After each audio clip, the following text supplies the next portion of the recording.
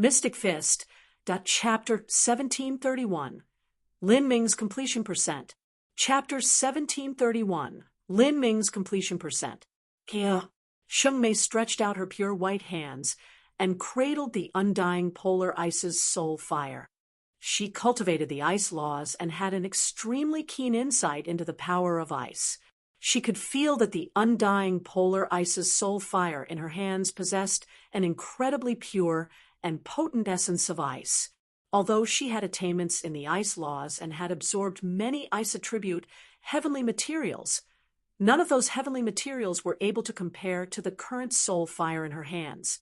The rewards that the Azura Road Master left behind were truly extraordinary. Taking a deep breath, Sheng Mei received the undying polar ice's soul fire. She truly did need this. With this soul fire, she had hopes that her strength would be able to rise in a short period of time. This would create a much better foundation for when she had to step into the grand reincarnation art's 7th revolution. And at this time, within Lin Ming's hands, there was still one more soul fire. This soul fire originated from the undying inferno and was the polar opposite of the undying polar ice. The heat emanating from this soul fire was astonishing, strong enough that it seemed as if it would melt down the void. Lin Ming's fingers moved, and he formed runes of the Azura heavenly Tao to completely seal the undying inferno's soul fire. Then he flicked his fingers, and this soul fire flew toward Xiao Moxian. Sienna, this soul fire is for you. The ball of flames fluttered through the air and into Xiao Moxian's hands. Xiao Moxian's pitch-black eyes shined as she stared at the soul fire in front of her. She could sense a strong attraction from it, as if its attributes were simply tailor-made for her. Xiao Moxian's god-beast bloodline originated from the Dark Phoenix. The Dark Phoenix originally represented the idea of destruction, and this undying inferno's soul fire also contained the attribute of destruction. As long as she absorbed this soul fire, then she could complete her 3rd nirvana in a short period of time, allowing her strength to further increase and break into the Holy Lord realm. However, Xiao Moxian looked at Lin Ming and hesitated for a moment. Big Brother Lin, you also cultivate the fire laws. If your heavenly tribulation fire absorbs this soul fire, it will likely evolve once more. If you give this to me, then there's nothing left for you. Moreover, you have to open the 3rd Tao Palace soon. If I remember correctly, the 3rd Tao Palace is the extreme polar Tao Palace, and you need to form the foundation of the Tao Palace with the source energies within you. Big Brother Lin's 2 source energies should be fire and thunder, but in order to continue, you will need a top-grade thunder source and top-grade fire elemental to form the foundation of the 3rd Tao Palace. This undying inferno soul fire is just perfect for that. As Xiao Moxian spoke, Lin Ming shook his head. When I form the foundation for the extreme polar Tao Palace, it's enough for me to use an Empyrean level fire elemental and thunder source. As for the undying inferno soul fire, the truth is that it isn't a fire elemental at all, and its characteristics are too strong. Trying to use it to form the foundation for the extreme polar Tao Palace is far too wasteful. Moreover, I would need to find a thunder source on the same level, which would be nearly impossible. Currently, the soul fire in Xiao Moxian's palm could be considered peak true divinity in grade. If Lin Ming used such precious flames to form a part of the 3rd Tao Palace's foundation, that was simply wasting the treasures of heaven. Moreover, Lin Ming dual-cultivated fire and thunder. If his attributes were imbalanced, then that wouldn't be good for him at all. Mystic Fist, rather, if he were to leave it to Xiao Moxian, someone who only cultivated the fire laws, then she would be able to display the peak potential of this soul fire. And the more powerful Xiao Moxian was, the more advantages Lin Ming would have when they dual cultivated. As Lin Ming said this, Xiao Moxian didn't decline any more. She carefully took the sealed soul fire and put it away. As for the fire elemental that Lin Ming needed for the 3rd Tao Palace, Xiao Moxian also seemed to have some possible ideas. At this time, Lin Ming turned to everyone else. He said, "I'm sorry, the fifth-level overlord only left behind 2 treasures. After dividing them, there isn't anything left for you all. If I find some precious spirit treasures or materials from the next level, I will offer them to you all first. What do you think?" Hearing Lin Ming's apologetic tone, Fanny Fafa chuckled. "Brother Lin, where do those words come from? In truth, from start to finish, we haven't been able to help much at all. Especially me. Even if I did help several times, what I used were Brother Lin's divine runic symbols.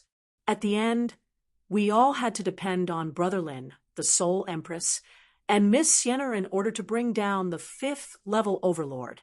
Basically, all of us have already benefited far more than we put in.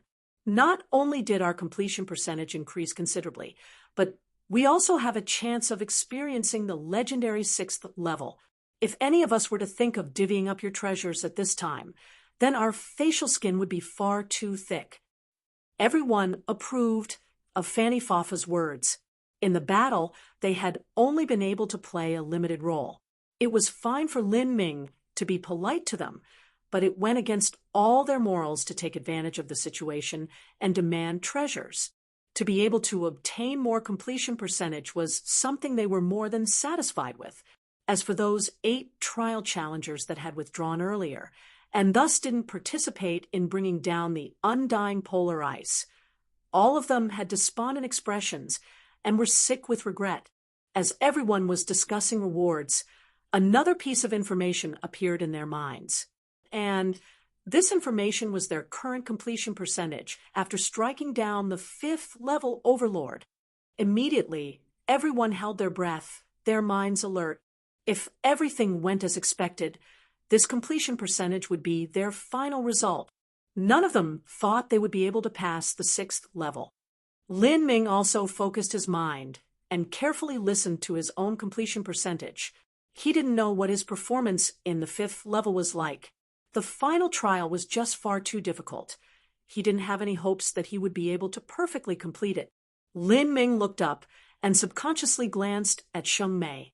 He saw that Sheng Mei was also looking at him. 2 pairs of eyes met. Sheng Mei faintly smiled and didn't speak. It was clear that they were both curious as to what the other's result was. The results were soon confirmed. Everyone glanced at each other, a happy expression on their faces. "What are all your completion percentages?" Someone couldn't help but ask. "I am 71%. That's far better than what I was thinking." Fanny Fafa was the first to speak. As long as one could obtain at least 70%, that was an extremely good result. If Big Flame and the Divine Void Crown Prince hadn't been massacred by Lin Ming on the 4th level, their final completion percentage might be around 75. Only an unrivaled genius of an entire race would be able to surpass 80%. Mine is 72%. Mine is 70%. Mo, Bright Moon, and Suya each said. When they passed through the Gate of Laws, their completion percentage was in the 30s. After passing through the 4th level and the Divine Seal Altar, their completion percentage grew by another 26 to 27%.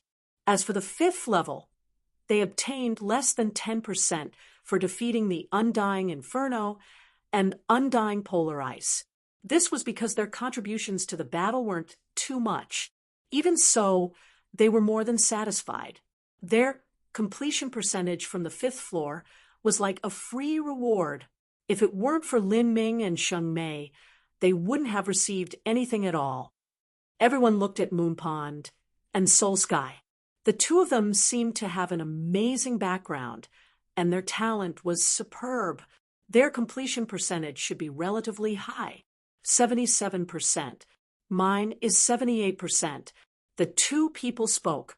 Munpan's completion percentage was a point higher than Solski's. This was because Munpan's supportive cultivation method had played a significant role in defending against the undying polar ice. Then there was Dragon's Car. His completion percentage was 79, just shy of reaching 80. What a pity, someone said. Dragon's Car shook his head. It's not a pity at all. If Lin Ming didn't kill the undying polar ice, then my score would have been at most 76%. As Dragon's car spoke, he turned Lin Ming. What he was interested in the most was what Lin Ming, Xing Mei, and Xiao Maxian's final scores were. Without a doubt, all three of them should surpass 85%. In fact, when the undying inferno transformed into the undying polar ice, Lin Ming's completion percentage was already 85. As for Xing Mei, she was just a tad over Lin Ming with 86%. This time, it was hard to imagine how high their completion percentage would go. Would it possibly be at 90%? This incredulous thought immediately flashed through many people's minds. Everyone held their breath, and there was even a bit of awe as they looked at Lin Ming. 90%, that was truly a myth. It could be said someone who was bound to become a true divinity would reach around 85, 87, or 88%. It was also because of this that they all faintly felt that wanting to reach 90% was just impossible. Sienna, what did you get? Lin Ming looked at Xiao Maxian. 87. Xiao Maxian smoothed out her hair and chuckled, revealing two cute canines as she smiled at Lin Ming. This number left everyone sucking in a breath of cold air. 87%. Without a doubt, that was truly at the level to become a true divinity. In other words, the young black-clothed girl that stood beside Lin Ming would become a true divinity in the future. Although no one was surprised by this result, to have the final trial approve and recognize this result, everyone still found it hard to accept. This was because in their original impression, this black-clothed girl was only Lin Ming's woman. And if his woman was so powerful, how could there still be any justice left in the world? Soul Empress? Lin Ming looked at Xing Mei. Xing Mei thought for a moment and then calmly said, I have 2 points more than Miss Sienna, 89%. Someone cried out in shock. This number was just 1 point from reaching 90%. Too great. Dragon's car couldn't help but grip his fists behind Xing Mei, excited from his heart. It had to be known that Xing Mei was only in her 6th revolution of the Grand Reincarnation arc. At this pace, she would be able to break past 90% during her 7th revolution. As for the 8th and 9th revolution, that would be even higher. Xing Mei could clearly see Dragonscar's thoughts. She shook her head, saying, You're overthinking this. Even during my 7th revolution, it will be impossible for me to break this record. During the 7th revolution, if I come alone, it will be impossible for me to kill the 5th level overlord. And if I ask someone to help, our completion percentage will inevitably be divided. Thus, 89% is already my limit. The only exception is if I can perfectly pass the Azura level gate of laws. As Xing Mei spoke, everyone was left flabbergasted. Xing Mei said she was stuck at 89%. Although this was only a single percent from 90, the truth was that this single percent was a massive gap. Thus, it could be seen just how great the disparity was from a completion percentage in the 80s and one at 90. As everyone was thinking this, they recalled Xing Mei's words and seemed to remember something. They all looked towards Lin Ming. When Xing Mei said that she would need to perfectly pass the Azura level gate of laws to reach 90%, hadn't Lin Ming passed through that? If so, Sir Lin, your completion percentage. Suya's voice trembled as she asked this. Lin Ming took a light breath and then said, My completion percentage is 92%. Chapter 1732. The 6th level. Chapter 1732. The 6th level. 92%. For a time, all the trial challengers fell quiet. Although they had already thought that Lin Ming's completion percentage would surpass 90%, after confirming this result, they still felt shocked and found it difficult to respond. He had really surpassed 90%. Disregarding 90, even 85 was incredibly rare in the world. Before, in the eyes of the trial challengers, 85 was a nearly unachievable goal. 92. Sheng Mei took a deep breath, her eyes looking at Lin Ming. Lin Ming had surpassed 90%. This was a result she had already expected. For the gap between 89 and 90, Lin Ming had already taken the first step and crossed it. You're 3 points higher than me, but in the gate of laws, your completion percentage was higher than mine by 5 points. Logically speaking, when passing through the 5th level and killing the 5th level overlord, Sheng Mei's contributions to the battle were similar to Lin Ming's. Moreover, Lin Ming had been the one to cast out the final strike. If so, then Lin Ming's completion percentage he obtained in the 5th level should be no lower than Sheng Mei's. In other words, Lin Ming's current completion percentage should be 5 higher than Sheng Mei's and should be at 94%. But the truth was that Lin Ming's completion percentage was only 92. It seemed that after reaching 90, any further growth was extremely difficult. Compared to the previous times, completion percentage was twice as hard to obtain. If this were true, then Sheng Mei even suspected whether 100% completion was possible in the final trial. Lin Ming was also having similar thoughts. He could faintly feel that perfectly completing the final trial was an impossibility. Sir Lin, your results are truly unprecedented since the past, and matchless in the future. Xia looked at Lin Ming, already at a loss for what to say.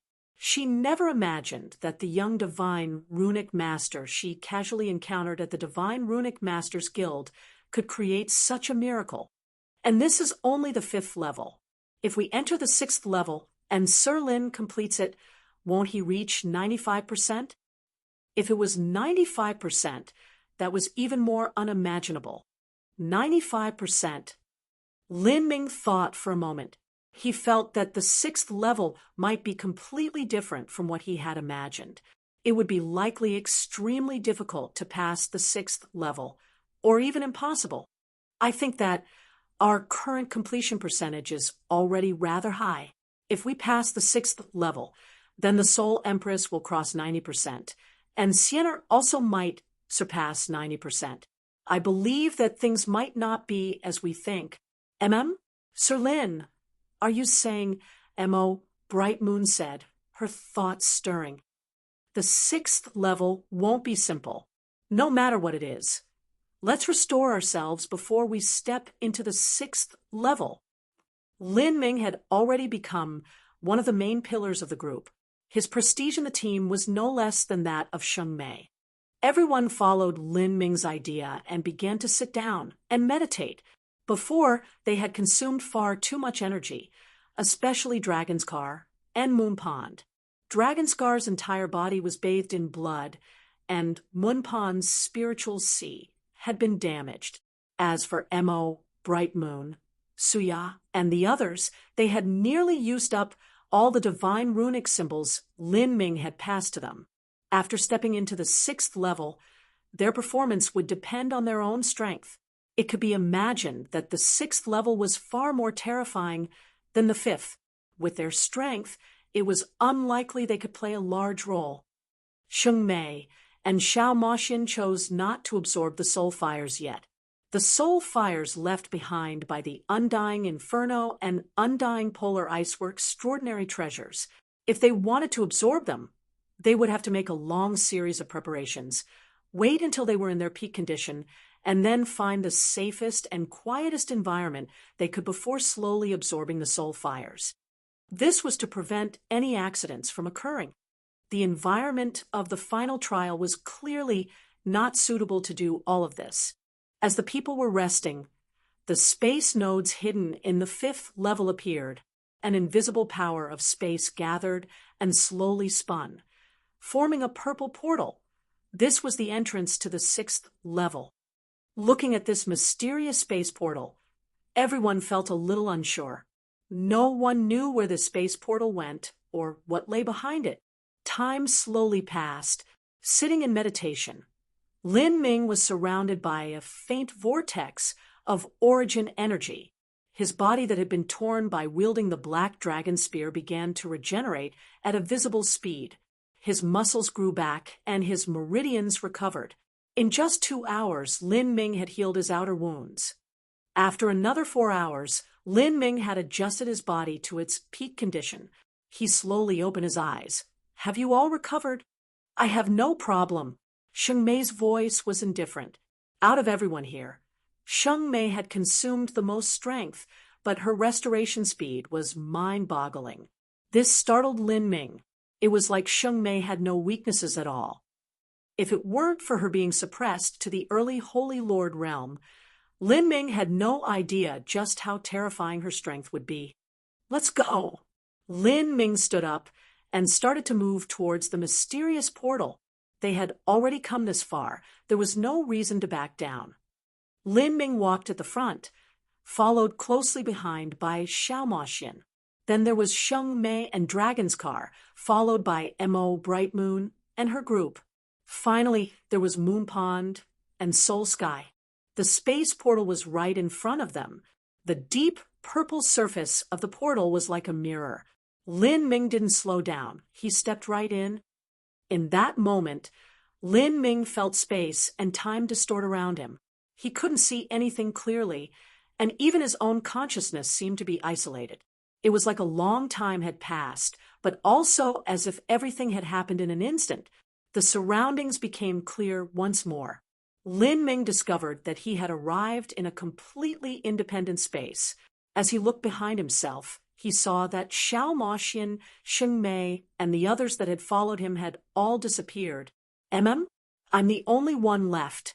Lin Ming was startled. Could this 6th level be a solo trial? All of these thoughts flooded Lin Ming's mind. He carefully examined his surroundings and discovered he was standing in a chaotic space with mystical law lines all around him. There was no earth beneath his feet, and it looked like he was standing on the void. But it seemed incomparably real, and it was also extremely flat. Lin Ming's pupils shrank. He could see that not too far away, there was a massive ancient bronze book that was covered with plain and simple words. Seeing these writings, Lin Ming's heart shook. These words were Ajura Sutra, Volume 2. Ajura Sutra. Lin Ming's eyes brightened. Through the years on the Ajura Road, a great deal of his accomplishments were in part thanks to the Ajura Sutra, but Lin Ming only knew the first volume of the Ajura Sutra, and his understandings were incomplete. Now, he finally saw the second volume of the Ajura Sutra in front of him.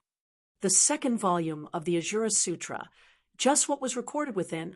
The Ajura Road Master's Ajura Sutra stood independent of the laws of 33 heavens, but also simultaneously covered the 3 great categories of essence, energy and soul. The first volume of the Ajura Sutra that Lin Ming had seen before focused on the body transformation system. What could this one be? Lin Ming took a deep breath and carefully walked up to the Ajura Sutra. It seemed that the 6th level didn't have a test, but was a reward level for trial challengers. As he thought about it, the 1st and 2nd levels of the final trial had been tests that were filled with perils. As for the 3rd level, there weren't any dangers there, only rewards. At the same time, the 4th and 5th levels were also filled with dangers. Following this pattern, the 6th level should be a rewards level. If my reward is the Ajura Sutra, what rewards will the others obtain? As Lin Ming stepped in front of this ancient bronze book, he saw that it was exactly the same as the one he saw in the bronze immortal temple within the god-beast tomb array. This ancient book had stood tall here for countless years. It was a heaven-shaking sacred text that recorded the secrets with which the Ajura Road Master surpassed the realm of true divinity. However, with Lin Ming's current level, there were far too many areas within the 1st and 2nd volumes of the Ajura Sutra that he couldn't understand. He could only remember these things and then slowly digest them, perceiving them over time. Lin Ming bowed towards the ancient book. Just as he was about to open the cover, he discovered that behind this ancient book was also a bronze coffin. This bronze coffin was wrapped with thick chains, and carved on the surface of it were the images of numerous fierce demons. All of them seemed lifelike, as if they could leap out at any moment. Chapter 1733, Divine. Chapter 1733, Divine. Bronze coffin. Looking at the ancient bronze coffin behind the bronze book, Lin Ming's first thought was of the ancient bronze coffin within the immortal temple and the essence spirit embryo stone that had been sealed within. Could there be a similar avatar within this one? This thought inevitably crossed Lin Ming's mind. The Ajura Sutra that the Ajura Road Master created covered a breadth of laws that was far too vast to imagine. Inevitably, there was a situation where there were laws that were not suitable for the Ajura Road Master to cultivate. The 33 heavenly Taos were all-encompassing. There were cultivation methods more suited for the Spiritas and cultivation methods more suited for the saints. No matter how heaven-defying one's physique was, it was impossible for a singular person to cultivate all laws. Thus, even if one spent 100 million years cultivating certain laws, one still might not have any noticeable achievements in them. Even the Ajura Road Master wasn't able to avoid such a situation. Thus, the Ajura Road Master created a system of avatars. By using his source essence, energy, or divine, or even all sorts of heavenly materials, he could refine his own avatar. Then he could divide a part of his consciousness and seal it into the avatar. These avatars could be used to cultivate laws that his main body couldn't. When these avatars reached large success in their cultivation, they could reintegrate with the main body. When all of these avatars fused as one, he could break free from the shackles of the heavenly Tao. Realizing all of this, Lin Ming began to grow hot with excitement. He already possessed the essence spirit embryo stone that could cultivate body transformation laws. Then, what sort of avatar was within this second bronze coffin? The essence gathering system, soul forging system. Lin Ming didn't immediately open the ancient bronze coffin. Rather, he opened the snap lock on the bronze book and began to turn the pages. On the title page of the ancient book, the few first words were, "If the heavens have a path, then I shall follow the heavenly Tao. If the heavens give me no path, then I shall establish my own heavens." These words were drawn illustriously with magnificent strokes, like winding horned dragons. Just by looking at them, one found it hard to breathe, and their soul would shake. This wasn't the first time that Lin Ming had seen such words. These words were the basis of the Ajura Sutra. Within the lines of words was a daring boldness and aggressiveness that left one filled with dread and awe. Moreover, these were not mere empty words, because when the Ajura Road Master had written, "Then I shall establish my own heavens," he had indeed achieved this. This great Ajura Road was the heavens which the Ajura Road Master created. I wonder whether I'll be able to create my own great world after cultivating the laws of the 33 heavens. As Lin Ming was thinking this, he turned the page and began reading the text of the Ajura Sutra. Each word in the Ajura Sutra seemed to contain an endless demonic atmosphere. Just by looking at it, one felt as if their soul was being sucked in. Lin Ming even felt that the words themselves had a soul, that they were living. This discovery left Lin Ming shaken. Perhaps the truth was that these writings were like soul-cursed seals, like the souls of dead powerhouses that were sealed within the myriad demon karmic wheel. Perhaps these writings were similar sealed souls that were then used to create words. If this were so, this Ajura Sutra Volume 2 would have been written using the souls of billions and trillions of powerhouses. Thinking of this, Lin Ming felt a tinge of fear and apprehension. If this Ajura Sutra Volume 2 was written with souls, could this Ajura Sutra Volume 2 be about the divine? The Ajura Sutra was comprised of 3 volumes. The first volume of essence, and if the second volume was divine, then the third was undoubtedly about energy. And if the Ajura Sutra third volume wasn't here, could this mean that Lin Ming's completion percentage wasn't enough? Maybe If I surpass 90%, then I can read the second volume of the Ajura Sutra, and in order to gain the third volume, I will need to obtain 95%, or even 100%. Lin Ming frowned as he thought of this. He was feeling a bit worried. Was it really possible to pass through the fifth level and obtain perfection in the final trial? In the fifth level, Lin Ming had Sheng Mei's help when facing down the undying inferno and undying polar ice. Even then, he had only just been able to pass. According to his previous experiences in the final trial, it was simply impossible to perfectly pass. Moreover, his final completion percent had been 92. This number didn't seem balanced at all. This was because after Lin Ming passed the first level, he had obtained 20% completion. After perfectly passing the Ajura level gate of laws, his completion percent was 45. After the fourth, it was 60%. After the divine seal altar, 75%. Throughout these tests, he had perfectly completed them all the way until he arrived at the fifth level. And after overcoming the fifth level, his completion percent was only 92. This caused Lin Ming to feel faintly offended. He even suspected that the truth was that it was impossible to perfectly pass the fifth level. According to what Sheng Mei had said, the fifth level required the cooperation of a team. Perhaps this was because the fifth level was too difficult, thus everyone had no choice but to join forces. If a person could pass through the fifth level by themselves, what completion percent would they be at? Would it be 95%? Thinking this, Lin Ming felt more and more that he wouldn't be able to obtain the complete Ajura Sutra. He shook his head, no longer thinking about these things. He continued to read through the Ajura Sutra, withstanding the soul pressure from the words and carefully reading through them. At the pulse condensation realm, Lin Ming had already developed a photographic memory. Even so, he found it incredibly straining to remember the writings within the Ajura Sutra. This was because the exterior appearance of these words wasn't important at all. The most important factor was that every word contained its own concept, and wanting to remember these concepts was a massive challenge. Moreover, there were law lines between every word.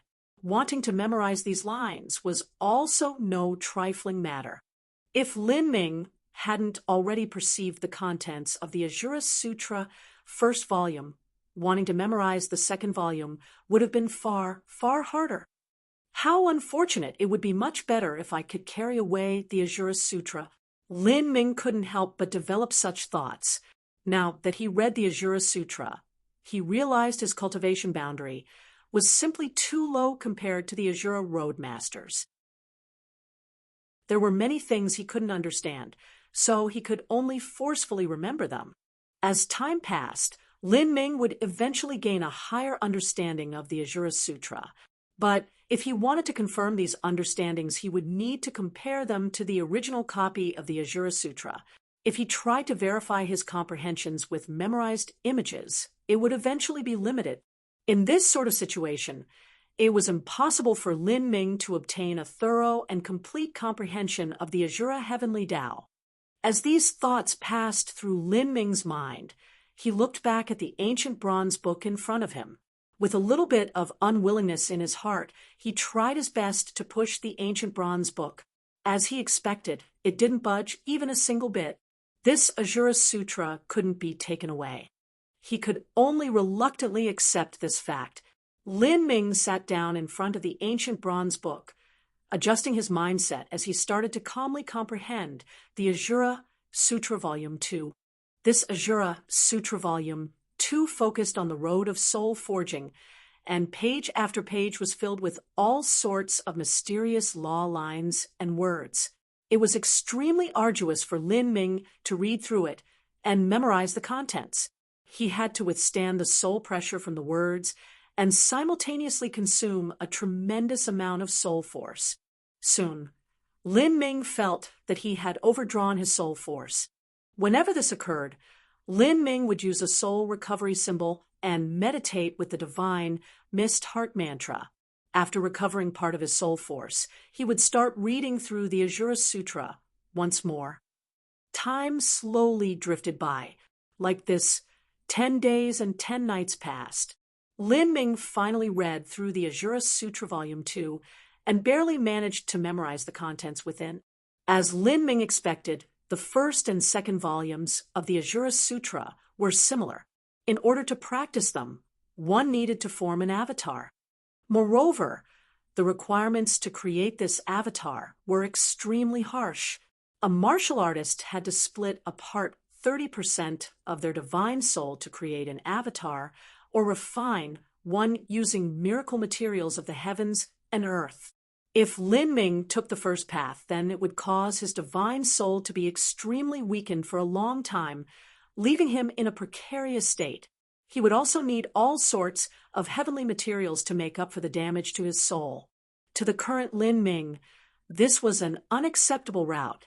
With the great calamity before him, he was trying every possible method to increase his own strength. So how could he possibly weaken his own divine soul? Luckily, there was the ancient bronze coffin behind the book of the Ajura Sutra Volume 2. Without a doubt, this ancient bronze coffin contained a divine soul avatar left behind by the Ajura Road Master. Taking a deep breath, Lin Ming walked over to the ancient bronze coffin. This ancient bronze coffin had lain here for billions of years, yet not a single speck of dust marred its surface.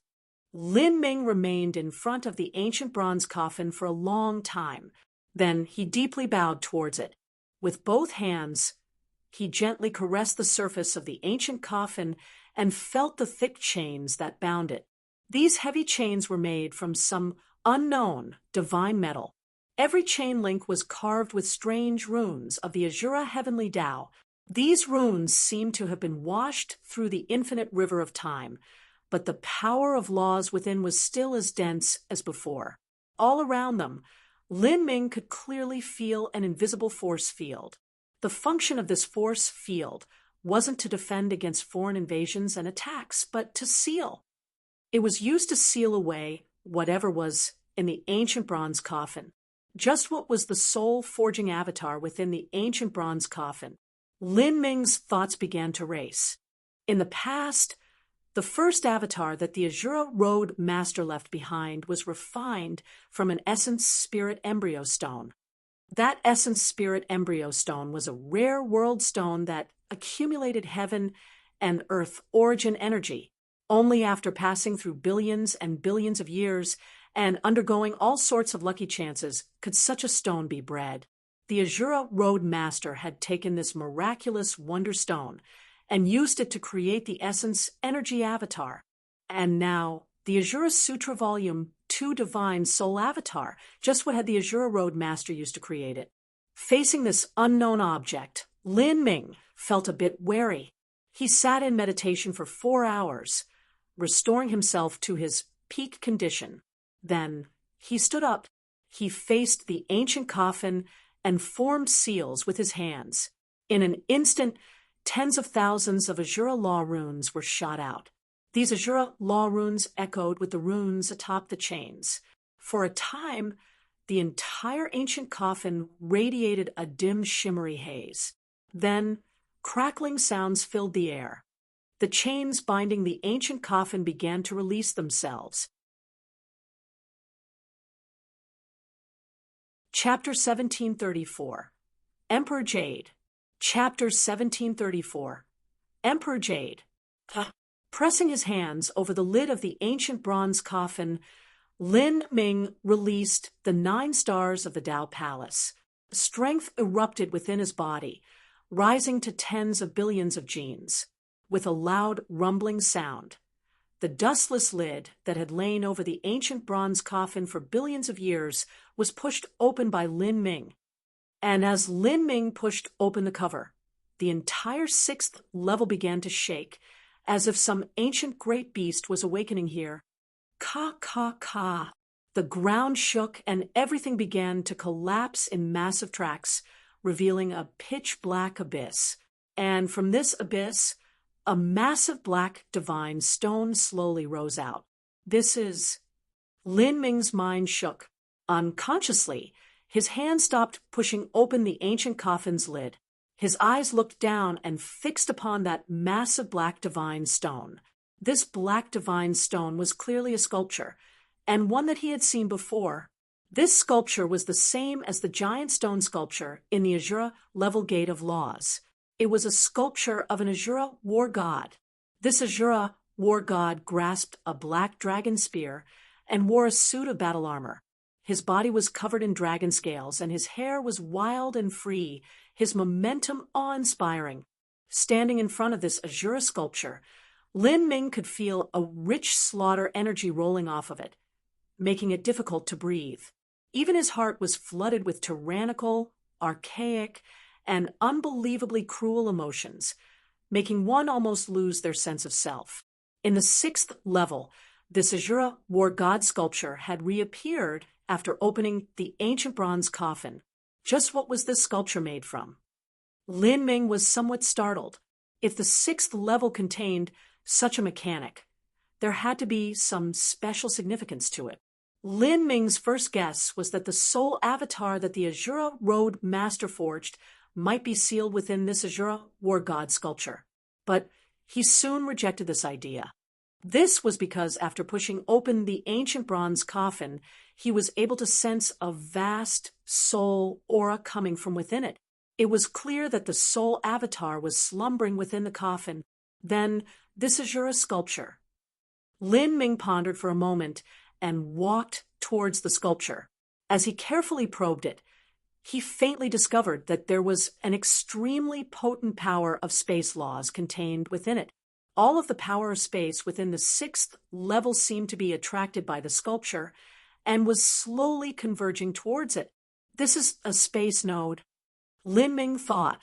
There was a space node contained within the Azura sculpture.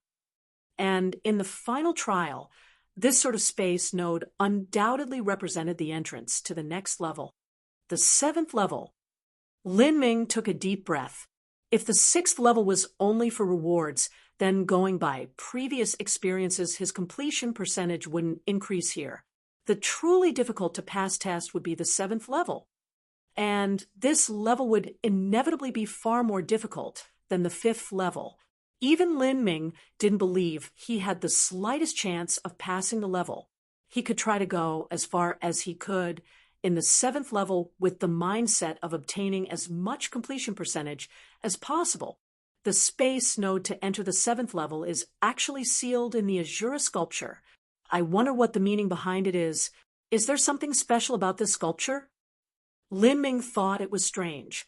It would be reasonable for the entrance to the 7th level to directly open, but the entrance was actually sealed within the Azura sculpture. Lin Ming's first thought was that this Azura sculpture might be related to some test. In the final trial, from the 2nd to 3rd level he had to pass through the Gate of Laws, and from the 4th level to 5th level he had to ascend the Divine Seal Altar. These 2 passages between levels hadn't been easy to pass at all. Thus, if this Azura sculpture was some sort of test, then it wouldn't be surprising at all. As Lin Ming was thinking this, a strange image suddenly caught his attention. He discovered that atop the Azura sculpture's war armor, there were 3 grooves lying side by side, and Lin Ming had seen the shape of these grooves before. Near these grooves, there were also several lines of characters carved into the stone. These words were in the same language as the Azura Sutra. What they said was, 33 heavens, Azura inheritance, passed down to the unrivaled genius, passed down to the one with great destiny, passed down to the fated one. The word of fate, to be predestined or not. If you are fated, then even through the endless universes you will still find my inheritance. But if you are not fated, then even if your talent is unrivaled, you shall never enter the gate. I left behind 3 Emperor Jades of essence, energy, and divine. The Emperor Jades have spiritual powers, and if you are fated, then they shall fall into your hands. If you lack fate, then no matter how much hardship you undergo to find them, you shall never succeed. Bring the 3 Emperor Jades to this land, and open wide the gates to the 7th level. Lin Ming was startled after reading these carved words beside the grooves. The final inheritance of the Azura Road. In order to receive it, one needed to be an unrivaled existence, possess a great destiny, and also be the fated one. A trial challenger required all three of these characteristics in order to obtain the approval of the inheritance. The first several levels of the final trial, including the entire test that was the Azura Road itself, could be considered repeated verifications of a trial challenger's talent and destiny. But in order to go from the 6th level to the 7th level, one needed fate. The manifestation of the symbol of fate was to possess the 3 token Emperor Jades of essence, energy, and divine. Only by simultaneously possessing all 3 Emperor Jades could one enter the 7th level. Lin Ming took a deep breath and retrieved 2 jade pendants from his spatial ring. Rather, it was more accurate to say that there was 1 complete jade pendant and 1 fragment. This complete jade pendant had been obtained by Lin Ming in the Hunter game. Because of this jade pendant, Lin Ming had been able to enter God Burying Ridge, fall into Tragic Death Valley, and escape from there, and continually pass through absolute killing zones. Utilizing those killing zones, Lin Ming had brought down 3 top masters, Mr. Zhou, Mr. Ashmurder, and Tian Mingzi. It could be said that Lin Ming's life was saved because of this Emperor Jade. As for the Emperor Jade fragment, Lin Ming had bought that from Old Shue's stall at the Divine Runic Masters Guild. Old Shue didn't know what this Emperor Jade fragment was, but his intuition told him it was unusual. Yet, no matter how much he studied it over the years, he had never been able to discern its secrets. Finally, he thought it was some Empyrean spirit treasure fragment and sold it to Lin Ming because this Emperor Jade fragment had too many flaws in the Azura Dao patterns within it. It wasn't too valuable. Even so, Lin Ming kept it in his spatial ring. Now, taking out these 2 Emperor Jades, they just happened to match with the shape of the grooves. Without a doubt, he would have to collect all 3 Emperor Jades and then place them in the grooves to open the portal to the 7th level. If he couldn't, then he could only stare helplessly on at the entrance to the 7th level, but without the ability to enter. This sort of rule, Lin Ming was speechless. According to any common logic, in the massive Azura Road, to find 3 tiny Emperor Jades was as difficult as searching for a needle in the endless ocean. It could even be called an impossible mission. But according to that Azura Road Master's viewpoint, these 3 Emperor Jades were extraordinary. They were Emperor Jades of fate and possessed strange and incredible laws. As long as one's fate reached a certain point, one wouldn't even need to look for these Emperor Jades, but they would take the initiative to seek out the person instead. If one couldn't collect all 3 Emperor Jades, then one could only say that their fate was lacking. My fate is lacking. Lin Ming looked at the whole Emperor Jade and the Emperor Jade fragment in his hands, bitterly smiling. He thought that his lucky chances were enormous to be able to obtain 2 Emperor Jades so far, but after entering the 6th level, he realized that his fate was insufficient. In order to enter the 7th level, he needed to obtain all 3 Emperor Jades. Moreover, the 2nd Emperor Jade in his hands was already fragmented. If it was a token left behind by the Azura Road Master, how could it break apart so easily? This question flashed through Lin Ming's mind. He felt that this didn't make sense at all. He tarried in front of the sculpture for some time. Then, after some hesitation, he tried to place the 2 Emperor Jades into their respective grooves. These 3 grooves were in different shapes. Lin Ming first put in the complete Emperor Jade. The shape fit in perfectly. Then, Lin Ming tried to fit in the Emperor Jade fragment into another groove. At this time, something startling occurred. When the broken Emperor Jade was placed into the groove, it suddenly began to emit a dim light. Countless motes of light gathered into the Emperor Jade. And in the next moment, the Emperor Jade melted into liquid light that covered the entire groove. This is... Lin Ming's eyes widened. After several breaths of time, the liquid slowly solidified, forming the complete Emperor Jade that perfectly fit into the groove. The Emperor Jades can repair themselves, Lin Ming mumbled, dumbfounded. If so, then even if the Emperor Jade was shattered into several fragments, it would be fine as long as he could obtain one. To him, this could just reluctantly be called good news.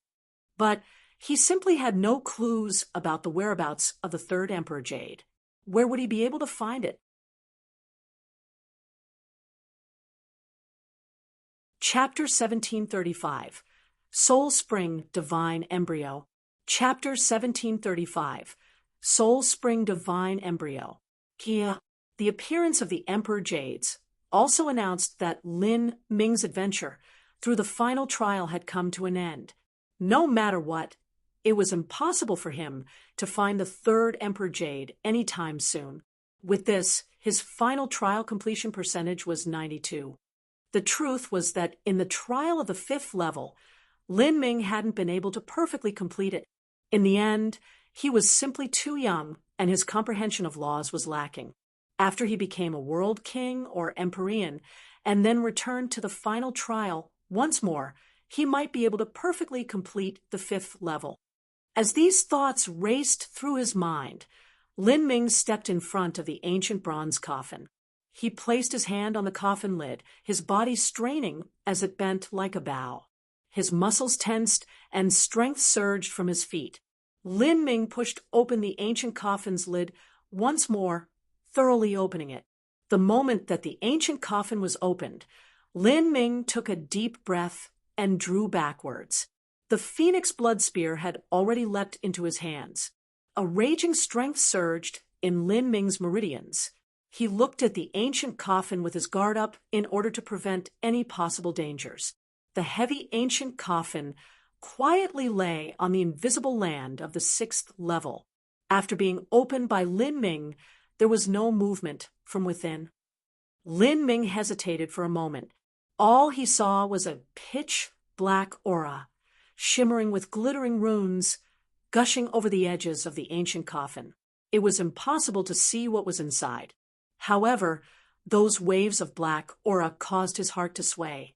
It was like there was an endless abyss contained within, bringing with it a mystical strength that seemed as if it could swallow his consciousness.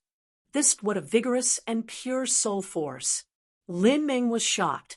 He suddenly realized that the pitch-black aura that was overflowing from the coffin like a waterfall was actually soul force so dense that it had substantialized. Even though his soul force had been tempered harder than diamonds, it was still seriously influenced. He could feel an inexplicable danger, as if there was something dangerous lying dormant beneath that black fog. Open!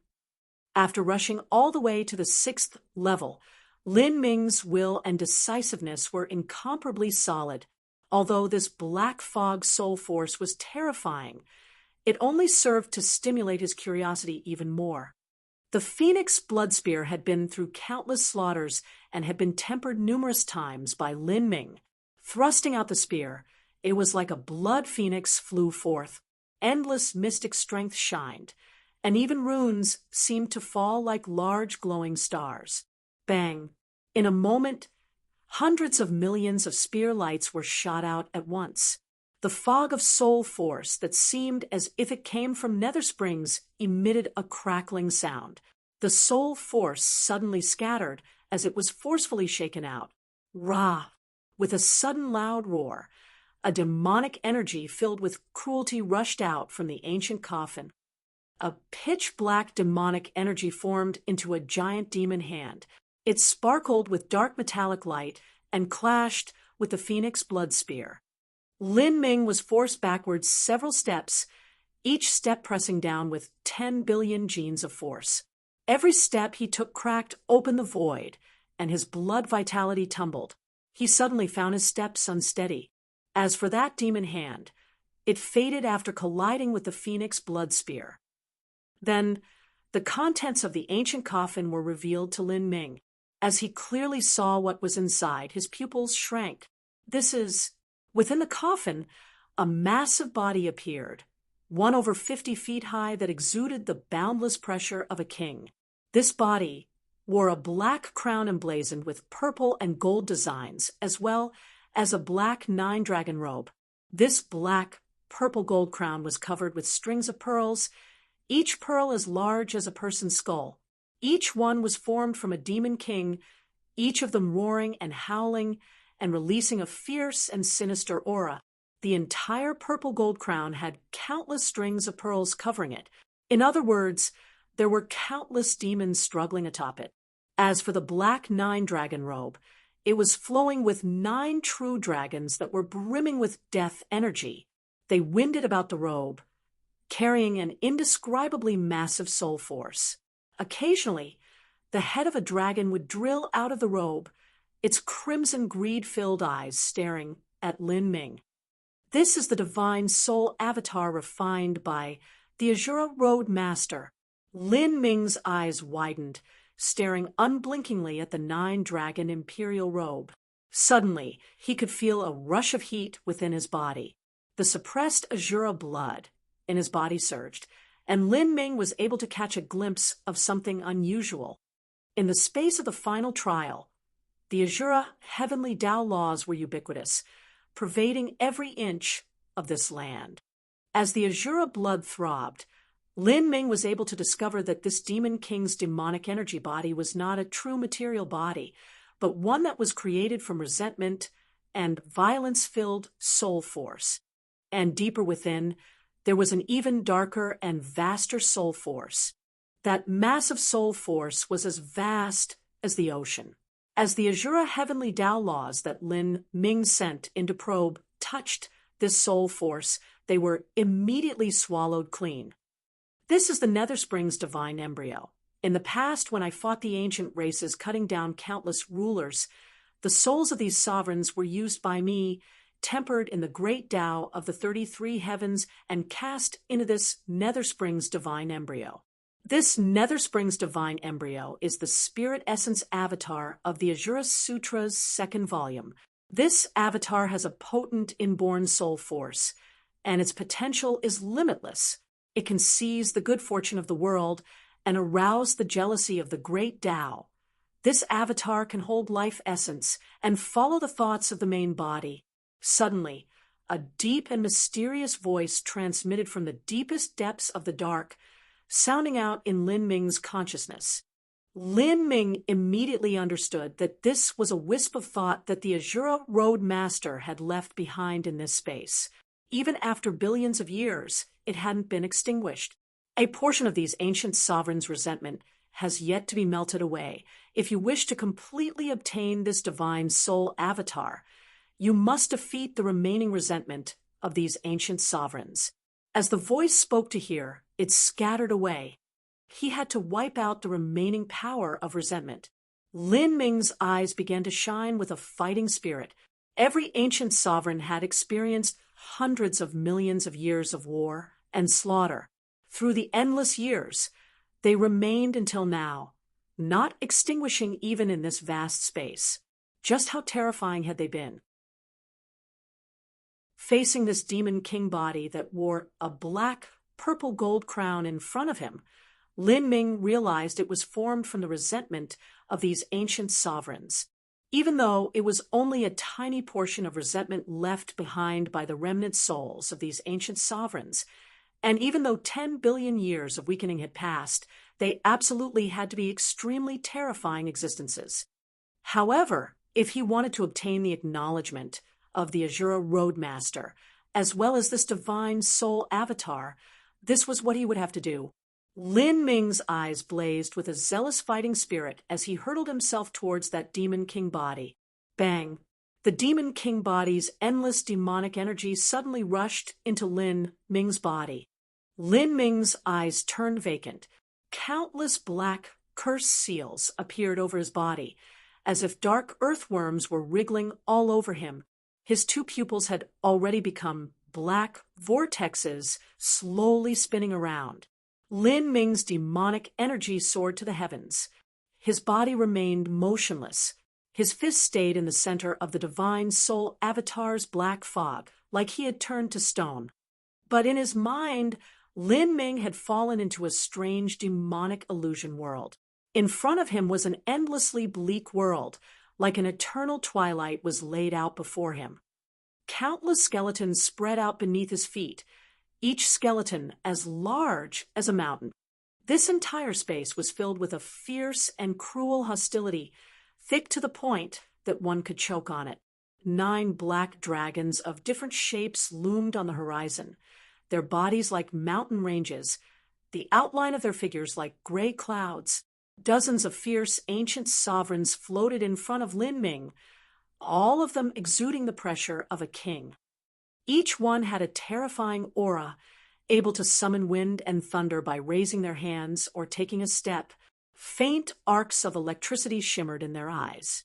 Without a word, the 9 black dragons on the horizon, as well as the dozens of ancient demon kings, all hurtled towards Lin Ming. Lin Ming knew that the significance of this battle was monumental. His chest began to burn with a fervid fighting intent. Roar! An azure dragon burst out from Lin Ming's body, rising to the skies. With a phoenix cry, a fire phoenix roiling with flames shot out from Lin Ming's body. One dragon, one phoenix, they were the true dragon bloodline and fire phoenix bloodline within Lin Ming's body. At this time, in the battle within his consciousness, they manifested into their source spirits. At the same time, the phoenix blood spear in Lin Ming's hand also cried out. Endless raging flames melted onto his body, contouring onto him and forming a suit of flame armor, giving him the feeling of infinite strength. This phoenix blood spear was not the true phoenix blood spear, but the manifestation of the phoenix blood spear's artifact spirit that had yet to truly awaken. Meanwhile, behind Lin Ming, the heretical god tree appeared, its boughs growing into the heavens. This giant tree seemed as if it could tear down the world, emitting the inexhaustible power of the heretical god force. On every leaf, there were tiny fire phoenixes and thunder dragons flying about. This was the spirit of the heretical god tree, as well as the auras of fire and thunder, heavenly tribulation within Lin Ming's body. As more and more laws appeared like overlapping waves, the momentum of Lin Ming's soul force began to rise without end. As the threatening ancient sovereigns rushed forth, the void split in half, and 2 incomparably massive stars appeared. A palace shimmered atop each of these stars, radiating a mystical power. These were the Purple Temple Tao Palace and Heavenly Retribution Tao Palace that Lin Ming had broken through. These 2 Tao palaces, although they couldn't manifest in the outer world, they had always existed in Lin Ming's sea of consciousness, exuding a vast aura of the heavenly Tao. In this sort of soul force collision, the function of the 2 Tao palaces to strengthen Lin Ming's body wasn't useful at all.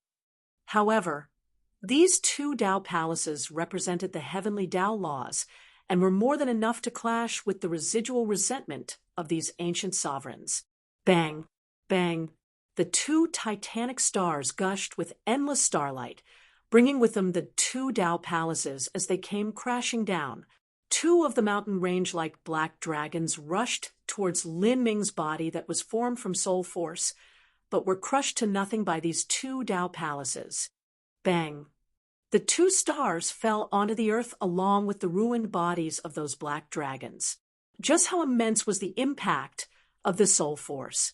Even the dozens of ancient sovereigns, formed by resentment-filled soul force, were struck by the shock waves. The entire world began to collapse. The world transformed. Lin Ming felt endless waves of soul force swell towards him from all directions, entering his body. A golden sea tumbled beneath him. They had unexpectedly arrived at his sea of consciousness. A battle of soul force was highly risky, as well as incredibly strange. After arriving at his own sea of consciousness, Lin Ming's thoughts stirred. His body began to grow, his head reaching higher than the clouds, as he became even larger than the remnant souls of these ancient sovereigns. He formed fists with his hands and smashed out at one of the ancient sovereigns. The heretical god tree behind Lin Ming also began to move. Every branch emitted strange laws that drilled into the void, sweeping towards those ancient sovereigns. Infinite heavenly tribulation fire gushed out into space, followed by miniature thunder dragons that wove together, forming a mystic thunder fire in space. In that moment, Lin Ming's soul force surged. He began to engage the group of ancient sovereigns in a brutal melee, mercilessly striking them.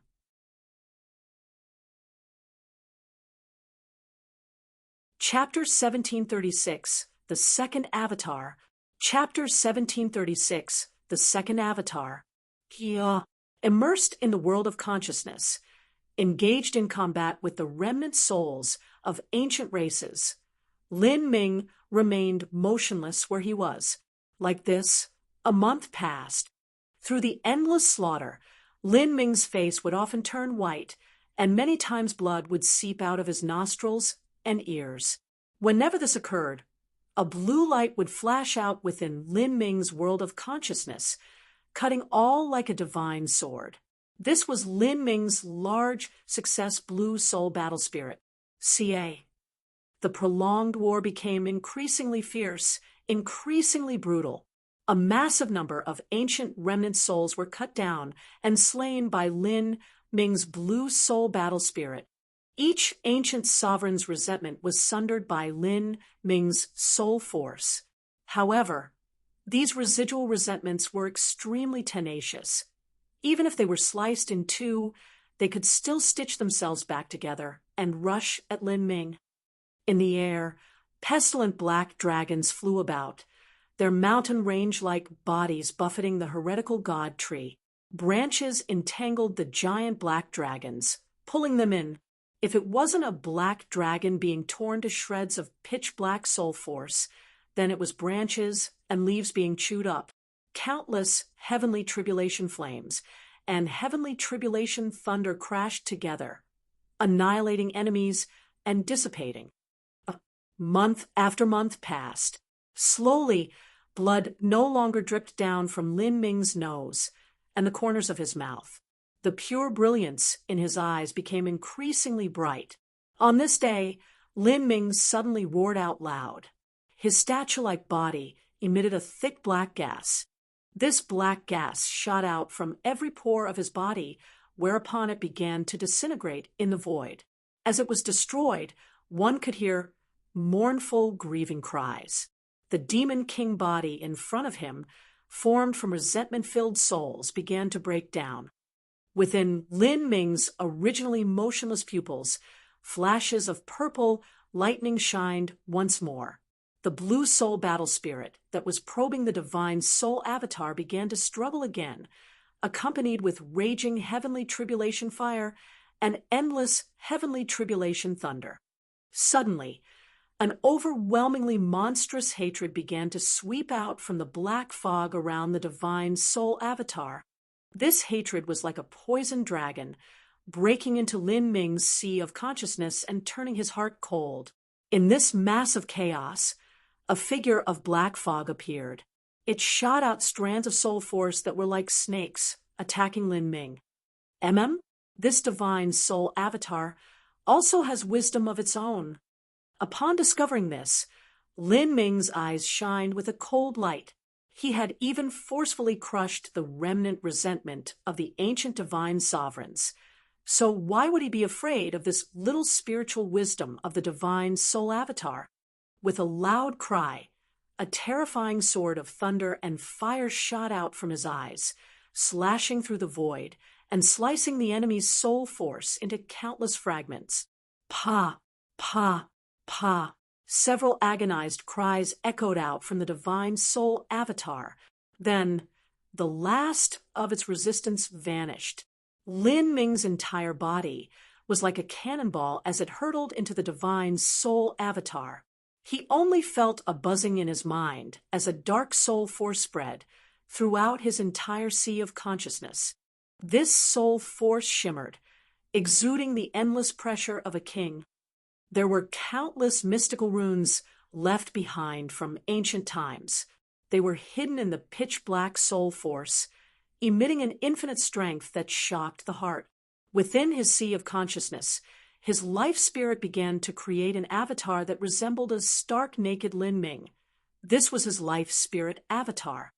As this life spirit avatar appeared, all sorts of strange and mysterious strengths gushed out from its body. This life spirit avatar rose from the ground and then rushed into the divine soul avatar, sinking into it. It was unknown how many souls of ancient kings had been used to create this divine soul avatar, but it was surely an incredible number. If Lin Ming wanted to fuse his vital soul force into it, it would undoubtedly be astronomically difficult. Outside in the real world, Lin Ming fell into a petrified state. Once more, every pore of his body began shooting out arcs of black light. Within his pupils, billions upon billions of ancient runes appeared, gathering and dissipating, gradually spreading throughout his entire body from his flesh to his bones to even his divine soul. This process continued for an unknown length of time. Slowly, Lin Ming opened his eyes. Where his pupils had been, two pitch-black vortexes swirled, revolving with soul force. Majestic black light burst out from every inch of his body, winding about his body like wandering dragons. In the space before him, the black lights gathered until finally all of the black light had flowed out from his body. Slowly, someone appeared in front of Lin Ming. This figure's body was as black as ink, and their smile and face were exactly the same as Lin Ming's. However, this pitch-black Lin Ming's face was dim and blurry, like the rippling surface of a lake. It wasn't a clear sight. As this black Lin Ming raised his hands, dense, substantialized soul force rose about him. Mystical power surged out from his body. The body of this black Lin Ming actually exuded a dense, evil aura. Lin Ming's first avatar was the Essence Spirit Embryo Stone. Its blood vitality had been vigorous and potent, like an unrivaled war god. But this second avatar was the Soul Spring's divine embryo. Its body billowed with demonic energy like an ancient fierce demon. Its eyes were as dark as the abyss, seeming to absorb all light reflected within them. If a martial artist with insufficient cultivation were to look into the eyes of this Soul Spring's divine embryo, they would feel their soul fall into illusion, as if they were trapped in an endless abyss. I've finally succeeded. Lin Ming let out a long breath. By dividing a part of his life spirit as the foundation, absorbing the soul force left behind by the ancient kings, as well as using the imprisoning array formation left behind by the Azura Road Master, he had been able to form his divine soul avatar. Because his life spirit essence was left within the divine soul avatar, Lin Ming could clearly feel that the divine soul avatar strength was as deep and vast as the sea. It was a truly formidable force. With a thought, the divine soul avatar divided again and again, from 1 to 2, from 2 to 4. Finally, 16 black Lin Mings appeared, all of them exactly alike.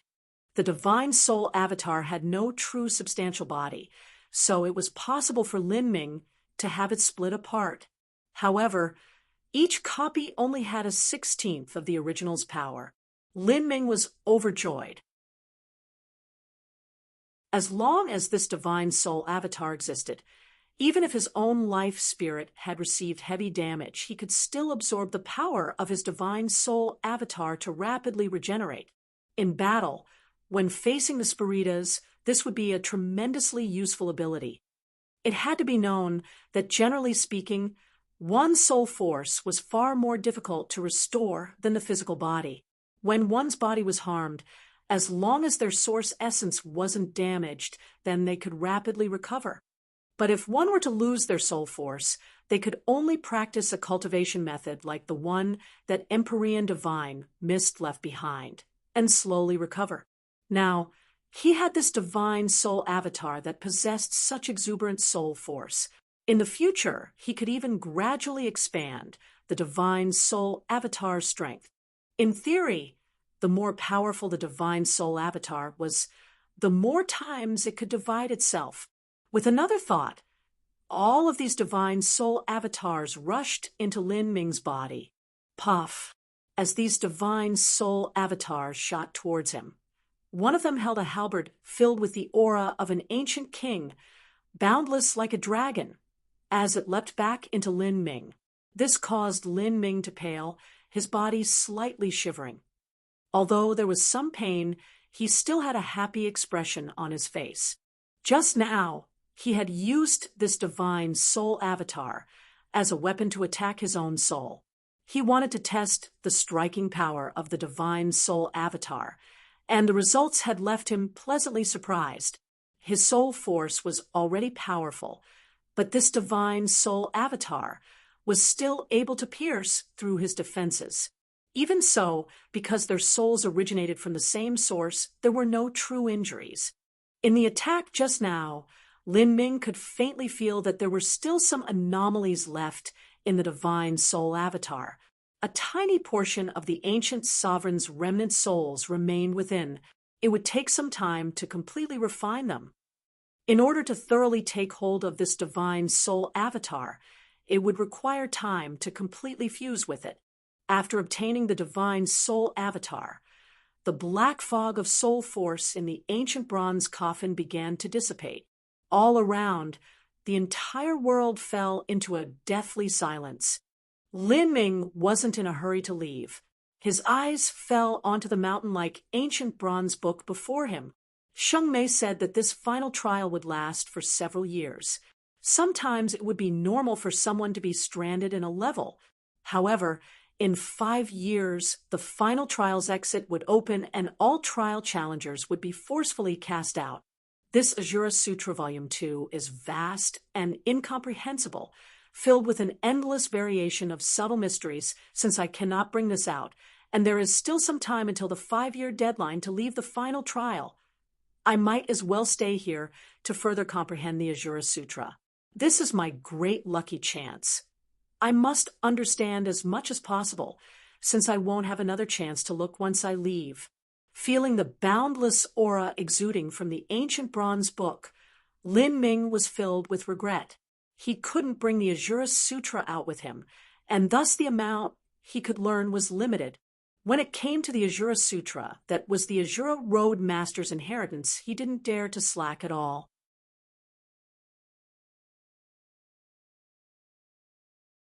Chapter 1737, 3 years.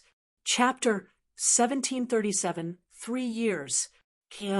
Lin Ming had already decided his plans. Until the time within the final trial came to an end, he would stay in the 6th level and study the Ajura Sutra. In any case, this was the 6th level reward space. No matter who was at the 6th level, they would have their own lucky chance. Lin Ming wouldn't be able to find Xiao Moxian for some time, nor was he worried for her, because the 6th level simply didn't have any dangers. As for the 7th level, if he couldn't go there, then it was definitely impossible for others. Lin Ming focused all of his attention on the ancient bronze book. As his thoughts moved, his entire being floated up until he was a mere 10 feet away from the bronze book. He could feel the powerful soul aura emanating from the words. As his mind was immersed in the Ajura Sutra, Lin Ming could feel the words filled with a thick demonic energy rush towards him, as if each word was an imposing demon god. Seemingly because he had refined his second avatar, when Lin Ming looked through the ancient bronze book again, he seemed to have even more insights into it. Within his sea of consciousness, the world shook as if giant demon gods had appeared. The skies roiled as all sorts of mystical runes formed law lines around these illusory demon gods. Then giant golden swords appeared, slicing through the demonic energy that rolled off of these demon phantoms. Like this, Lin Ming floated in front of the ancient bronze book. Every time he looked at a word, he would have to suppress the soul force emanating from it, and then carefully ponder the endless true meanings contained within. Years passed without sense of time. On the words of the ancient bronze book, every divine soul aura was gradually suppressed by Lin Ming. Each pitch-black character formed a star that floated high above his sea of consciousness. In the end, the soul force that shimmered above the ancient bronze book turned gloomy. The entire Ajura Sutra's second volume appeared in Lin Ming's Sea of Consciousness. This second volume spoke about cultivating one's soul force. Compared to the soul force cultivation method passed down by Empyrean divine mist, it contained far more unique and incomprehensible mysteries. Lin Ming had already assiduously cultivated the first volume of the Ajura Sutra and had formed a foundation through doing so. Now, it was twice as easy for him to cultivate the second volume, while spending half the effort. The true meaning of every word, every rune's law lines, all of them danced in the air, allowing him to gradually comprehend the essence of their mysteries. Slowly, every mysterious word of the Ajura Sutra Volume 2 dazzled with strange soul force as they slowly danced around Lin Ming. Lin Ming's mind was immersed within the boundless text. He simply didn't feel the passing of time. At the same time, at another space within the sixth level, a pitch-black flame lotus bloomed. The flame lotus was 1,000 feet wide and long and shot blazing conflagrations straight into the skies. All of the space within 100 miles was filled with a vast destructive fire energy. And in the center of the black lotus, Xiao Moxian's entire body floated naked. Her black hair cascaded down her body like an inky waterfall, gently covering her perfect figure. In the space between her eyebrows, there was a little flame spirit that seemed as if it was melting the void around it. This little flame spirit was breaking down as it constantly fused into Xiao Moxian's body. The little flame spirit was the undying inferno spirit. Just how terrifying was the undying inferno? Even this tiny piece of its spirit cost Xiao Moxian over a year of time before she was able to adapt to it and start swallowing it. As this life spirit fused into Xiao Moxian's body, runes that represented the source of fire began to appear over her skin like curse seals. Slowly, her entire body started to project beams of pitch-black light. Rippling feathers containing the aura of the great Tao began to drill out from her body. These black feathers shined with mystical fire runes. They began to wrap around Xiao Moxian as she slowly absorbed the undying inferno's life spirit. Over time, a dark and massive egg appeared in the void, exuding a vast power of fire. Xiao Moxian was infinitely close to her third nirvana. There was a long road separating the second and third nirvana. Of course, because she had just completed her second nirvana not too long ago, it would be impossible to finish everything at once without accumulating over time. Before her third nirvana, she had to draw support from the great Tao laws of a phoenix's nirvana and then fuse together the undying inferno's life spirit with her own, concentrating them together. Then, through unending struggle, she could comprehensively master the power of fire and allow it all to become a part of herself. Meanwhile, at another space in the sixth level, a similar event was occurring. However, as opposed to the incandescency of fire that Xiao Moxian was bathing in this space the entire earth had been frozen to the hardest of extremes for 1,000 miles. Soul Empress Shengmei was also naked, her entire body wrapped in deep blue freezing ice. Her exquisite body was curled up like a baby, her arms wrapped around her knees and her 2 eyes shut tight. Because of the refraction of light, it was impossible to see her sublime curves through the ice. Vast waves of the power of ice, sparkling source ice laws. All of it gathered around Shengmei's body in flowing waves. Between Shengmei's eyebrows, a tiny ice phoenix mark appeared, shining with the most source power of ice, echoing and resonating with Shengmei's body.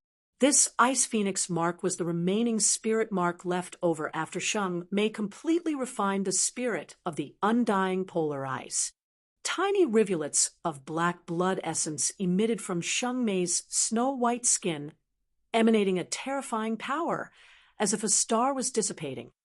As it dissipated, Even space itself seemed to be squeezed and shattered by the massive force. At this moment, Xiang Mei was reaching perfection of her 6th reincarnation. When she entered the 6th level, she already had massive accumulations and an unfathomable background. Now, with the spirit of the undying polar ice that Lin Ming had given her, this gave her even more confidence to reach perfection of her 6th reincarnation. Thus, in this incomparably safe 6th level, Xiang Mei had chosen to push herself to perfection of the 6th revolution, enhancing her bodily strength and soul force to the peak of the 6th reincarnation. As long as she completed all of this, she could finally begin to wholeheartedly prepare for the 7th reincarnation.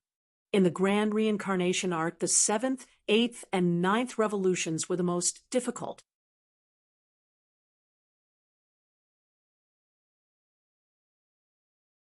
Chapter 1738, The Final Reward. Chapter 1738, The Final Reward. As time passed, Lin Ming could feel the repelling force of the Azura heavenly Tao become increasingly intense. At the rate this force was accumulating, Lin Ming guessed he would be transmitted out from the final trial in around a day. I wonder how Sienna and Mo Bright Moon are doing, Lin Ming couldn't help but wonder. In the 6th level, everyone would have their own respective lucky chances. He had no idea what Xiao Moxin had obtained here, or how much her strength increased. As the power of space was brewing and the exit of the final trial was about to open, Lin Ming saw that in front of the ancient bronze book, countless law lines gathered, gradually forming into a square array diagram. This square array diagram was similar to the myriad demon karmic wheel, but there were many other things included. Within it shimmered countless magnificent and phantasmal lines and numerous ice crystals. Although these lines seemed dense and incomparably complicated, Lin Ming could make out many clues from just a single glance. His heart began to beat faster.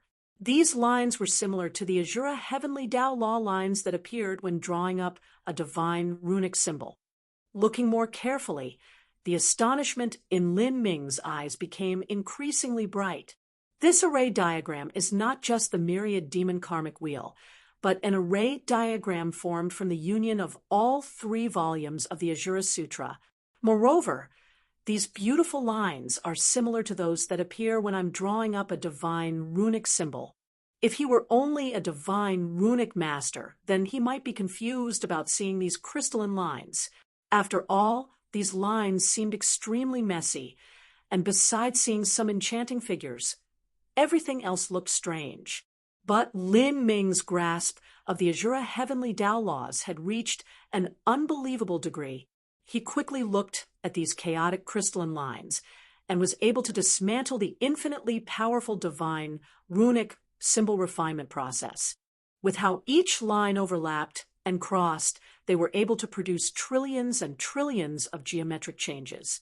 Besides being materials that hadn't been refined into divine runic symbols, the divine runic symbol refinement lines recorded on these ice crystals could be called perfect. These ice crystals must be divine runic symbol wisdom in crystallized form that the Azura Road master personally refined in the past. Realizing this, an ancient voice suddenly sounded out in Lin Ming's mind.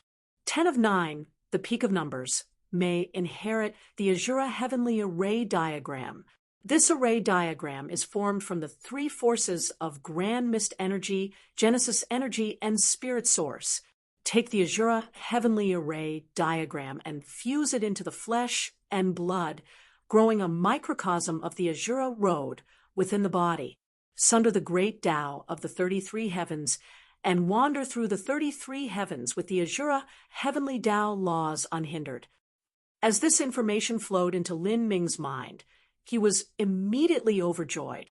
He suddenly recalled that after someone was able to obtain the approval of the final trial, the most important reward a trial challenger could obtain was the ability to bring the Azura Heavenly Tao laws back with them to the 33 heavens. If this Azura Heavenly Array diagram was buried within the body, it was the same as having a mini Azura Road world within oneself. he would be able to use the power of the Azura Heavenly Tao laws, and even the many laws within divine runic symbols could be used in the 33 heavens. The divine runic arts were different from the inscription technique of the 33 heavens. The difference lay in the fusion of the Azura Heavenly Tao laws and God runes within the inscription symbol itself. The reason that the divine runic arts were useless outside of the Azura road world was because the 33 heavens Great Tao pushed back and repelled the Azura Heavenly Tao laws.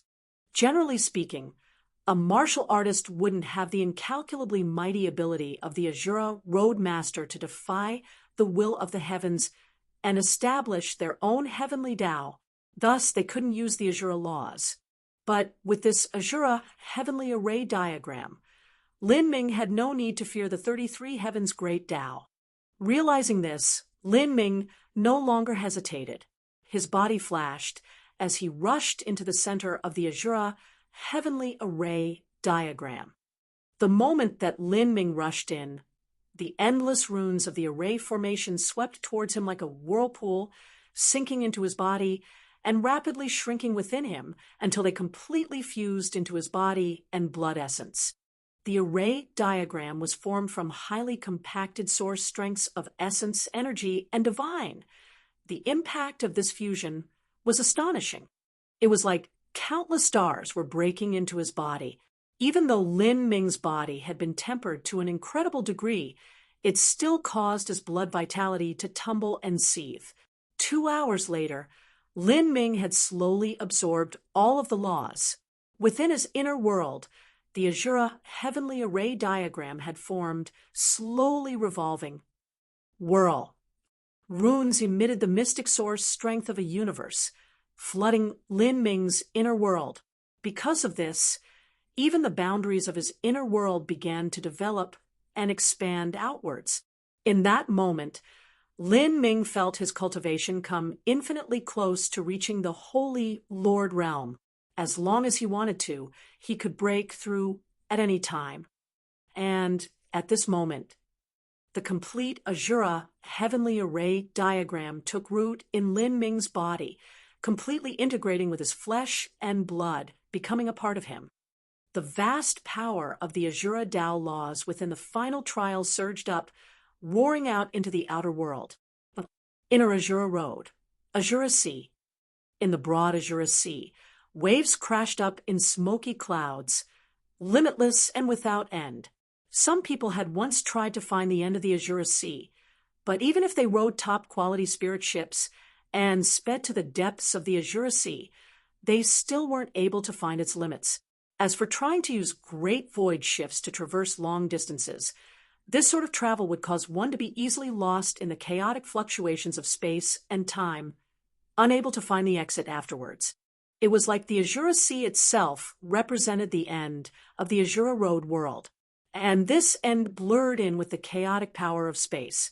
The space here was perilous and filled with cruel dangers. There was no one able to truly arrive at its end. Not only was the Azura Sea infinitely broad, it was also unfathomably deep. Even a star could be submerged within its great waters. Beneath the surface, ancient sea beasts lived, approaching colossal, incomprehensibly large sizes. Among these sea beasts, there were even many god-beast level existences. They had also made a bet beforehand, causing everyone to anticipate their confrontation even more. In a sense, the results of the final trial were also a competition between the futures of the Heaven Union Divine Kingdom and Divine Void Divine Kingdom. Both sides had attached great importance to the final trial. The group leader of Heaven Union Divine Kingdom's team here was a direct disciple of Divine Emperor Heaven Union, High Prince White Feather, a half-step Empyrean. As for the Divine Void Divine Kingdom's side, their team was led by the third Imperial Scholar of the Divine Void Divine Kingdom, Imperial Scholar Sunday. He was also a half-step Empyrean. The two platforms that these two great influences stood upon were less than 200 feet apart. As they glared at each other from across the sea, they both stood in sharp opposition.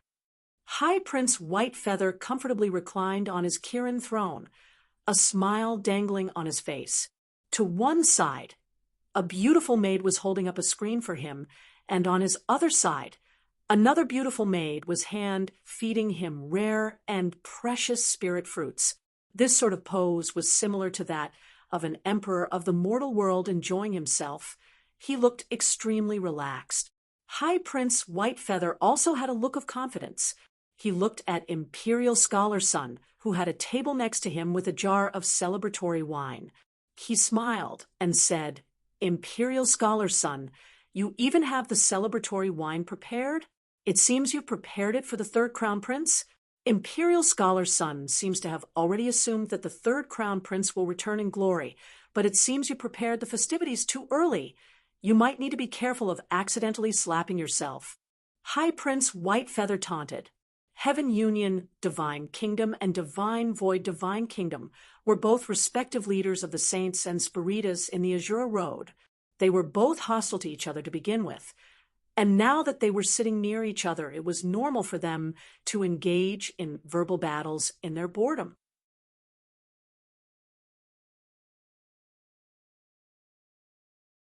Chapter 1739. The Exit Opens. Chapter 1739. The Exit Opens. Facing High Prince Whitefeather's taunting words, Imperial Scholar Sun cackled. His fingers rhythmically tapped on the armrest as he leisurely said, "There is no need to speak so arrogantly. Otherwise the one who will have to leave from shame might be you." Whether it was Heaven Union Divine Kingdom's Big Flame or Divine Void Divine Kingdom's third Crown Prince, both were amongst the most outstanding young disciples of their generation. In the future, it was likely they would become Empyreans. In this final trial, except for the anomaly known as Shung Mei, everything was theirs for the taking. Whether it was High Prince Whitefeather or Imperial Scholar Sun, they both had absolute confidence in their influence as disciples. Ha ha! High Prince Whitefeather laughed. "Very good.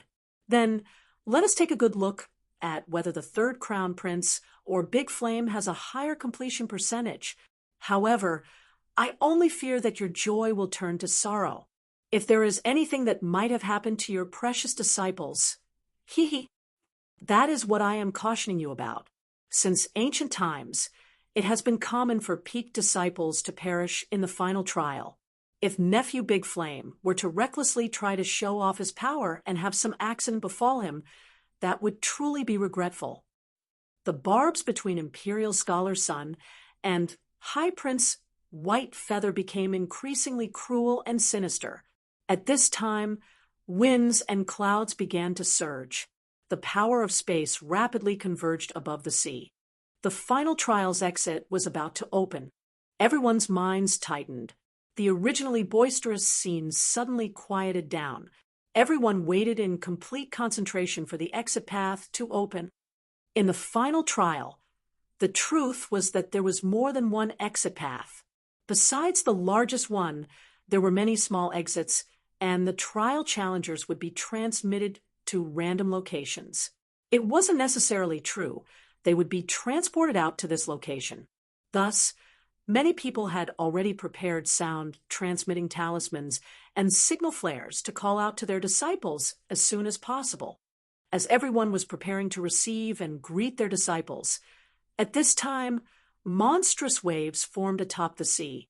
From the distant horizon, a majestic golden mountain came flying towards them, bursting out with flashes of golden brilliance. This divine mountain had just appeared on the horizon, but in the blink of an eye it had arrived in front of everyone, as if it had appeared out of thin air. This mountain was incredibly high, and the peak was buried deep in the clouds, unable to be seen. Wherever the mountain went, gargantuan waves would rise up and the earth would quake. Boundless Divine Mountain, Soul Emperor Divine Voids, Personal Transportation. Just the appearance of Boundless Divine Mountain wasn't worthy of surprise. This was because Soul Emperor Divine Void didn't necessarily need to be on Boundless Divine Mountain. Many times it was used as a spirit ship. But What shocked everyone was that there was a faintly terrifying pressure emitting from boundless divine mountain, as if there were a spiritual god at the summit of this divine mountain. This sort of pressure made one feel awe from the depths of their heart. It even caused their soul to shiver. From such a great distance atop the divine mountain, this existence could actually cause the 100,000 plus people to have their minds quake in fear, and even cause world kings to tremble. This was a pressure that only a true divinity could possess. This, how can this be? Soul Emperor Divine Void. He came here personally? This is only a trial for juniors. It shouldn't be enough to alarm him.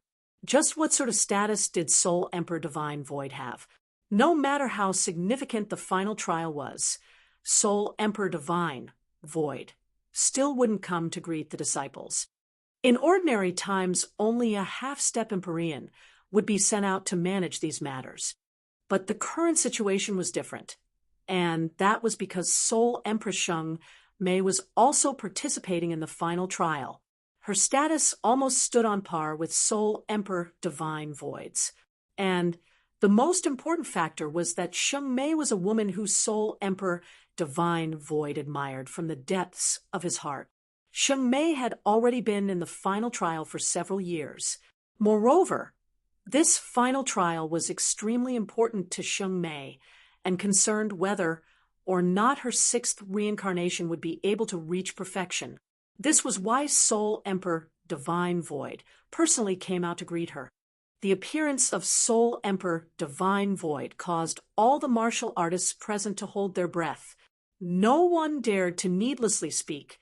They simply quietly waited for the exit paths of the final trial to open. As for boundless Divine Mountain, it remained peacefully floating above everyone's heads, waiting for the exit to open. A few hours passed. Slowly, dusty pink clouds rose like smoke, condensing in the skies above the azure sea. Multicolored heaven and earth origin energy gathered from all directions, condensing into a thick mist that was incomparably gorgeous. Chi, chi, chi. In this mist, thunder and fire sparked. The wild waves became increasingly turbulent. At this moment, a 1,000-mile-long vortex began to form. As this vortex appeared, the surrounding heaven and earth origin energy became increasingly violent. A massive space gate appeared, like the maw of a giant beast that was ready to swallow the world. The final trial that had lasted for over 3 years had finally ended. The appearance of the space gate also meant that the trial challengers would be transmitted outside soon. We can finally find out the results. I wonder how many trial challengers perished this time, and what are the results of the survivors? It's certain that Sheng Mei will be number 1, but I don't know if she managed to create a new record or not. And we need to find out whether the Divine Void Crown Prince or Big Flame did better. Everyone began to wildly discuss. Even Divine Rune City's Old Shui and Old Su were mixed up in the crowd. In their old age, the chances of making another breakthrough were slim to none. Thus, they spent their days idly enjoying themselves. If they weren't out taking strolls, then they were setting up their stalls. As for such a grand occasion as this, they certainly wouldn't miss out on it. Moreover, there was a junior that they were paying particular attention to. That was Lin Ming. I wonder how that brat Lin Ming did. I really cannot understand him. In the last several years, he's given me many pleasant surprises in the divine runic arts for my eyes to enjoy, and now all of a sudden he became a talented martial artist. I have no idea when he managed to collect the necessary sets of god runes to earn the qualifications to enter the final trial. Let's wait and take a look. Although I've never seen this boy fight before, he's always managed to surprise me. In terms of combat, he should definitely have some talent. I don't think his results will be bad. As Old Su and Old Shui were speaking, a trial challenger had already appeared from the portal. He appeared several hundred miles away from the group, but to these martial artists this distance wasn't anything at all. He was soon received by the people from his sect. As he appeared, more and more disciples were transmitted out. They were all transmitted in a scope of tens of thousands of miles in the Azure Sea. Every sect used their own unique sound transmitting talismans to call out to their disciples. What's your completion percentage? How far did you go? What rewards did you obtain? As the trial challengers returned to the welcome embrace of their sects, they were rapidly peppered with questions. Trial challengers with a high completion percentage naturally replied with pride. As for those with a low completion percentage, they hung their heads and answered in shame. Many of them had poor results and had withdrawn from the final trial midway, forced to wait the 3 years until they were transmitted out of the final trial. Seeing the trial challengers all emerge in droves, Heaven Union Divine Kingdom's High Prince White Feather had a confident expression on at all times. His maid stood by his side, feeding him a peeled spirit fruit. At this time, from beside High Prince White Feather, a disciple suddenly said, "High Prince, Your Highness, some of our disciples have returned." Oh, High Prince White Feather's eyes brightened. Focusing his eyes, he could see that on the distant horizon there were 5 disciples rapidly flying towards him. They all wore star crowns and had similar sect clothing on. They were disciples of Heaven Union Divine Kingdom. As the disciples of Heaven Union Divine Kingdom appeared, they immediately attracted the attention of many people. Out of all the influences present, Heaven Union Divine Kingdom was one of the leads. It was impossible not to notice them. They all wanted to take a look and see what the results of the chosen prides of heaven from Heaven Union Divine Kingdom were like. High Prince White Feather stood up. He glanced at Imperial Scholar Sun with a hint of mocking superiority. Then he turned to the arriving disciples of Heaven Union Divine Kingdom and welcomingly laughed. Good, very good. In this final trial, you have all returned with merits. When you return to the sect in the future, you will definitely be vigorously cultivated. Your futures will be wonderful. High Prince White Feather boisterously praised. As he spoke, the 5 disciples gulped, as if they were afraid of something. High Prince White Feather noticed this, but didn't care much. He was only speaking polite words just now. In truth, he didn't care about the results of these disciples at all. He only cared for Big Flame. Big Flame? How come he isn't with you all? As High Prince White Feather asked this question, the ears of many nearby martial artists pricked up. As Imperial Scholar Sun heard this, he also carefully listened even as he continued rapping his fingers. He similarly cared about Big Flame's completion percentage. However, the complexions of the 5 disciples had turned ugly. What is it? High Prince White Feather frowned. Senior Apprentice Brother Big Flame. He hasn't come out yet. These disciples asked with fear in their voices. They looked in all directions, holding on to some hope that Big Flame was here. However, even as more and more trial challengers arrived, they didn't discover Big Flame's shadow at all. The response of these disciples caused High Prince White Feather's face to darken. What are you all hesitating for? If there's something to say, then spit it out. The disciples awkwardly looked at each other and then said, "Reporting to Your Highness, the High Prince." This disciple didn't see Senior Apprentice Brother Big Flame in the 4th level. Even when the channel to the 5th level opened, Senior Apprentice Brother Big Flame still didn't appear, and we didn't see him afterwards either. We thought that perhaps Senior Apprentice Brother Big Flame was stranded somewhere on the 4th level, and when the final trial ended, he would be transmitted out. The disciples said, their voices weak and quivering. In truth, there was something that they didn't say, and it was that in such a situation, the logical conclusion was that Big Flame had died in the final trial. What did you say? As High Prince White Feather heard this, he was immediately shocked. Big Flame disappeared in the 4th level. If he didn't come out even now, then it was likely something had happened to him. How could this be possible?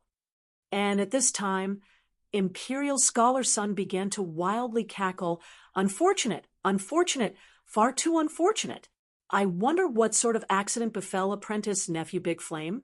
If he went missing in the 4th level and still hasn't come out, then wouldn't his fate likely have been more unfortunate than fortunate? Imperial Scholar's son loudly and openly said, pouring as much salt as he could on High Prince Whitefeather's wounds. But seeing Imperial Scholar's son's appearance, the several Heaven Union Divine Kingdom disciples glanced at each other, a strange look on their faces. They suddenly said, "Senior is from Divine Void Divine Kingdom? Your third crown prince also went missing with senior apprentice Brother Big Flame. Has he come out yet?" This sudden question caused Imperial Scholar's son's face to stiffen. His expression immediately became quite wonderful indeed.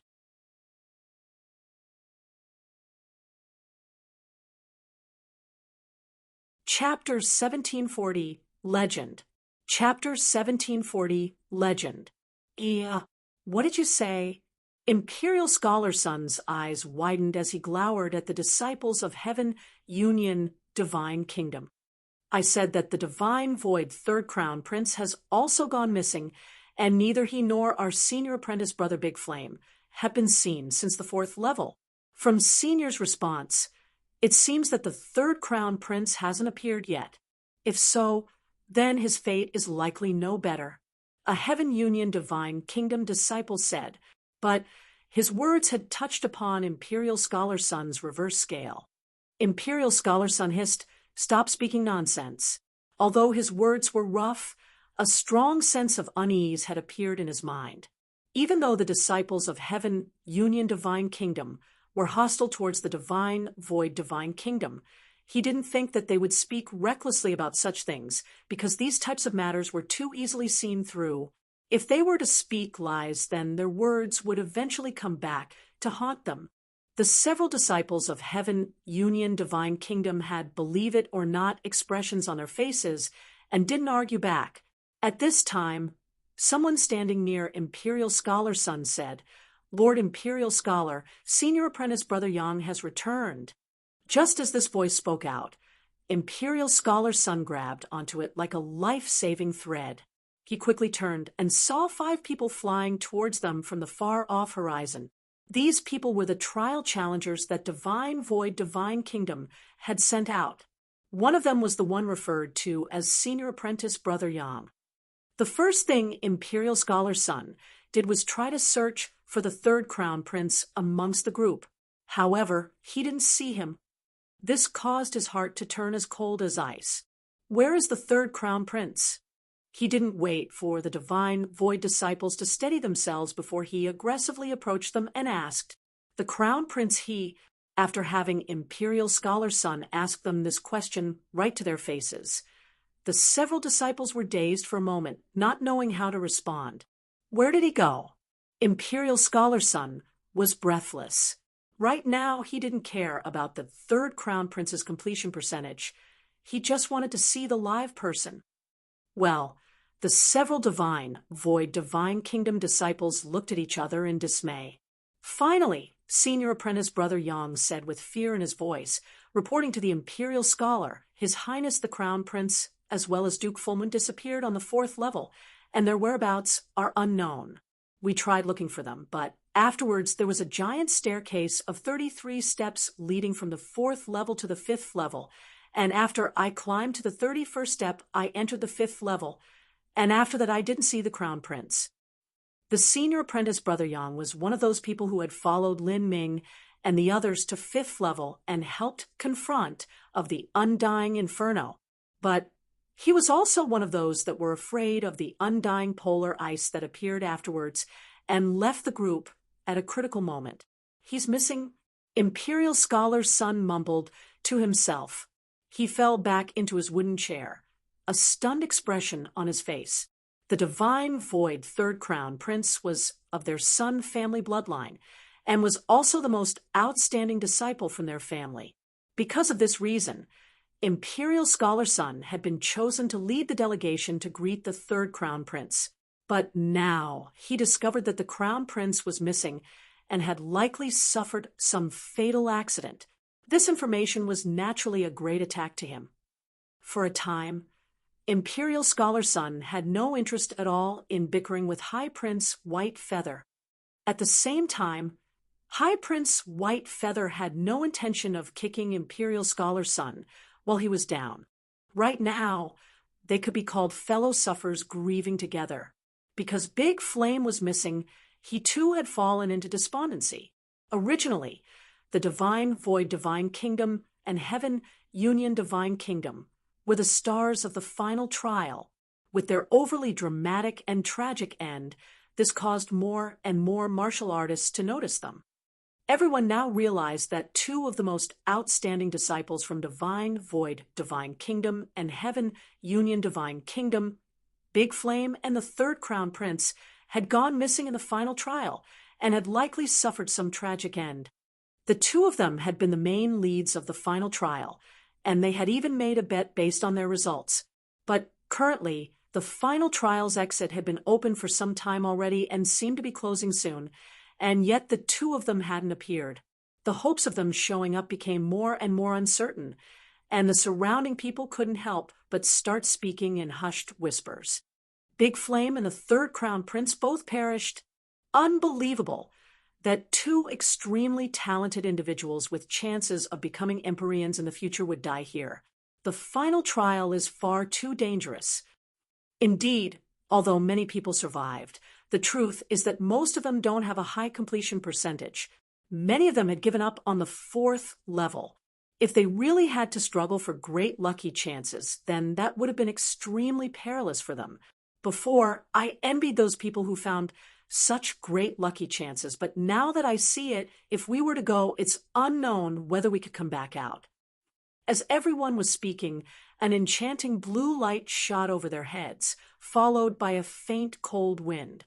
As everyone was startled, they looked up to see a blue beam of light arcing across the endless skies and disappearing into boundless divine mountain. The speed was so fast that some people even wondered whether or not that was an illusion just now.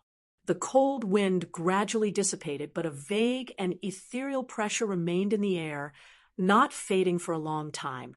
Soul Empress Sheng Mei. Yes, she seems to have entered boundless divine mountain.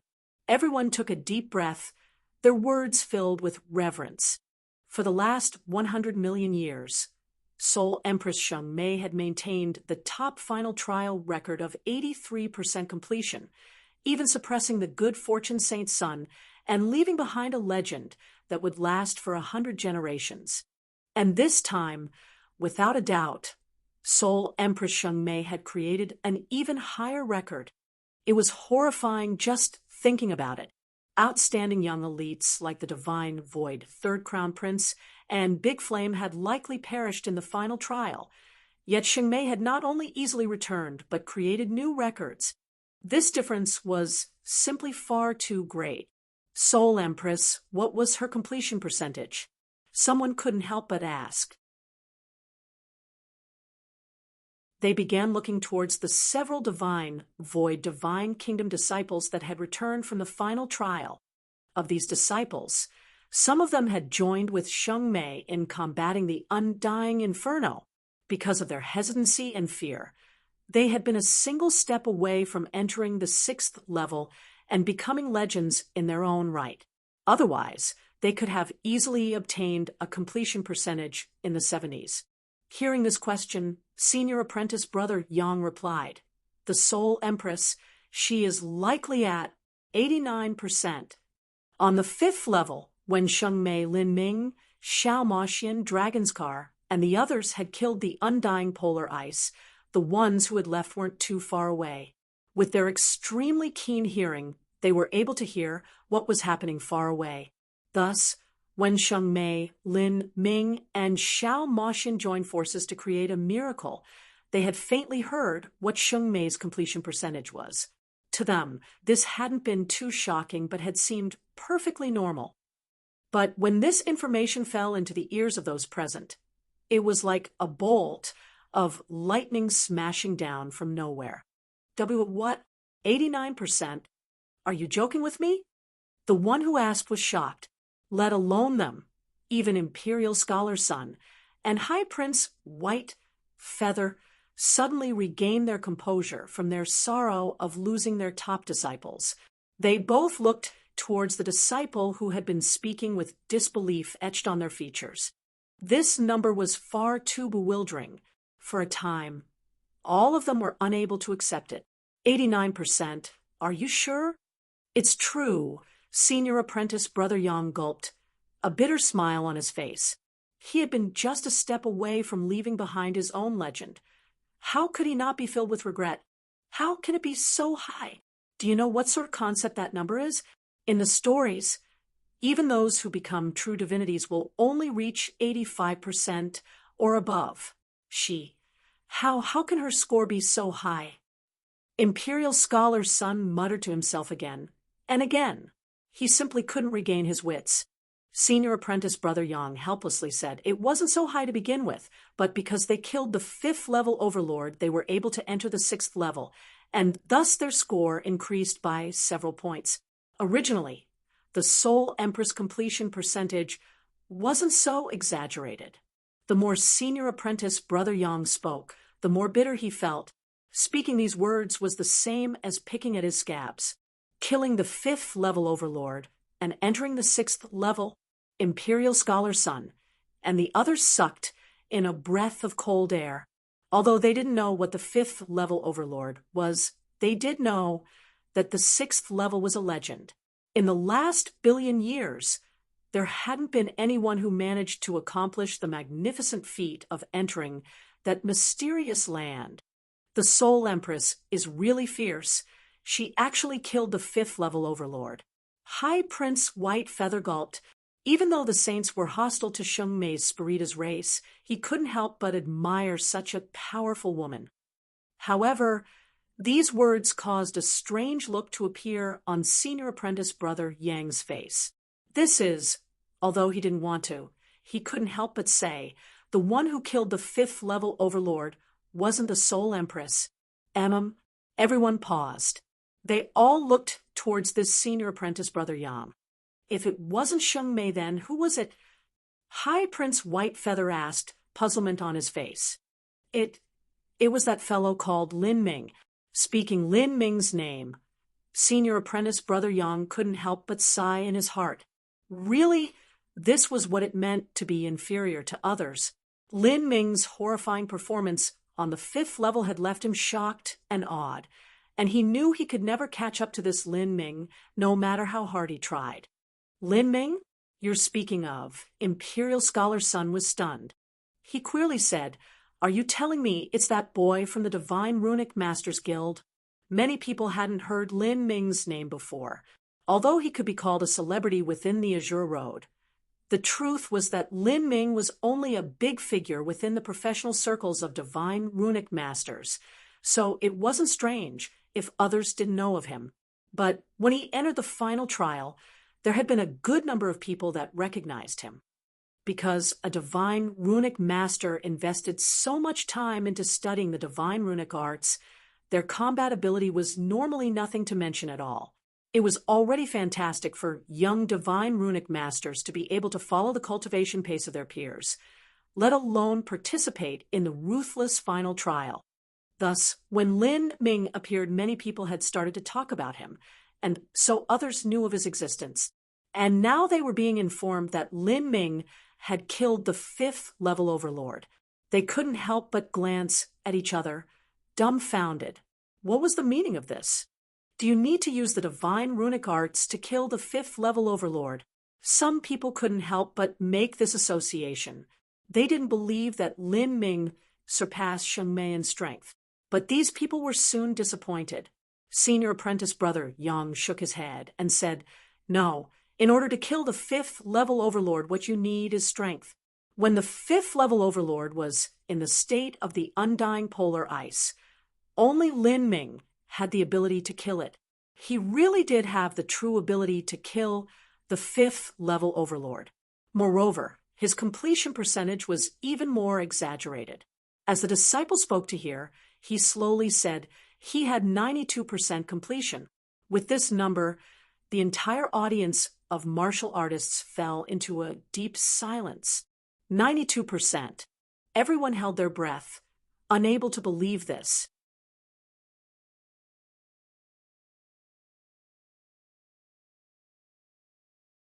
Chapter 1741, Law Proclamation. Chapter 1741, Law Proclamation. Kia, a completion rate of 92%. This couldn't even be described as a legend. It was simply outrageous. Imagine, a future true divinity needed 85% to 87%. This was completely different from 92%. Whether it was 70 to 80 or 80 to 90, there was a distance as great as the heavens and earth between them. It was almost impossible to look up at a score as high as 92%. Impossible. You must have made a mistake. High Prince Whitefeather looked towards that senior apprentice Brother Yang with disbelief. Senior apprentice Brother Yang coldly said, "What meaning is there in me lying to you moreover? Many people will know of this soon. Even if I lie, it will be seen through. Also, once the final trial ends, those with a completion rate surpassing 80% will have their names inscribed with lines of the heavenly Tao. You can naturally see it for yourself." The final completion rate for trial challengers had never been a secret. Part of the reason was that trial challengers spread out the information themselves, but another reason was that these results were shown through the world laws, especially for those with high completion rates.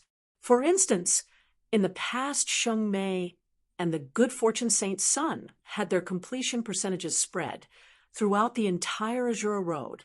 When Lin Ming had casually suppressed a little robber gang, even one of their members, Soul White, had known of the completion percentages for Sheng Mei and the Good Fortune Saint's son. This was a matter that could not be hidden. Senior apprentice Brother Yang's words caused the audience to go silent once more. Their stunned expressions looked as complex as a divine runic symbol. All of them were unable to find the appropriate words. Some of these people had once gone to the divine Rune City auction and had seen Lin Ming personally sell promissory notes for billions of contribution points. Just a month of work, and Lin Ming had amassed billions of contribution points, even causing Empyreans to engage in a bidding war. That scene had left a sharp and vivid memory in their minds, one that they would never be able to forget. In particular, when Lin Ming had calmly drawn an improved divine runic symbol in the face of hundreds of thousands of people without any fear of failing at all. Not just that, but he even did so with 20 dark divine runic masters eyeing him. No matter how high their cultivations, they had all been grasped by Lin Ming. He simply didn't care about their spying techniques at all. Rather, he let them sit there and collected viewing fees from them, allowing them to watch as they liked. Such boldness, such daring, they couldn't help but admire him. Now, over 20 years had passed, and Lin Ming had reappeared in the final trial, creating yet another miracle. This caused everyone to find it hard to connect these two peerless individuals together. An extremely talented divine runic master, as well as a monstrous battle freak that surpassed a peerless genius like Sheng Mei. Were these two really the same person? Where did he find so much time? Where did he find the energy to accomplish all of this? At the same time, a similar scene was occurring on Boundless Divine Mountain. Of course, the one respectfully listening this time was Soul Emperor Divine Void, and the one speaking to him was Soul Empress Sheng Mei. Originally, Soul Emperor Divine Void had placed down a celebration banquet to greet Sheng Mei, arranging all sorts of top heavenly materials to cook up spirit foods and spirit wines, all of it set on a grand table. The cost of this celebration feast was even more expensive than an Empyrean spirit treasure. As soon as Sheng Mei entered Boundless Divine Mountain, Soul Emperor Divine Void had raised a glass to congratulate her, as well as inquire into her completion percentage. After learning she obtained an 89% completion rate, he was naturally stunned. Although he knew that Sheng Mei was amazing, he didn't think it would be so exaggerated. After praising her for some time, Soul Empress Sheng Mei suddenly informed him that her completion percentage wasn't the highest, but there was also Lin Ming with an even more exaggerated 92%. This caused Soul Emperor Divine Void to stand up where he was lost in a frozen daze for some time. If these words hadn't come from Sheng Mei's lips but from someone else, Soul Emperor Divine Void would have thought they were making careless jokes. But Sheng Mei was someone with a naturally serious personality who never made such jokes. Lin Ming, where did he come from? Soul Emperor Divine Void asked Sheng Mei after being silent for 10 breaths of time, incredulity thick in his voice. He is a human genius from the 33 heavens. He should originate from the divine realm. If it weren't for Lin Ming, my completion percentage would only be 86. For me to achieve an 89% completion rate, I must thank him for that. To reach the 6th level with an 89% completion rate, this had given Sheng Mei rich rewards. The Azura Road Master was someone who had comprehensively understood the laws of the 33 heavens. No matter which trial challenger came, no matter what laws they practiced, he could pass down peerless insights to them. In addition, there was the undying polar ice's soul fire. This allowed Sheng Mei's strength to increase by another level and allowed her grand reincarnation art to reach perfection of the 6th revolution. Hearing Sheng Mei's words, Soul Emperor Divine Void's throat twitched a little.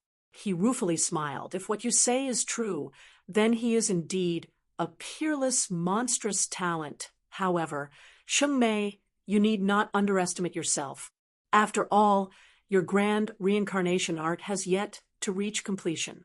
Once you complete your 9 revolutions and come to the final trial again, obtaining a score past 92% won't be difficult for you at all. Sheng Mei shook her head. I don't know if I can surpass 92% or not, but what I am sure of is that after several hundred or 1,000 years, if Lin Ming returns to the final trial, he will definitely surpass a 92% completion rate. In this universe, it isn't only I who is growing. Although those with normal levels of talent won't change, this isn't true for those that are gifted with unsurpassed talent. When Sheng Mei spoke of those gifted with unsurpassed talent, those she spoke of was a range restricted to the top geniuses of an entire race. Only such a character, born in a race every billion years, would be able to borrow the momentum of the world's great calamity to be born. In the 33 heavens, those with unsurpassed talent were the good fortune saint's son, Lin Ming and Sheng Mei. Although Sheng Mei didn't care much about the good fortune saint's son, she actually felt a deep sense of admiration towards Lin Ming. She had said to Lin Ming that his appearance was the good fortune of humanity. However, as to whether or not this good fortune could help humanity weather the great calamity, Sheng Mei hadn't told Lin Ming her thoughts. In fact, she also knew that humanity's great calamity wasn't as simple as it seemed to be. Are you saying that Lin Ming will surpass 92% in the future? If so, then that is even more terrifying. Hey, where is this Lin Ming now? Soul Emperor Divine Void suddenly asked Sheng Mei. Sheng Mei lightly looked at Divine Void and serenely said, You shouldn't be asking this because you have some dark intentions towards Lin Ming, right? Towards a character on the level of Soul Emperor Divine Void. The current Lin Ming had absolutely no ability to resist. Lin Ming was just far too monstrous a talent, but elephants were also killed because mortals coveted their ivory tusks. If Lin Ming didn't have the protection of some super influence, then others would inevitably form thoughts of cutting him down early. Soul Emperor Divine Void seemed to sense something from Sheng Mei's tone. You seem to be protecting him. You can say that, Sheng Mei confidently stated. He must have obtained a great lucky chance in the final trial, but his lucky chance isn't what others can obtain. Even if Lin Ming dies, I fear you cannot take his lucky chance. I know your character. Do not move against him, Sheng Mei said, a light warning in her words. Why do you protect him? Is it because he helped you in killing the 5th level overlord, allowing your completion percentage to increase by 3 points? Soul Emperor Divine Void said with surprise as he looked at Sheng Mei. In truth, he hadn't said anything about harming Lin Ming at the start. After all, when it came to peerless geniuses like Lin Ming, it was hard to harm or kill them even when they were small and weak. This type of person often had countless lucky chances on their body and an endless number of life-saving cards. If one couldn't catch such a person, then making them a foe was absolutely not a good idea. Thus, in ordinary circumstances, unless one was crazy, few influences who didn't have any hatred at all would try to harm those who ended the final trial with a high completion percentage. That's part of the reason. Sheng Mei trailed off before not explaining any further. She clearly had no intention of speaking of her other reasons. Soul Emperor Divine Void also remained silent. He knew it was meaningless to continue pressing the question. At this time, above the Azura Sea, the final trial's exit passage had completely closed. When the exit passage closed, the heavens and earth began to change. Countless Azura law lines began to gather from all over, forming massive words in the endless skies above the Azura Road. These words were each 1,000 miles large and stretched out for hundreds of thousands of miles. They filled the entire Azura Sea with a magnificent and overpowering momentum, ancient and boundless. What these words recorded were the completion percentages of Lin Ming, Xiao Moxian, and Sheng Mei.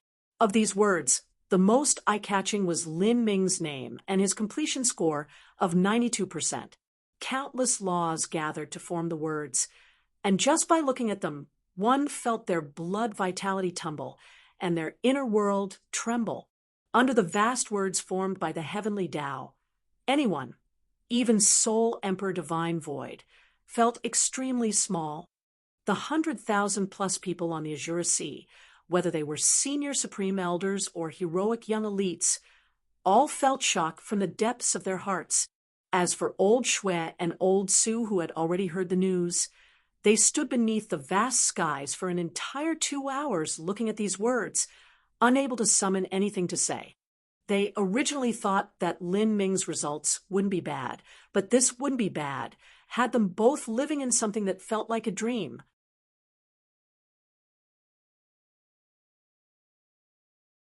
Chapter 1742, To Settle All Ties. Chapter 1742, To Settle All Ties. A short time after being transmitted from the final trial, Lin Ming and Xiao Moxian found each other. Then they contacted Mo Bright Moon and met up together. The three of them used the Azura command to leave the Azura Sea. At this time, the people above the Azura Sea didn't even know that Lin Ming had created a miracle of obtaining a 92% completion rate.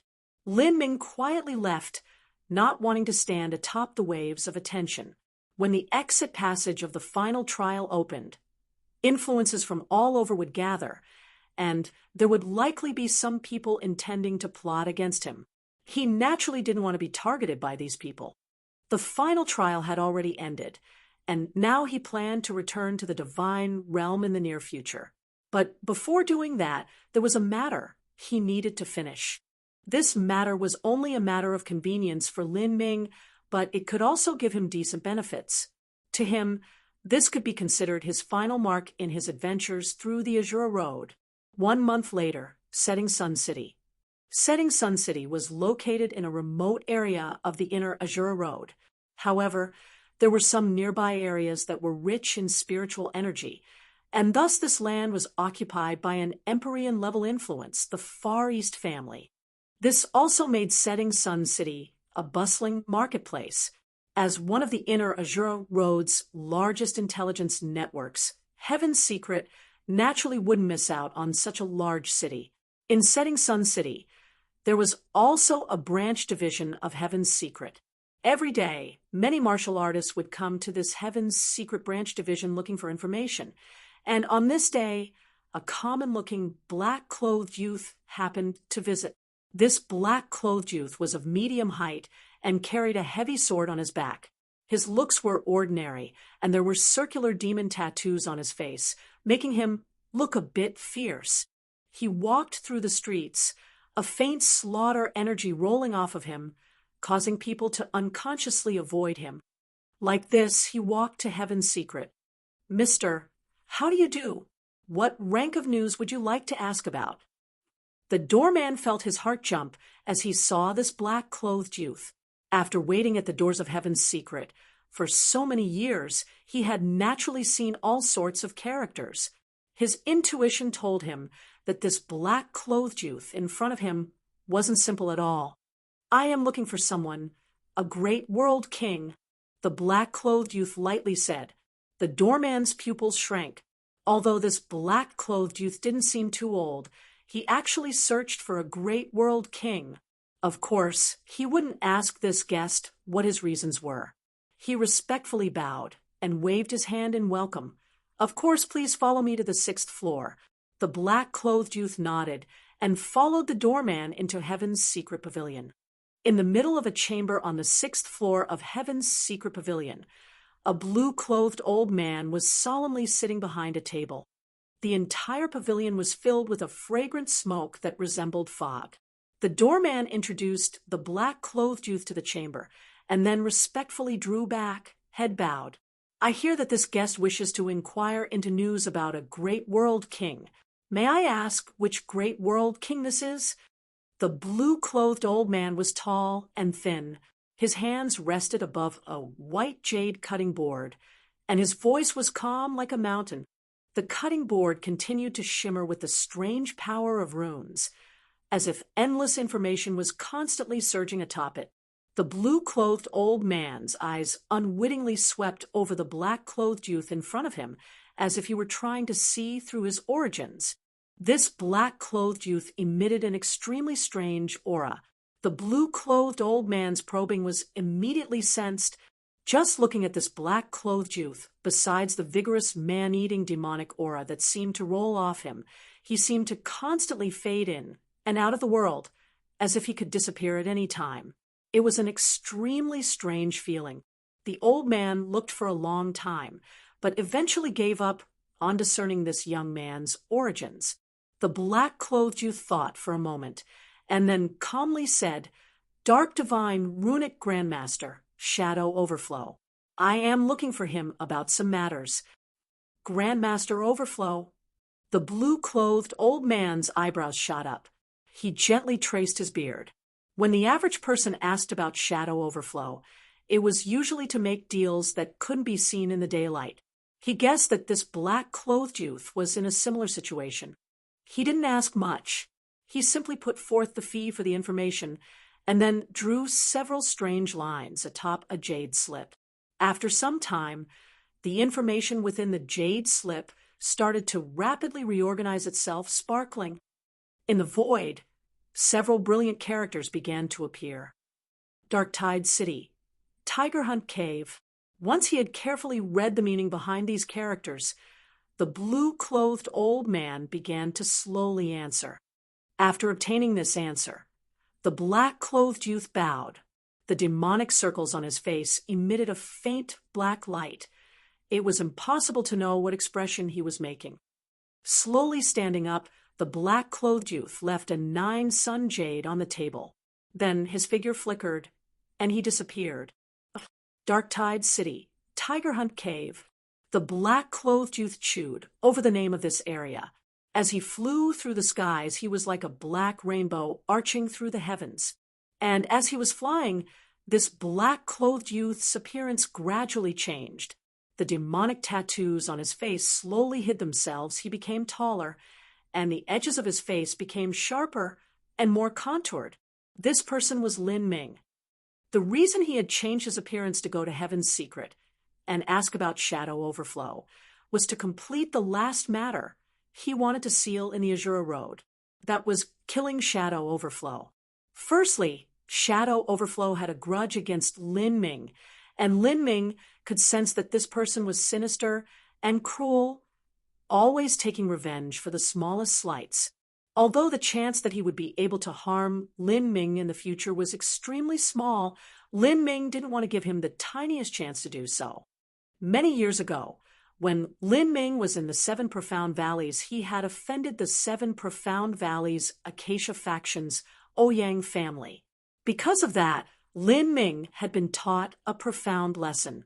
Due to his carelessness, Qin Xingxuan had nearly been killed by the Ouyang family. From that point on, Lin Ming had firmed his resolve.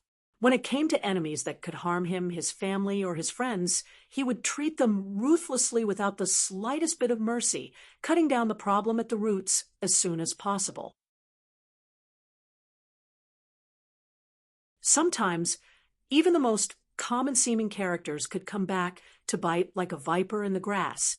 Also, there were other reasons Lin Ming wanted to kill Shadow Overflow. Lin Ming had grasped the Azura Heavenly Array diagram, and now he could bring the power of the Azura Heavenly Tao laws back to the 33 heavens. Before leaving the Azura Road, he wanted his divine runic arts to be even more perfect. Shadow Overflow was a giant amongst all dark divine runic masters, and had mastered the wide breadth of knowledge of the dark divine runic arts. He was highly adept at applying various laws and principles to different situations. Shadow Overflow's memories of the dark divine runic arts were extremely tempting to Lin Ming. These were memories he had to obtain. They would allow him to save many years of work. The setting sun was like inky blood. A towering city stood in the midst of a howling sandstorm. The exposed city walls were rugged and simple, seeming as if they could collapse at any moment. The entire area was cold and desolate. Several decayed sentry towers stood behind the city gates. No one manned these sentry towers. There were only carrion vultures resting above them, sending out sharp cries. "This is Dark Tide City." Lin Ming pulled down his black hood, biting his lips as he stood in the dusty sands and looked at the bleak sand-swept city in front of him. According to the information he gathered, Dark Tide City was a well-known crime capital in the outer Azura Road. It was an extremely evil and malevolent city. Here, rogues and thugs ran rampant. Most of these thugs had committed a number of evil deeds. Dark Tide City just happened to be at the junction of many nearby holy lands and divine kingdoms. Thus, because it was under no one's jurisdiction, it had become a paradise for numerous criminals. Lin Ming didn't think that such a famous crime capital would be desolate in such a manner.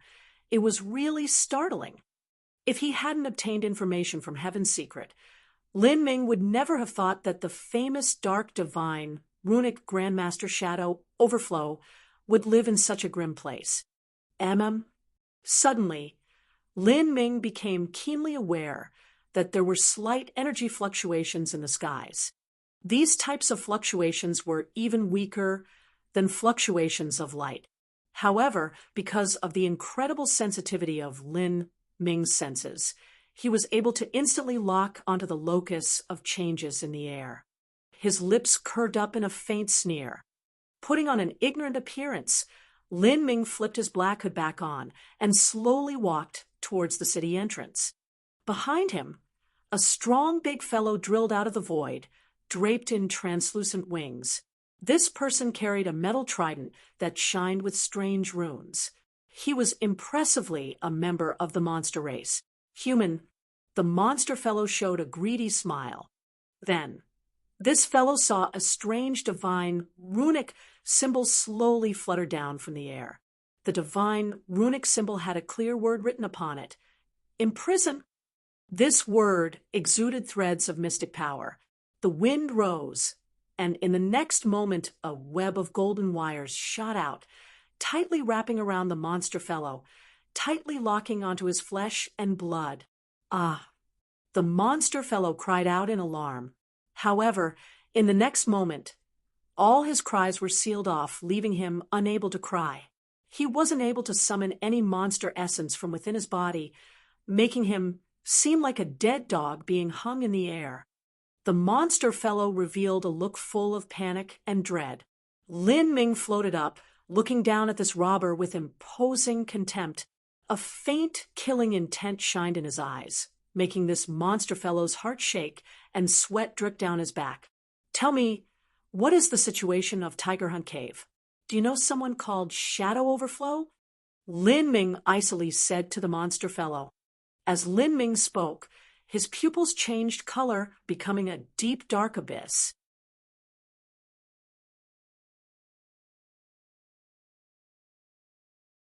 Chapter 1743, Killing Shadow Overflow.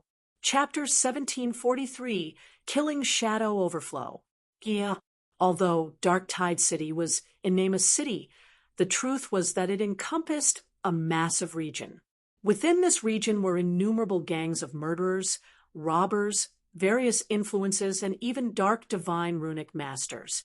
Tiger Hunt Cave was located beneath Sunflower Mountain at the very center of Dark Tide City. When the last rays of blood-red light struck Sunflower Mountain, waves of glorious light would emit from the base of the mountain, as if daytime was rising where the light came from. If one looked carefully, they would see that this brilliant daylight was composed of countless divine runic symbols. This formed an extremely formidable tidal wave of defense. The giant Tiger Hunt Cave was carved into the mountainside. It was over 10,000 feet wide. Magnificent structures towered into the skies, illuminated with candle-like lights all over. It was a beautiful and enchanting sight. The massive structural complex had no guards. From within, one could only hear the laughs and frolicking screams of women. 100 meters from the periphery of Tiger Hunt Cave, Lin Ming circled around a rocky peak. Beneath the waves of light from the divine runic symbols, his figure constantly shimmered like an image on the rippling surface of a lake. It was hard to make out his appearance.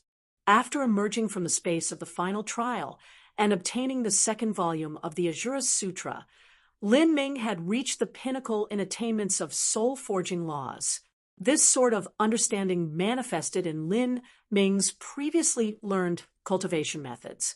By using a bit of soul force with the divine dream law and combining it with the power of space, he was able to freely move and deceive the eyes of ordinary martial artists. As he arrived in front of the defensive divine runic symbols, he narrowed his eyes. He scanned the palatial structures within Tiger Hunt Cave, a trace of killing intent passing through his eyes. One hand gently followed the trajectory of a nearby divine runic symbol, creating an energy line. Lin Ming slowly perceived the energy structure. Then, after a moment, he forcefully opened up a gap within the supposedly impregnable divine runic symbols. His form flickered as he passed inside. Tiger Hunt Cave. There was a lustrous palace resplendent in gold and jade, covered in beams of shimmering energy. The palace rose high into the air. Coming from within the central hall of this grand palace, there was the sound of lively chatter.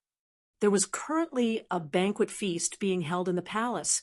The sounds of cheers and boisterous laughter lingered in the air.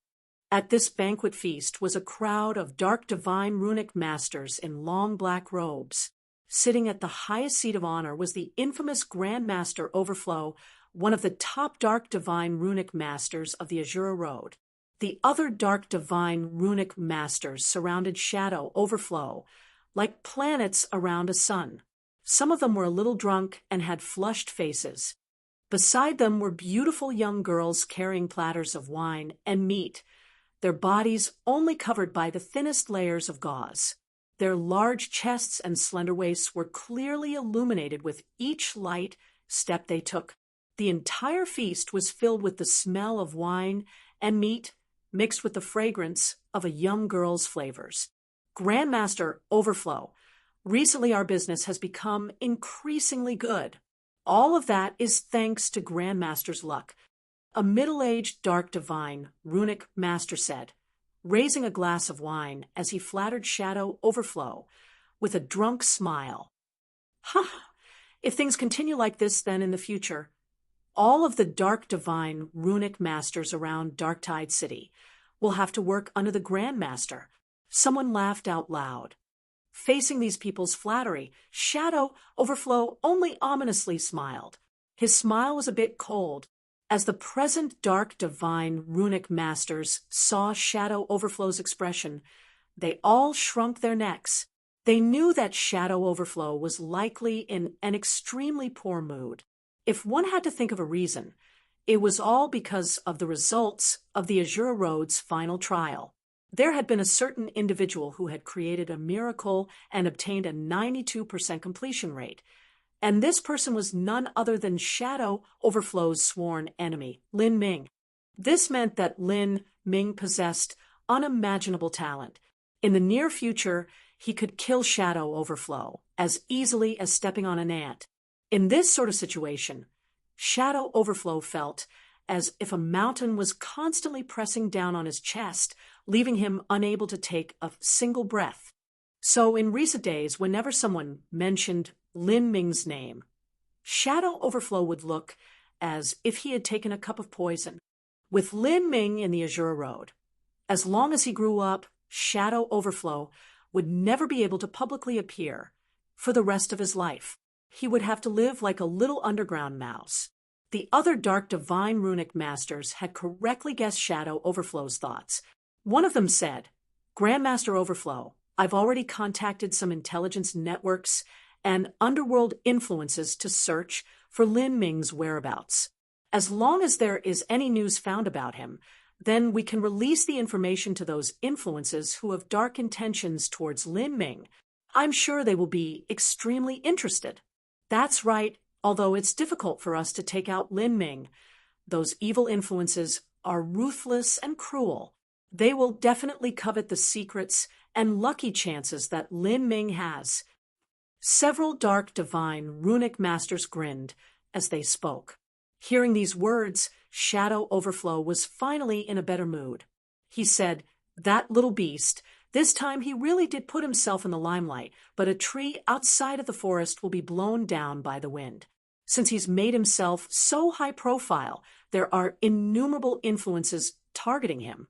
I hope that those dark influences can kill him, but I guess we'll have to wait to see the play." As Shadow Overflow spoke, hatred flashed in his eyes. He threw back the blood-red wine in his glass in a gulp. As long as he thought of Lin Ming being killed, his entire body would shiver with excitement. "You little beast, just you wait. And that little witch that follows him. It's best if they are both ruined together." Thinking of the black-clothed girl that followed Lin Ming, Shadow Overflow suddenly fiendishly grinned. Without any indication, he reached out and grabbed one of the beautiful maids nearby, ruthlessly kneading her milk-white breasts. The maid paled. She bit her lips, but she was only able to look at Shadow Overflow with a pleasing smile. Hee. Shadow Overflow lasciviously chuckled several times. He grasped the maid by the waist and then turned to walk towards the back gardens. In the darkness, an indifferent Lin Ming followed him like a god of death arriving in the midst of night.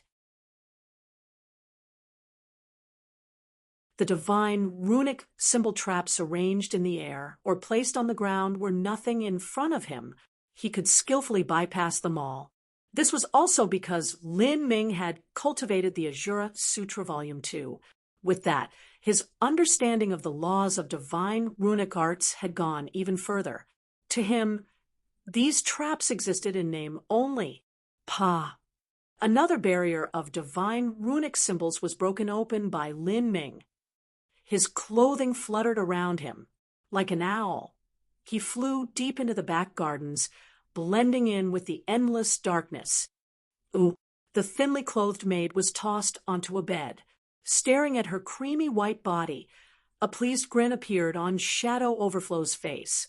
To the current Shadow Overflow, beauty no longer had any temptation for him. What he liked was recklessly ruining and conquering noble young maids in order to give vent to the sadness and feelings of suppression in his heart. Just as he was about to throw himself onto the maid, he suddenly froze.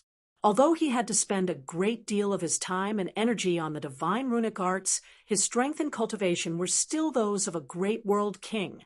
He had sharp senses and was able to detect a strange, thread-thin fluctuation of strength in the air. He slowly turned his head, looking towards a window lattice. There, hovering in the air, was a tall, black-haired youth. He wore a black robe, and his entire body seemed wrapped in darkness. Strange, circular, demonic tattoos rippled along his neck, constantly moving without end.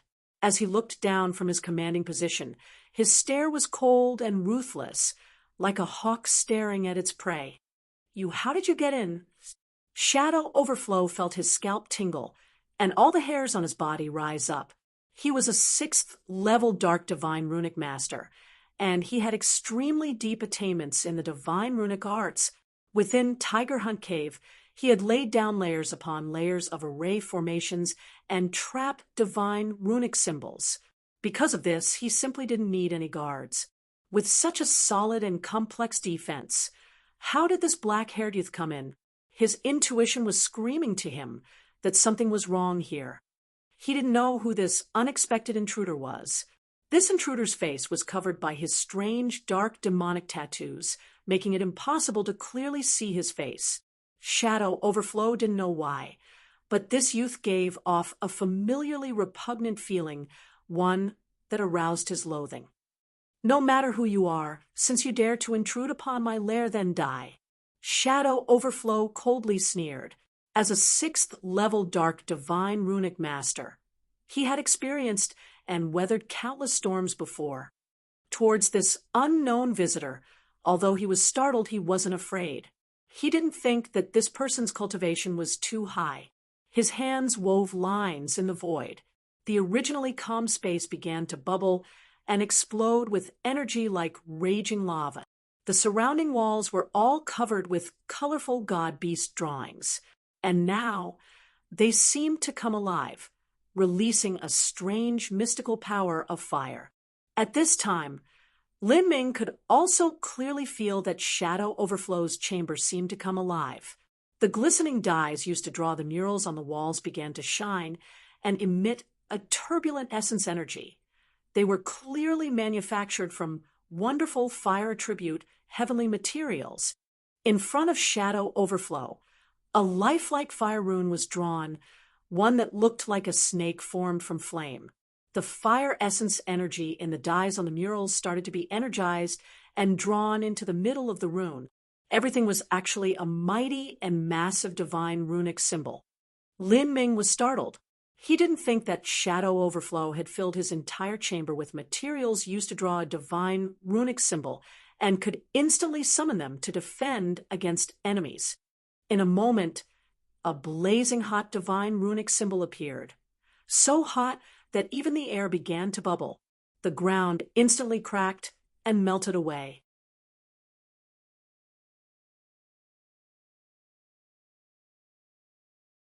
The demon soul was filled with surging soul force that filled the air with evil and pestilent energy.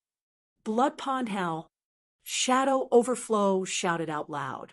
In that moment, the surroundings for 1,000 feet all around turned into a suffocating hell, filled with a thick chill. He took out a ghost banner from his inner world. This ghost banner had many demon souls sealed within. Then, all of these demon souls came rushing out, filling the world with the howls of ghosts and the cries of gods. These demon souls had already substantialized into reality. This was the manifestation of an extremely potent soul force. The demon souls plunged towards Lin Ming, their claws stretched out as a massive space storm followed them. As these ghosts rushed towards Lin Ming's from all direction, they emitted sad and pained cries. The sound waves crashed against the mind, making one feel intense fear. Divine soul attack. Lin Ming's eyebrows shot up as a dark divine runic master, and also as Spiritas, Shadow Overflow possessed a number of soul attacks, all of them the kind that the Spiritas were skilled in. But to Lin Ming, this attack wasn't anything at all. Woo, woo, woo. As the fierce ghosts cried out, Lin Ming's spear light was swallowed up by them. Then they all continued rushing towards Lin Ming. Even within the grand mist space, Lin Ming could still feel a soul force wanting to sink into his body, making him turn cold. These ghosts aren't bad. Spirita's martial artists excelled in raising fierce ghosts to swallow the souls of enemies. To many martial artists, dealing with these malicious spirits was the same as living a nightmare. But to Lin Ming, they were actually a tonic. Lin Ming stretched out his hands. On his fingertips, faint traces of a strong aura of dead soul began to percolate. Black sparks appeared in his hand, slowly forming an ink-black wheel that spun around. Lin Ming cast out seal after seal, all of them impossibly complex. Then, behind him, the faint figure of an Asura appeared. As this Asura martial god appeared, the wheel began to spin even faster. The entire black wheel suddenly rose up, blocking out the skies. Dark, purple heavenly Tao runes began to spin along, like planets circling a star. Myriad demon karmic wheel. Then, before any of the strong demon souls that leapt towards Lin Ming were able to reach him, all of them were pulled up and sucked into the endless vortex created by the myriad demon karmic wheel. Ooh. The ghosts howled in sorrow. One by one they were torn to pieces, turning into pure soul energy that was absorbed by Lin Ming. Shadow Overflow's eyes were blood red. Watching those demon souls blow up one at a time, he felt his heart drip blood. Those demon souls had been raised over tens of thousands of years and were fed countless lives to be produced. He had even fused a part of his own life spirit into them to refine them. Now they were being twisted into pieces and absorbed by Lin Ming. How could he not be angry? He hurriedly wanted to take back those ghosts, but he discovered that the black will Lin Ming summoned was like an all-consuming black hole. Once a ghost fell into the traction range of that black hole, it couldn't escape. Even Shadow Overflow's life spirit was swallowed up. Ah! Shadow Overflow cried out miserably. He felt a severe pain in his spiritual sea. Blood leaked out of his nose and mouth. His life spirit being swallowed caused tremendous damage to him. With a loud cracking sound, the ghost streamer he held was also twisted and broken by that endless black soul storm. What sort of cultivation method is that? Shadow Overflow was panic-stricken. He was heavily bleeding from all orifices on his head. His body swayed, and his face was as pale as funeral paper. Lin Ming couldn't be bothered with speaking to Shadow Overflow. He turned his hand, and the myriad demon karmic wheel was received back into his body. These souls that Shadow Overflow raised were a considerably nourishing tonic to Lin Ming. At this time, Lin Ming calmly stretched out his right hand. Motes of dark light condensed in his palm, shining with a mystic strength. After several breaths of time, a dark gray cube appeared in his palm, brimming with an ancient and powerful aura. Seeing this object appear, the already bleeding Shadow Overflow's entire body turned cold. His body shivered, as if he had seen the most terrifying demon to ever exist. What is that? Shadow Overflow cried out in horror. As a Spiritus powerhouse, he had an instinctual fear towards the magic cube. This was a suppression that came from the deepest depths of his soul. Lin Ming didn't wait for Shadow Overflow to respond. He flicked his fingers, and the gray magic cube turned into a beam of light that shot into the space between Shadow Overflow's eyebrows. In that moment, Shadow Overflow felt his body shake. He trembled, clawing at his head, his old face crazily distorting. What did you put in my spiritual sea? As Shadow Overflow spoke, he felt a terrifying pain spread through him in agonizing waves, as if he would be torn apart at any moment. Lin Ming's expression was indifferent. He faced Shadow Overflow and reached out his hand. Shadow Overflow felt a giant invisible hand catch him and bring him floating up into the air. His expression was that of absolute pain, and his withered face was twisted into an unrecognizable mess. He pulled at his hair like he wanted to tear open his head. At this time, Lin Ming's thoughts stirred. He turned his head and saw 5 black-robed men rushing towards his location in a panic. "What's going on? Who are you?" These 5 black-robed men were the dark divine runic masters that had been at Shadow Overflow's banquet feast. They had originally been in their own rooms, ravishing the maids they had chosen. But when they felt horrifying energy fluctuations spread out, they all quickly put on their clothes and rushed over to see the scene of Shadow Overflow being grasped in the air by Lin Ming. You are Lin Ming?" Some of these dark divine runic masters had gone to the divine Rune City auction.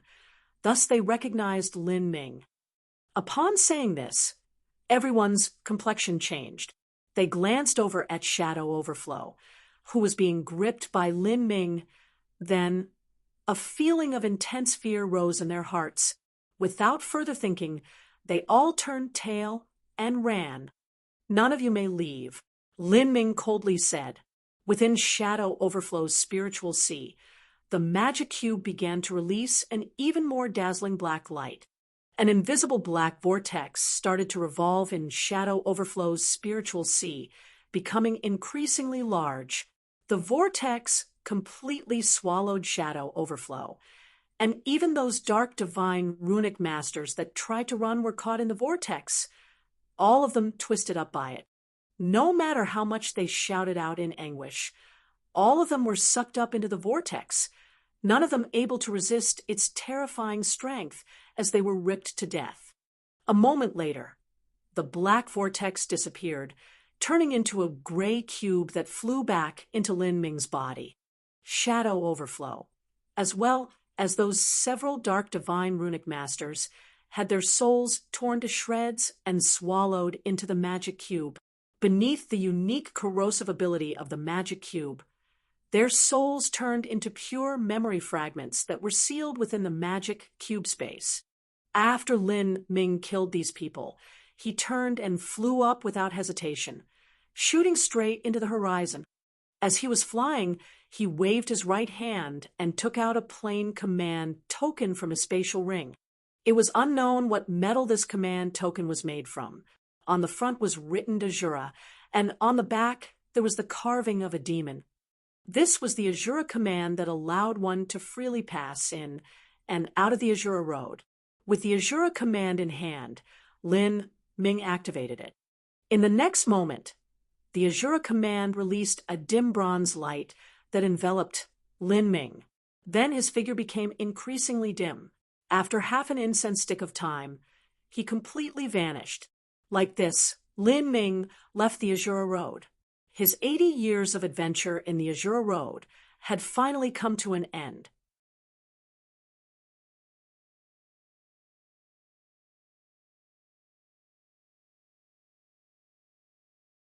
Chapter 1745, Return to the Divine Realm. Chapter 1745, Return to the Divine Realm. A boundless starry sky, limitless without end. Somewhere in this vast space at this moment, a giant space distortion appeared. Space split open and a space storm rushed out from the crack, followed by 2 women and 1 man. These 3 people were Lin Ming, Xiao Maxian, and Mo Brightmoon. After all these years, Lin Ming had finally returned to the divine realm. This was the homeland of humanity. Feeling the extremely familiar world laws around him, Lin Ming took a deep breath, filled with emotion. It felt as if everything he had known was a lifetime ago. But compared to Lin Ming, Xiao Maxian was actually ecstatic. Facing the endless void, her childlike playfulness came back in full force. She placed her hands near her mouth and shouted out as loud as she could in the void, "I've returned! Ji Siener, have finally returned." Empty space originally had no medium to carry sound waves, but Xiao Maxian was able to use the power of space laws and move space, using space fluctuations as the medium for communication, and allowing her voice to travel out for thousands and thousands of miles. Lin Ming and Xiao Maxian had been away from the divine realm for around 80 years. During this time, around 20 years was spent in tragic Death Valley. Thus, in the divine realm, The truth was that around 60 years had passed. In one parting, so many years had passed. The time that Lin Ming and Xiao Moxian spent in the Azure Road was twice the time they had spent in the divine realm. It was no surprise that their reflection upon returning was so intense. However, compared to Xiao Moxian and Lin Ming, there was someone who had an even more intense reaction. That was Mo Bright Moon. She stood in the void of the divine realm, familiar with the aura of laws from her homeland. Without sensing it, hot tears filled her eyes. How many years had it been? Even she couldn't remember. But today, she had finally returned to the divine realm. She recalled when she had been hunted down by Tian Mingzi. She remembered the scene of when her older sister had sacrificed herself to activate the magic cube. In that moment, her heart ached. In these years, although Mo Bright Moon had searched for her big sister, she never dared to imagine there would come a day when they could meet again. Lin Ming, you said that my big sister is in Divine Dream Heavenly Palace. Empyrean Divine Dream had been famous for a long time, and Mo Bright Moon naturally knew her great name. Mentioning such a place, Mo Bright Moon was awed. Yes, we should go to a nearby planet to purchase a star chart with Primordius Heavenly Palace's speed. It shouldn't take over a month to reach Divine Dream Heavenly Palace. Hearing Lin Ming speak about returning to Divine Dream Heavenly Palace, Xiao Moxian seemed to remember something, and she felt as if she lost something important in her heart. Her joy upon returning to the divine realm rapidly faded away, leaving her sad and upset, facing the endless starry skies. Xiao Moxian's eyes blurred as she lost herself in her thoughts. Miss Siener, are you okay? Mo Bright Moon asked with concern, noticing the change in Xiao Moxian. I'm fine, Xiao Moxian casually responded, unable to summon any energy. Looking at Xiao Moxian's despondent appearance, Lin Ming fell silent, not saying a single word. He naturally knew what Xiao Moxian was thinking. In the past, he and Xiao Moxian were in Bai Qi's grave, where they were forced into a dead end by Tian Mingzi. Lin Ming exhausted every method he had, and finally won the chance to catch his breath, momentarily escaping into Primordius Heavenly Palace. There, within Primordius Heavenly Palace, he had bet everything on a single throw of the dice and attempted to break into the 9 stars of the Dao Palace. But in the critical moment, he had been foiled by Tian Mingzi and nearly failed.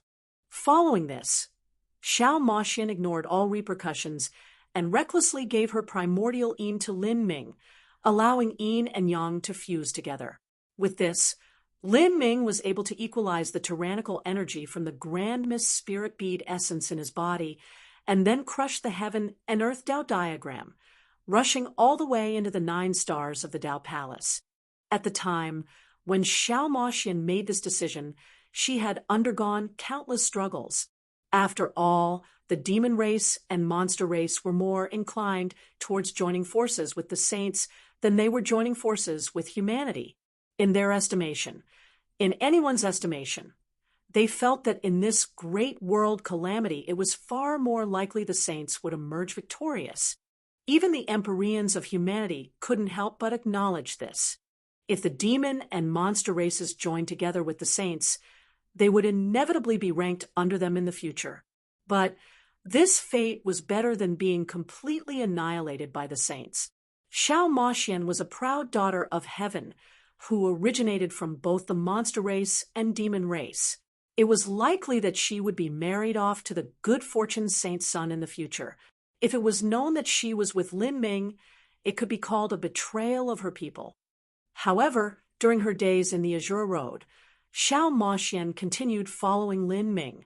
As if she were living a wonderful dream, she didn't allow any of those troublesome matters to cloud her mind. Or perhaps it had been a way for her to escape the chains of her fate. But now she had awakened from her dream and had no choice but to face the brutal reality laid out before her. Lin Ming had to return to Divine Dream Heavenly Palace. As for Xiao Moxian, she had to return to Demon Dawn Heavenly Palace. From this place, they would separate. As for what would happen in the future, Xiao Moxian couldn't imagine it. For a time, Lin Ming and Xiao Moxian were both silent. Lin Ming looked at Xiao Moxian, his eyes recording every curve of her beautiful face. Time seemed to blur as his thoughts returned to Bai Qi's tomb. Those words that Xiao Moxian said to him reverberated in his ears. If you were to die with me here, would you regret it? Oh, but Lin Ming, I don't want you to die. I will give you my everything. And when you break through the 9 stars of the Dao Palace and escape from here, you will live on for 1,000,000,000 years, 1,000,000,000,000 years, and my blood will always follow you. Remembering all of this, Lin Ming was filled with emotions. He hesitated for a moment, and then opened his mouth to ask, must you go back? If Xiao Moxian were to return, then Lin Ming could imagine that she wouldn't be able to hide what happened between him and her from the demon race and monster race. This was because Xiao Moxian's bloodline was special. She had given her primordial Yin to him, and anyone that was specifically probing for this could find out the truth. The atmosphere of the divine realm was originally biased towards being conservative. In the divine realm, there was a high importance placed on the chastity of a woman. In addition to the marriage union with the saints, if all of this were to be discovered, then she would find it difficult to gain a foothold in the monster race or demon race. She would inevitably face tremendous pressure. Lin Ming didn't want to see this occur. Thus he asked this question. If Xiao Moxian hid herself in the magic cube space, then no matter how heaven-defying Empyrean Demon Dawn's methods were, he would never be able to find her. But doing so was the same as Xiao Moxian abandoning her people. With her personality, she would never agree to such a thing. And indeed, Xiao Moxian shook her head. Big Brother Lin, we must part here. If possible, I will try to change my grandfather's mind. As Xiao Moxian spoke to hear, her complexion paled. In truth, saying she would try to change her grandfather's mind was just random words. How could someone like Xiao Moxian change such an important decision of the demon race and monster race? This was a decision that concerned the survival of their 2 races. Lin Ming silently nodded, not speaking. Big Brother Lin, if destiny wills it, our paths will cross again. As Xiao Moxian spoke, she threw herself into Lin Ming's chest and deeply kissed him. Then, without pause, her figure flickered and she disappeared from Lin Ming's chest like a dark fairy. She turned into a black beam of light and submerged into the endless darkness. Her slender figure disappeared into the vast, starry skies.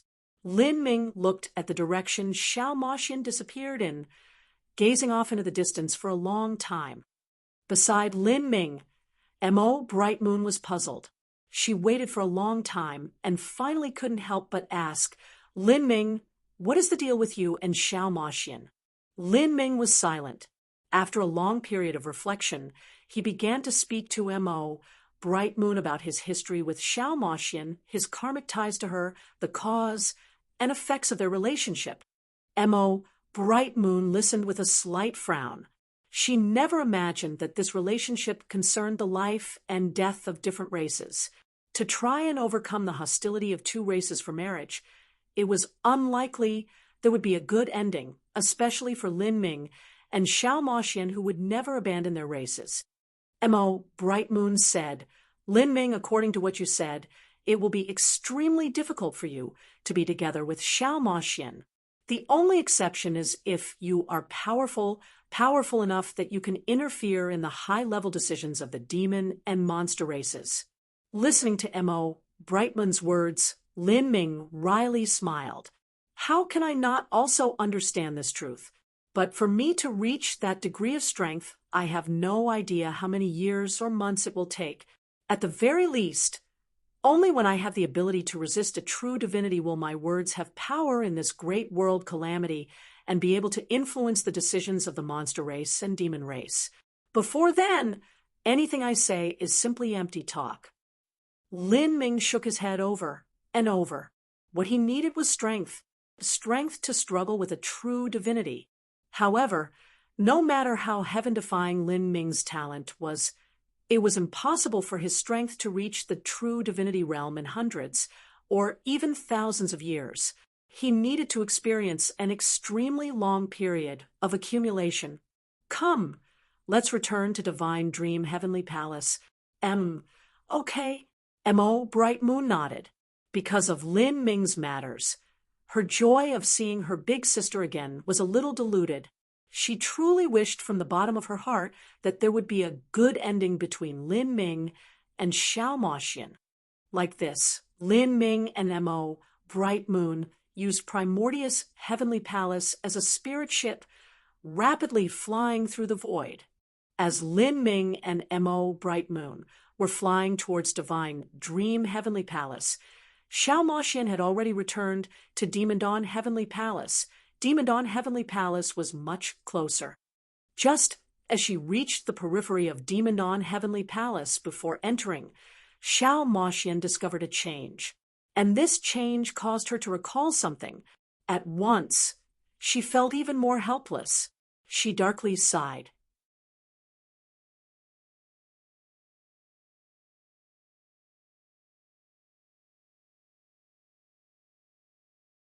Chapter 1746, Monster Emperor's Grand Longevity Feast. Chapter 1746, Monster Emperor's Grand Longevity Feast. At this time, in front of Xiao Moxian, the entirety of Demon Dawn Heavenly Palace was concealed in a sea of fog. Arranged around the Heavenly Palace were all sorts of great arrays.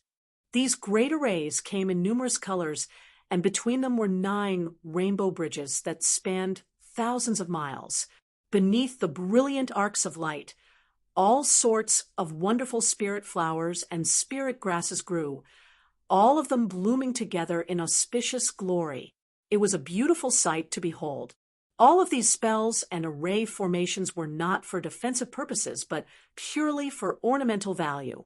In Demon Dawn Heavenly Palace, a place that was usually shrouded in solemn dignity, they normally wouldn't decorate the area with these types of array formations. If these types of array formations were to appear in Demon Dawn Heavenly Palace, there could only be a single possibility, and it was that there was some grand celebration occurring. As Xiao Moxian considered the time, she suddenly realized that this year was likely the Monster Emperor's longevity feast. In the divine realm, the various rulers of influences would hold grand birthday feasts, and these events only occurred once every 10,000 years.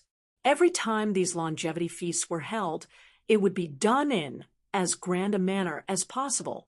These celebrations were not just a symbol of an individual's status, but a manifestation of their respective influences' strength. Xiao Moxian calculated the time. After being in the Azura Road for so long, nearly 60 years had passed in the divine realm. It was indeed about time for the Monster Emperor's longevity feast to occur. And in these years, because the great calamity was beginning, the divine realm was in a perilous state. Demon Dawn Heavenly Palace and the monster race were originally close to begin with, but now they had become even closer. The two influences could be said to have drawn back together in order to protect themselves in these tumultuous times. In this sort of situation, if the Monster Emperor were to hold his longevity feast, Demon Dawn Heavenly Palace would also open array formations, decorating the entire land in festive delights to congratulate the monster race. And during the Monster Emperor's longevity feast, Empyrean Demon Dawn was sure to personally attend.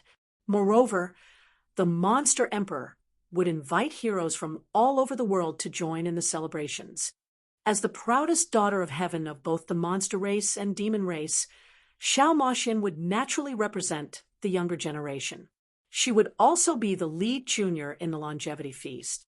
In this situation, it could be imagined just how much attention Xiao Moxian would receive. Whether it was other influences, Demon Dawn Heavenly Palace, or the monster race, all sorts of high-level figures would be looking at her. At that time, it would be even more difficult to conceal what had happened between her and Lin Ming.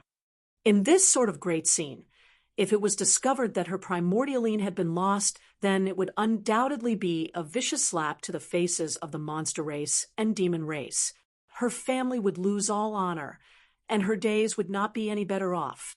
After Xiao Moxian saw the changes around Demon Dawn Heavenly Palace, these were all things that she deduced could happen. Xiao Moxian was even thinking of quietly hiding away to avoid the limelight, and then return to Demon Dawn Heavenly Palace later. But at this time, her entire body shook. A deep and bass voice sounded out in her ears. "Sienna, you've finally returned. I was very worried about you. It's good that you've returned to us. I have already sent a sound transmission to Imperial Concubine Scarlet to arrange a welcoming reception for you. Return to the palace and rest. 3 days from now I will leave seclusion, and you and I will both go to the monster race to congratulate the Monster Emperor at this longevity feast." This dignified voice was filled with a nearly imperceptible gentleness and concern. This was undoubtedly the voice of Empyrean Demon Dawn. As soon as Xiao Moxian appeared at the Demon Dawn Great World, Empyrean Demon Dawn had immediately sensed it.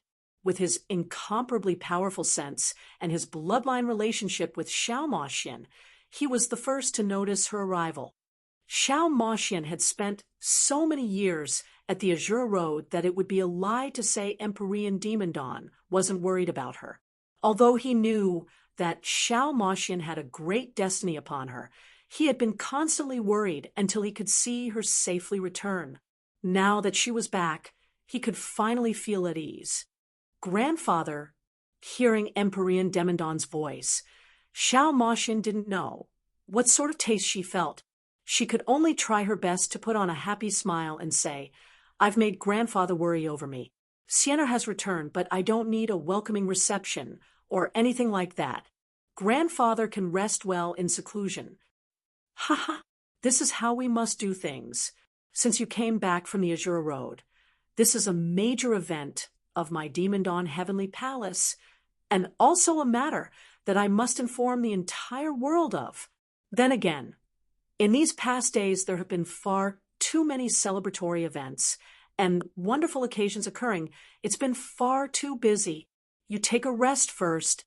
3 days from now I will leave seclusion, and you can help me arrange matters about the longevity feast. Later we will go to the monster race, and Monster Concubine Arquess will greet us. We'll also hold your welcome celebration then. Ha! Empyrean Demon Dawn happily laughed, but as Xiao Moxian heard this, she felt bitterness swell up in her heart. To her, all of these celebrations were nothing but trouble. If she didn't handle things perfectly, then these celebrations might become a tragedy instead. As for informing the entire world, or something like that, this left Xiao Moxian utterly speechless. However, Xiao Moxian was already the preordained future palace master of Demon Dawn Heavenly Palace, since she returned safely from the Azure Road. This was naturally something that had to be announced to the world, so that she could also show off her glory. But to all of this, Xiao Moxian wasn't too worried. What she worried about was that monster concubine Arquess. Concubine Arquess was not the average person. Arquess meant that she was the head of all the imperial concubines. Her status was only inferior to that of the monster empress. Moreover, Xiao Moxian had heard that this concubine Arquess possessed a profound cultivation, and her plans were deep and intricate. This was how she managed to earn the trust and favor of the monster emperor. This concubine Arquess had been specially chosen to manage the gates of the monster race and welcome Empyrean Demon Dawn.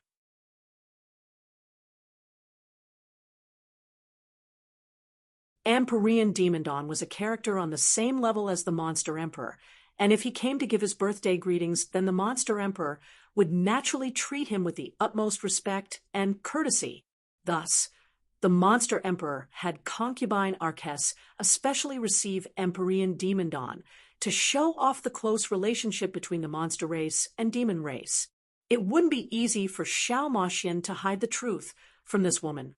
Moreover, in the future, as more and more grand figures arrived, wanting to hide the truth from all of these people would be increasingly difficult if she was discovered, especially in front of the monster race.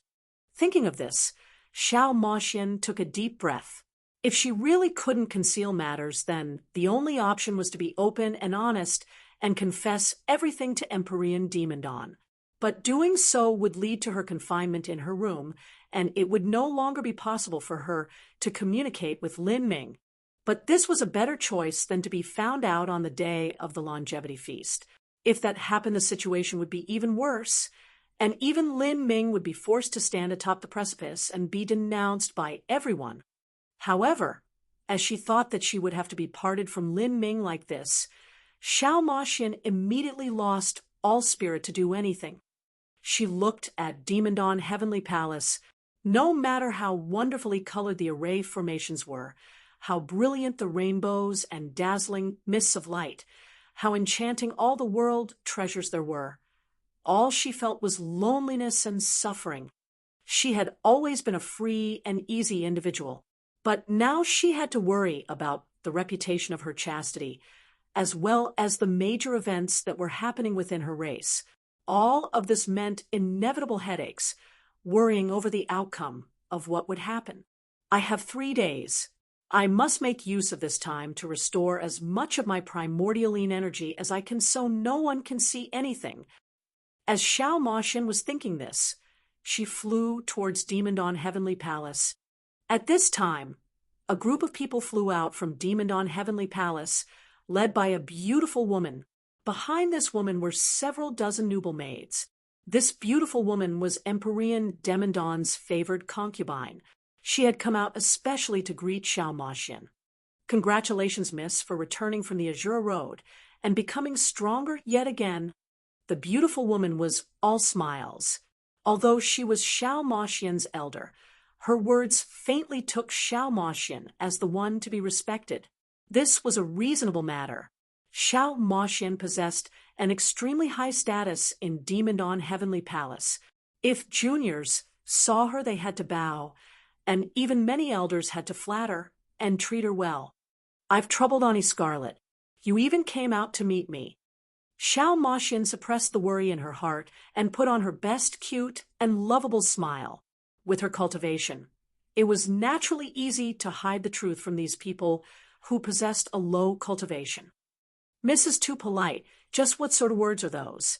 By all reasoning, we should have sent a team of people to greet you as soon as you returned to the divine realm. However, you were also a bit hasty. How could you return to the divine realm so quickly and not inform us beforehand? I would have been able to prepare a lavish feast for your arrival. Unfortunately, the entire Heavenly Palace is preparing for the Monster Emperor's longevity feast right now, so there isn't enough manpower to prepare your welcome reception. The beautiful maid smiled as she spoke. As for the maids beside her, they helped drape a phoenix cloak around Xiao Moxian and led her into a jade bird carriage where they slowly flew back to Demon Dawn Heavenly Palace. As they flew back, the jade bird carriage was buffeted by strong astral winds. For some reason, Xiao Moxian felt a bit dizzy. She held onto her forehead, feeling a little hot. Miss, are you all right? The beautiful woman discovered that Xiao Moxian was acting a bit strangely. Thus, she asked a question in worry. It looked as if Xiao Moxian was feeling uncomfortable. I'm fine. Xiao Moxian gently smiled, also a bit puzzled herself. This sort of feeling was like a mortal having a cold. Of course, to such a strong martial artist like Xiao Moxian, suffering from something like a common cold was nothing more than a joke. The pressure must be too great. Xiao Moxian took a deep breath. There was indeed a tremendous deal of pressure on her mind. Could this be causing the true essence in her inner world to flow turbulently? Xiao Moxian explained the situation to herself like this, and then forgot about it. This is probably because Miss has been tired out from adventuring through the Azure Road. With so many battles, you surely must have consumed too much energy. Now that you've returned to the divine realm and are able to relax, it's inevitable you will feel tired.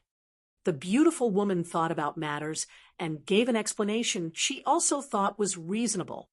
Xiao Moxian only gave a perfunctory smile. Upon returning to Demon Dawn Heavenly Palace, many maids and disciples had already received the news of Xiao Moxian's return and were preparing to welcome her. They spread petals on the floor and sprinkled purifying water along her path. Under the accompaniment of over 10 palace maids, Xiao Moxian arrived at 9 Phoenix Pond to bathe and change her clothes. Afterwards, with Xiao Moxian refusing everything, she pushed back all plans for an evening dinner. She used the excuse that she was tired and retired to her room. The comfortable silk sheets and large bed didn't arouse Xiao Moxian's drowsiness. She immediately sat down in meditation and began to revolve the heaven and earth origin energy within herself. She had to gather as much primordial Yin energy as she could in these 3 days so that Empyrean Demon Dawn, the monster race, and the other powerhouses wouldn't be able to discover anything. After 2 nirvanas, Xiao Moxian's primordial Yin energy had restored a little, but because she then dual cultivated with Lin Ming, it was inevitable that it would be affected once again. Of course, while passing her primordial Yin to Lin Ming, she had also obtained an extremely powerful pure yang energy from him. This pure yang energy originally allowed Xiao Moxian to reach yin-yang harmony. To her, it was extremely beneficial. This was the significance behind dual cultivation. But now Xiao Moxian had to suppress this pure yang energy, sealing it in the depths of her inner world. Otherwise, it would expose her secret. Slowly, her primordial Yin energy began to grow. As for the pure yang energy, it was gradually sealed up. But for some unknown reason, Xiao Moxian felt as if she was easily tired. Just relaxing a little, she felt her strength constantly passing away from her.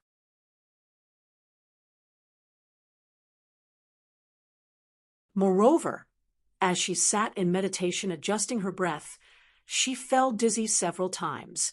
This caused her to feel that there was something strange occurring within her.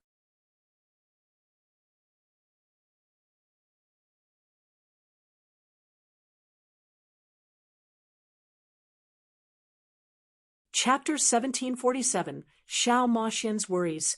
Chapter 1747, Xiao Moxian's Worries. What is wrong with me? Sitting in meditation, Xiao Moxian opened her eyes. She found that she was wet with sweat, and even her forehead was covered with beads of sweat. This was not due to tiredness from meditation, but because of weakness. Her body was weakening, causing her to sweat. What is happening? Xiao Moxian's eyebrows pressed together. At such a critical moment, how could she encounter such a strange occurrence? With Xiao Moxian's cultivation and strength, although she couldn't fight Lin Ming in a head-on battle, that was only compared to him. Amongst others of her generation, Xiao Moxian was a crane amongst chickens. No one could hope to be her opponent. Along with the pure yang energy she had absorbed from Lin Ming and her heaven-defying half-phoenix body, her blood vitality was extremely powerful. Let alone sitting in meditation for an entire day, she could easily handle fighting all day and all night. But now, the more she sat in meditation, the more tired she became. All of the strength she gathered was slowly weakened.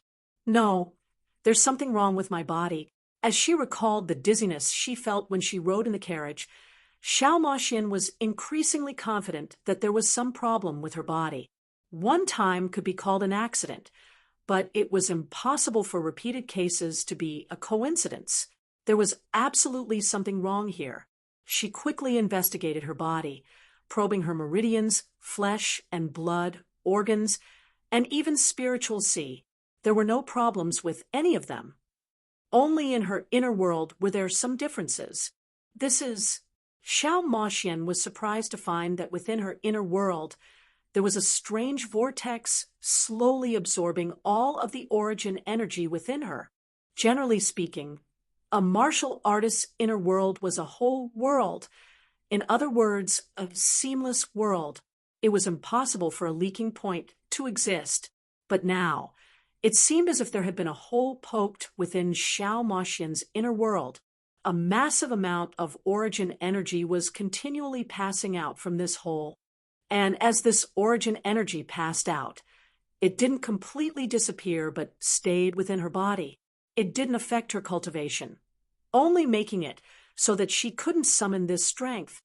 How could this be? Xiao Moxian panicked a little. She was not in the mood for such a joke to be played on her right now.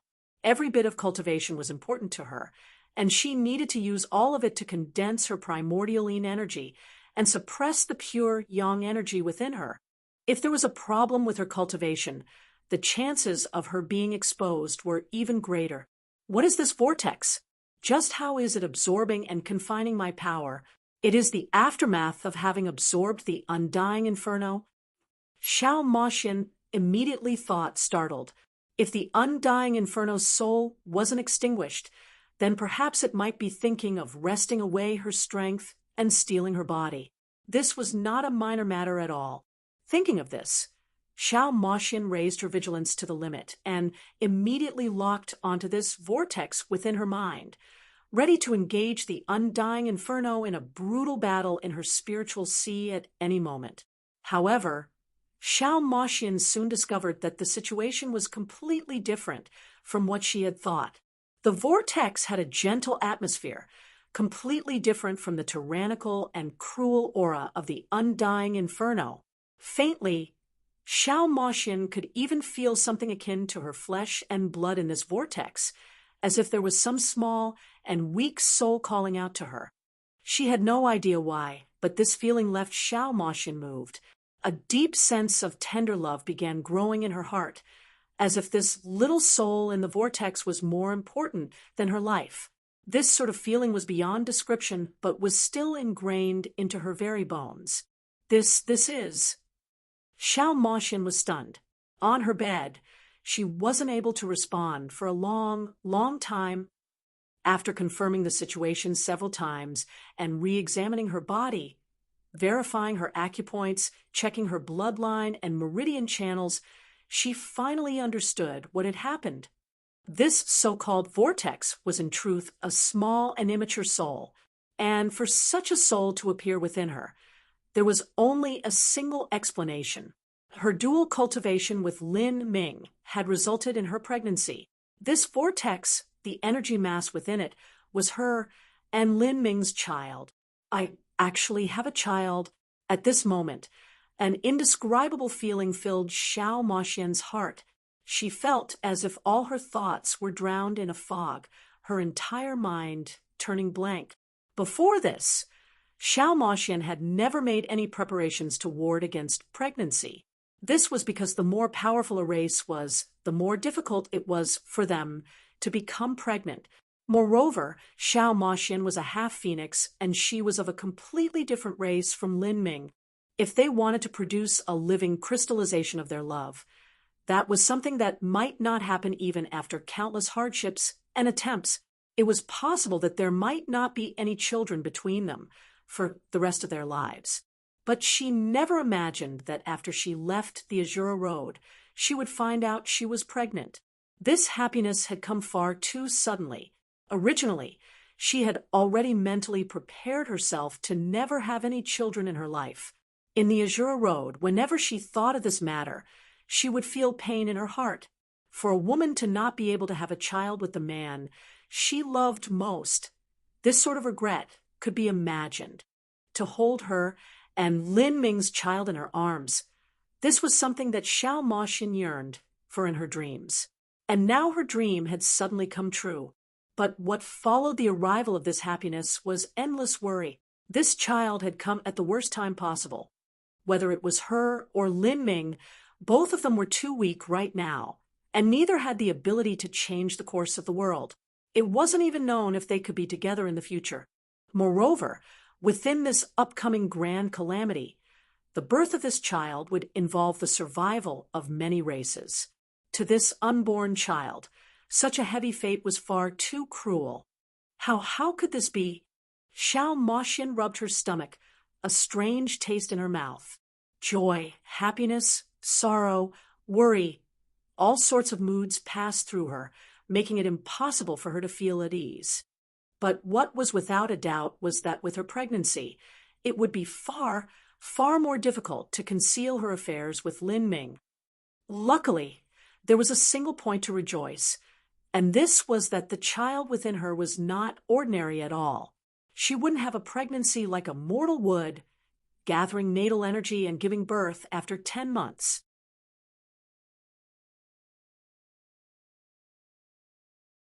If that happened, then she really would be seen through. Xiao Maxian had a special physique, and Lin Ming also had all sorts of strange bloodlines in his body. Not only did he have the blood of a phoenix and dragon within him, but he also possessed a drop of Azura blood. Compared to the bloodlines of a dragon or phoenix, this sort of bloodline was incomparably more precious. Whether it was Xiao Maxian or Lin Ming, they both possessed a heaven-defying talent and divine body. Currently, the child formed between them was only the purest group of blood essence. Its growth would be an extremely slow process that would continue for dozens of years.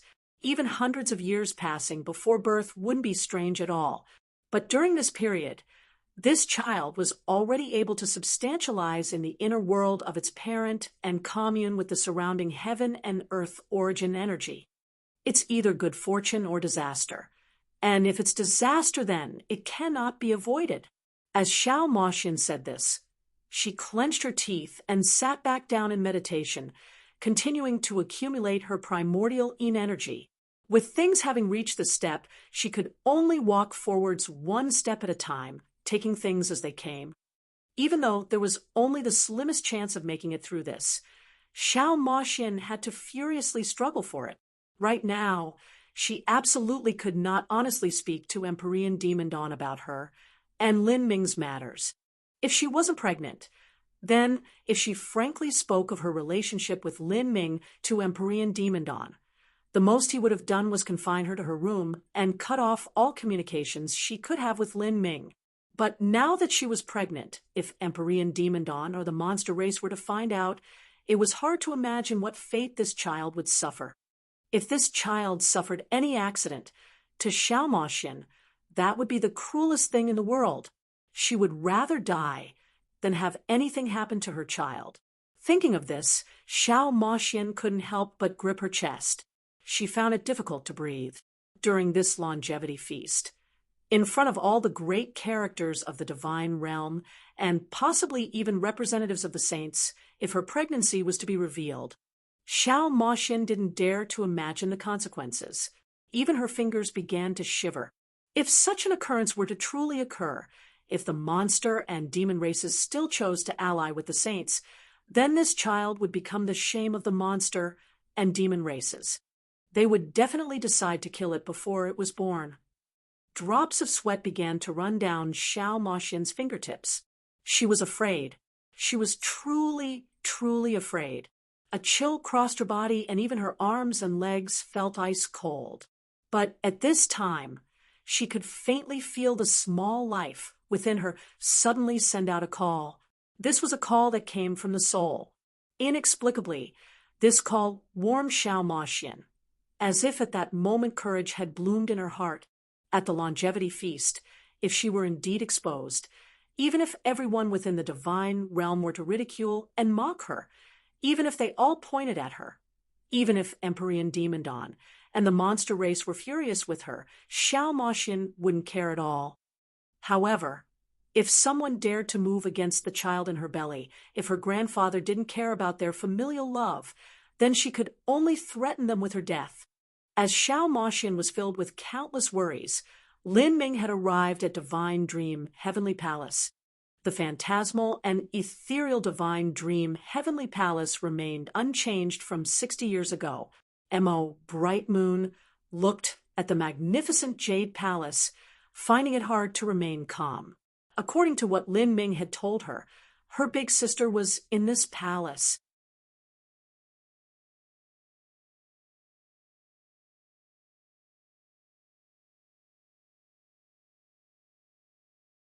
Chapter 1748, Greeting Divine Dream. Chapter 1748, greeting divine dream. For 50,000 years, Mo, Bright Moon, had been constantly worried over her big sister. She used all sorts of ways and means to find her. But just how vast was the divine realm and the 3,000 boundless worlds of the lower realms? To look for a single person that couldn't even be called something as simple as finding a needle in a haystack. In addition, there was also Tianmingzi. His existence forced Mo, Bright Moon, to hide her status, making her search even more fruitless. Big Sister is actually cultivating at Divine Dream Heavenly Palace. I wonder just what realm her strength has reached. Mo, Bright Moon, was happy for her big sister from the depths of her heart. She also took joy in the fact that her big sister had met Lin Ming. And at this time, several white-clothed women flew out from Divine Dream Heavenly Palace, welcoming Lin Ming and Mo, Bright Moon. Sir Lin, Honorable Master invites your presence. The white-clothed woman in the lead had a world king cultivation.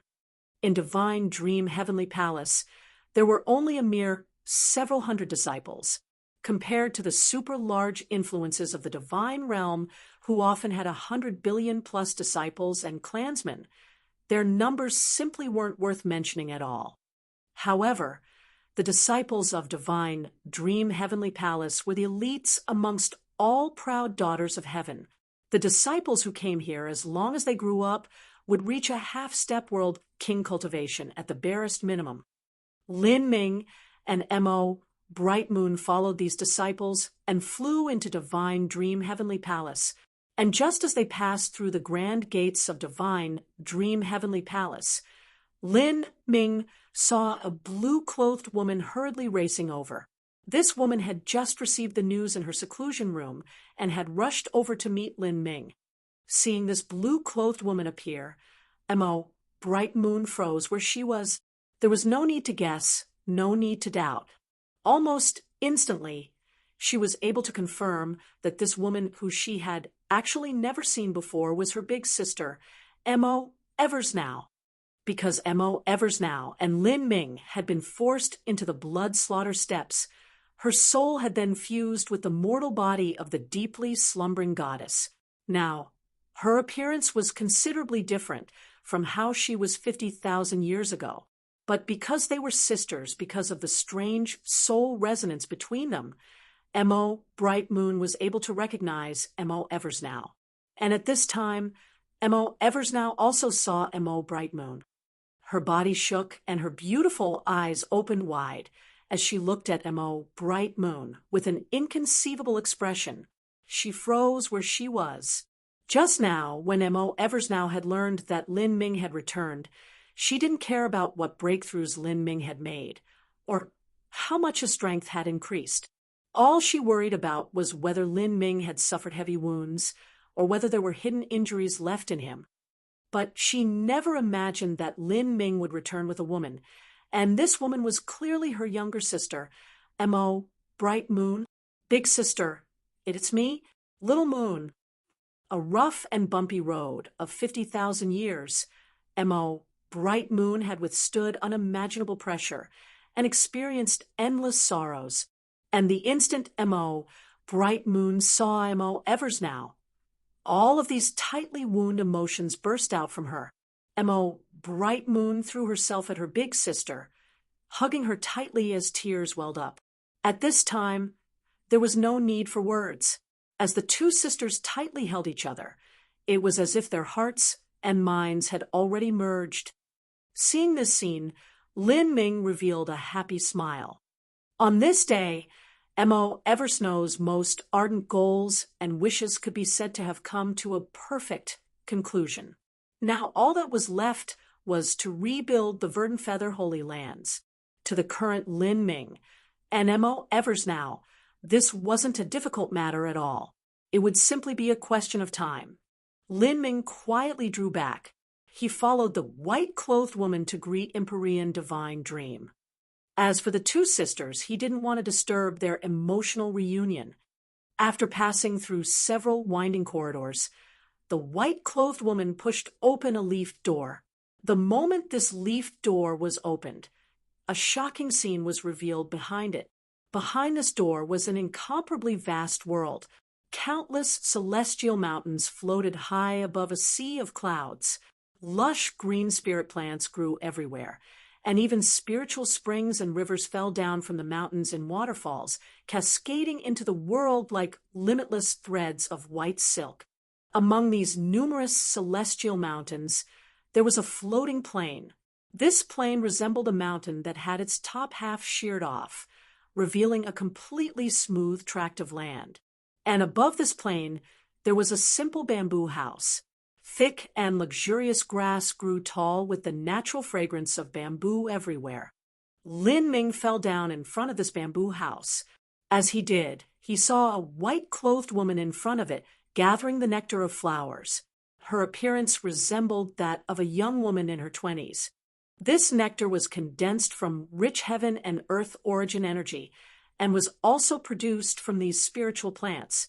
To a martial artist, it was similar to milk from 10,000-year stalactites. This was Immortal Spring's divine water, and whether it was for refining pills or drinking, it was extremely beneficial. Junior Lin Ming pays his respects to Senior Divine Dream. Lin Ming respectfully bowed towards this leader of humanity in his eyes.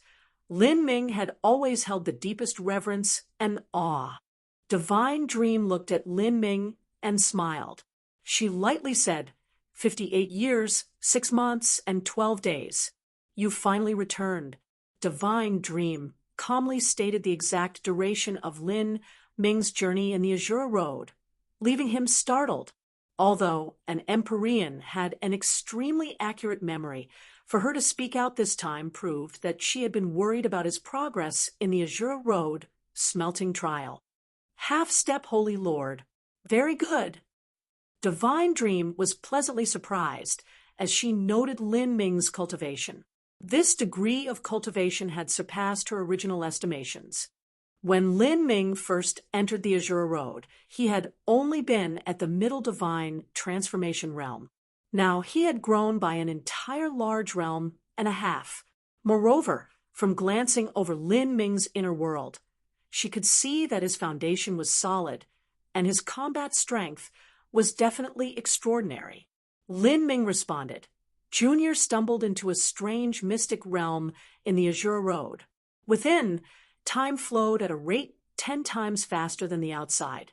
However, what was most mysterious was that although the flow of time was changed, the world laws remained unaltered, so that one could cultivate normally within. Junior stayed inside for 20 years, so in truth I have cultivated for 80 years.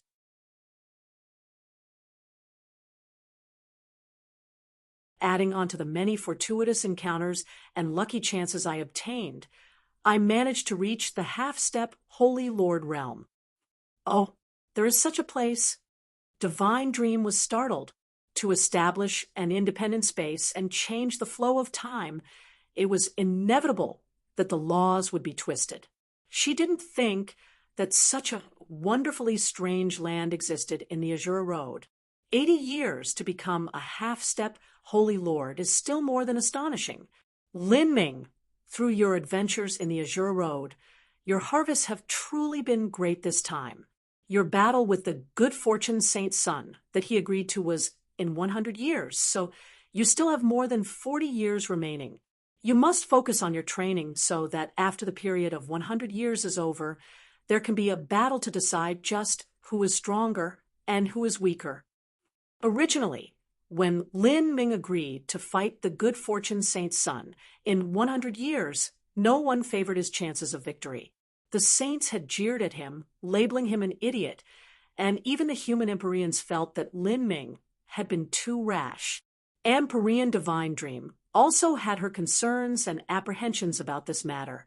At that time, Lin Ming had only been at the divine transformation realm, whereas the good fortune Saint Sun was about to break into the Saint Lord realm. The disparity could be imagined. And now, Lin Ming had finally caught up to the good fortune Saint Sun's boundary from 60 years ago. However, during these 60 years, the good fortune Saint Sun had also made considerable progress. This was the reason why Empyrean Divine Dream had said these words, so that Lin Ming would take advantage of the 40 years he had remaining and practice wholeheartedly.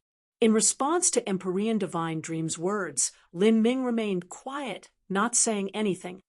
Empyrean Divine Dream continued, Lin Ming, according to what I know, the good fortune Saint Sun has also made great strides in his cultivation these past years.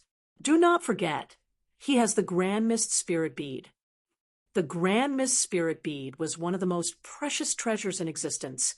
It was unimaginably beneficial to a body transformation martial artist.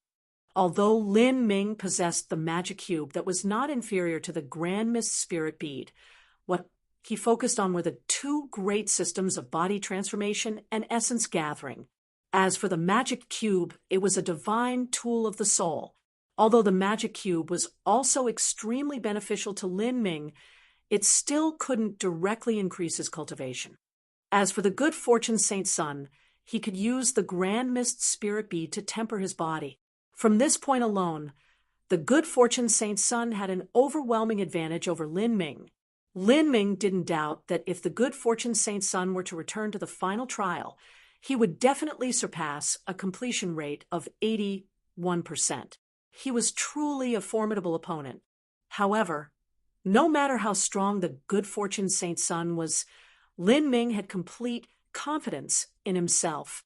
This was because as his strength rose in the Azure Road, his cultivation was only responsible for a tiny part of it. No one was able to look at him and discern the increase in his hidden strength, not to mention the two heaven-defying lucky chances of the Azure Blood and the Azure Heavenly Tao. Just opening 2 of the Tao Palaces from the 9 stars of the Tao Palace had increased Lin Ming's true cultivation far past that of a half-step Holy Lord. And concerning the 9 stars of the Tao Palace that had nearly completely vanished from the 33 heavenly Taos, besides Empyrean Primordius, there was no one that could recognize it. That's right, after several months, it will be time for the Monster Emperor's Grand Longevity Feast. The monster race has publicized this longevity feast throughout the world, and I have also received a letter of invitation. If you do not have any other matters to attend to, then go together with me. This time, the ones that the monster race has invited are not just the demon race and human race. Divine Dream's voice was light and casual, as if she were speaking about some minor matter. But Lin Ming could hear the meaning behind her words. Not only had the monster race invited the demons and humans, but they undoubtedly also invited a third race, the saints. For the Monster Emperor's Grand Longevity Feast, even the saints were invited. The implicit meaning of such an action was obvious. The monster race had invited Empyrean Divine Dream and the great figures of humanity as a courtesy and part of proper etiquette. It was impossible not to invite them. But inviting the saints was irrelevant to any sense of courtesy. After all, the saints were invaders to this world, and not inviting them was normal. But the monster race had purposefully invited these invaders. This meant that with the monsters and saints, even if they hadn't formed an alliance, their relationship wasn't bad. If there wasn't an accident, then the Monster Emperor's Grand Longevity Feast would be a time for the saints to demonstrate their might. The saints would take this opportunity to show off their strength and possibly even reveal their alliance with the demon and monster races, dealing humanity a giant psychological blow. The saints were originally far stronger than the human race. If the demon and monster races were to defect to the saints, then, before the great calamity fully arrived, all the human martial artists might have lost what little confidence they had. But even in this situation, where she clearly knew what would happen at the longevity feast, Empyrean Divine Dream would still go, and she would also bring the strongest lineup with her to contend with the saints and their demonstration of their might. On the surface, Lin Ming was the number 1 young heroic elite of humanity. He would naturally have an indispensable role. Thus, although Empyrean Divine Dream had been seeking Lin Ming's opinion and asking if he wanted to go together, the truth was that Lin Ming knew he couldn't decline. Otherwise, it would weaken humanity's momentum. monster race that is also the homeland of Xiao Moxian's mother. I too want to take a look and see what the monster race is like. Thinking like this, Lin Ming said, Junior has no other matters to attend to. I may accompany Senior Divine Dream to go together. Good. Empyrean Divine Dream nodded in satisfaction. But there is also one more thing I must mention. For the Monster Emperor's grand longevity feast, it is within reason for the good fortune Saint's son to be invited. Without accident, you will meet him there. If he tries to taunt you, you must not fall for his tricks and come into conflict with him. Remember, you still have around 42 years of time to prepare for your fated battle. Do not fall for his provocations.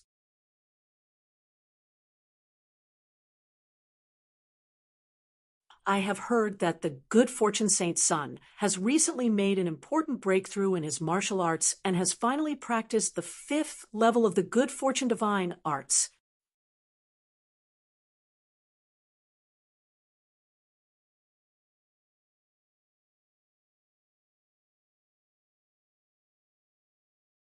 Chapter 1749. Towards the Monster Race. Chapter 1749. Towards the Monster Race. Oh, the 5th level of the good fortune divine art? Lin Ming asked, curious. Although he was confident in facing the good fortune Saint's son, it was always best to have a better understanding of the enemy. Yes, this good fortune divine art is a top cultivation method created by the good fortune Saint Sovereign. Its rank even surpasses that of a transcendent divine might. In other words, it is a true divinity cultivation method. Even my divine dream law is lacking. This cultivation method is incredibly difficult to learn and cultivate.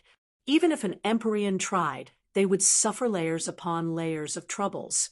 But the good fortune Saint's son was able to cultivate it to the 5th level. My guess is that the Grand Mist Spirit Bead played a considerable role in this. Empyrean Divine Dream said, sighing, with the Grand Mist Spirit Bead in his possession. Whether it was the good fortune Saint's son's cultivation ability or combat prowess, everything would be even more formidable. In addition to his originally heaven-defying talent, it would be far too difficult for a junior of humanity to surpass him. To the geniuses of the human race, this wasn't a fair battle to begin with. Only Lin Ming had a chance of comparing to him. But unfortunately, Lin Ming was just far younger than the good fortune Saint's son was. 40 years from now, the day of your decisive battle with the good fortune Saint's son will arrive. You must be careful. This good fortune divine art can move the power of good fortune itself. Its might is beyond imagination. Empyrean Divine Dream cautioned. Lin Ming nodded. Yes, this junior understands. Time passed.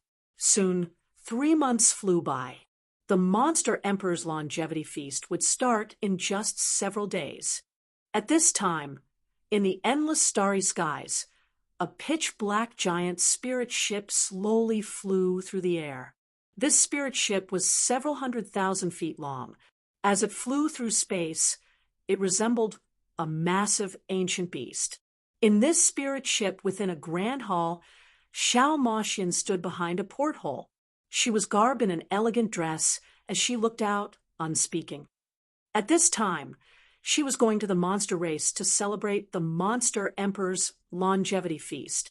Sienna, what are you thinking of? Behind Xiao Moxian, a low and deep voice rang out. And as soon as she heard this voice, Xiao Moxian's thoughts froze and her fingers faintly shivered.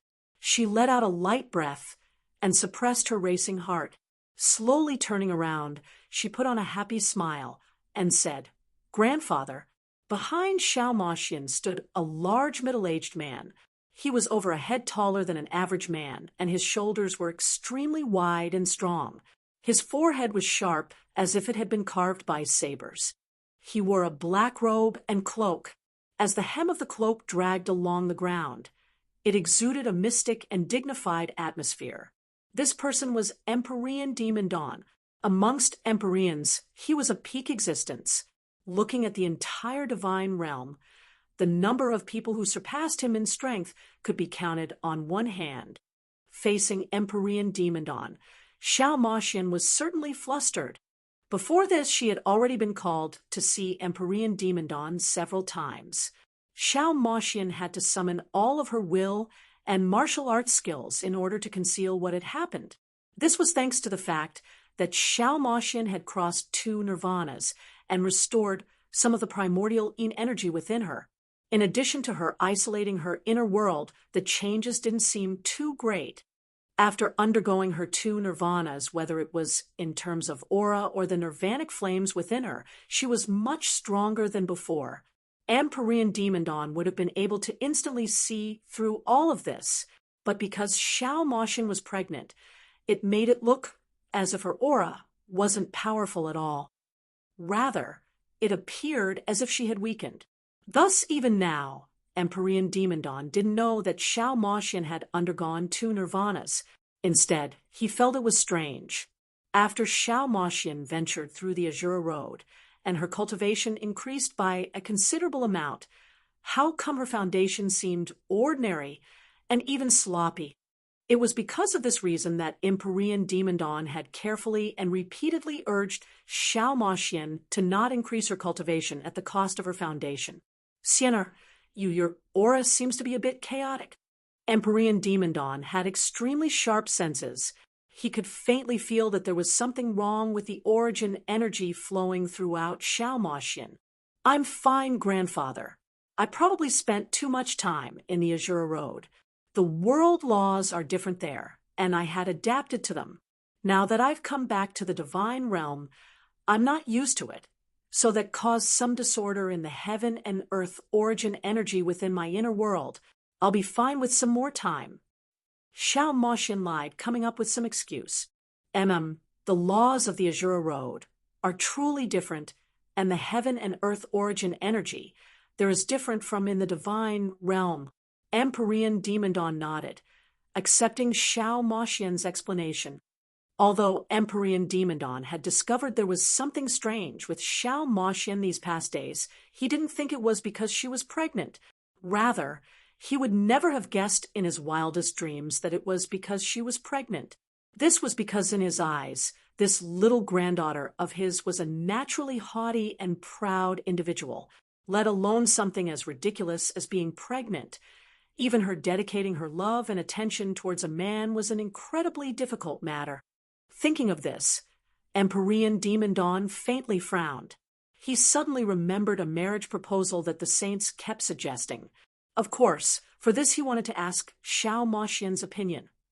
If Xiao Moxian didn't like the good fortune saint's son at all, how could this marriage be carried out? Sienna, I want to ask you about the good fortune saint's son. What do you think of him? As Empyrean Demon asked this question, Xiao Moxian nearly jumped up where she stood. She definitely knew why he had asked this question. She decisively shook her head and said, I don't like him at all. After being directly cut off by Xiao Moxian, Empyrean Demon didn't have the chance to say the good words about the good fortune saint's son he wanted to say afterwards. He helplessly frowned and said, Well, all right, you rest for a while first. After an incense stick of time will arrive at the monster race. This year, the Monster Emperor's Longevity Feast is an extremely important event. If you are still feeling ill, I can help you take a look and see what is afflicting you. Thank you, grandfather, but I'm fine. Xiao Moxian quickly refused. If Empyrean Demon were to probe her inner world, the results could be imagined.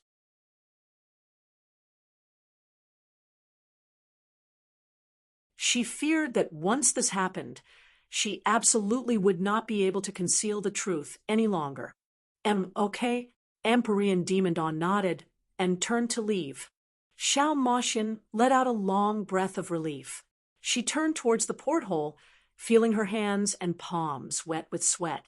And at this time, outside of the porthole, she could see that the spirit ship had already arrived on a mainland. This mainland was covered with vast, verdant forests.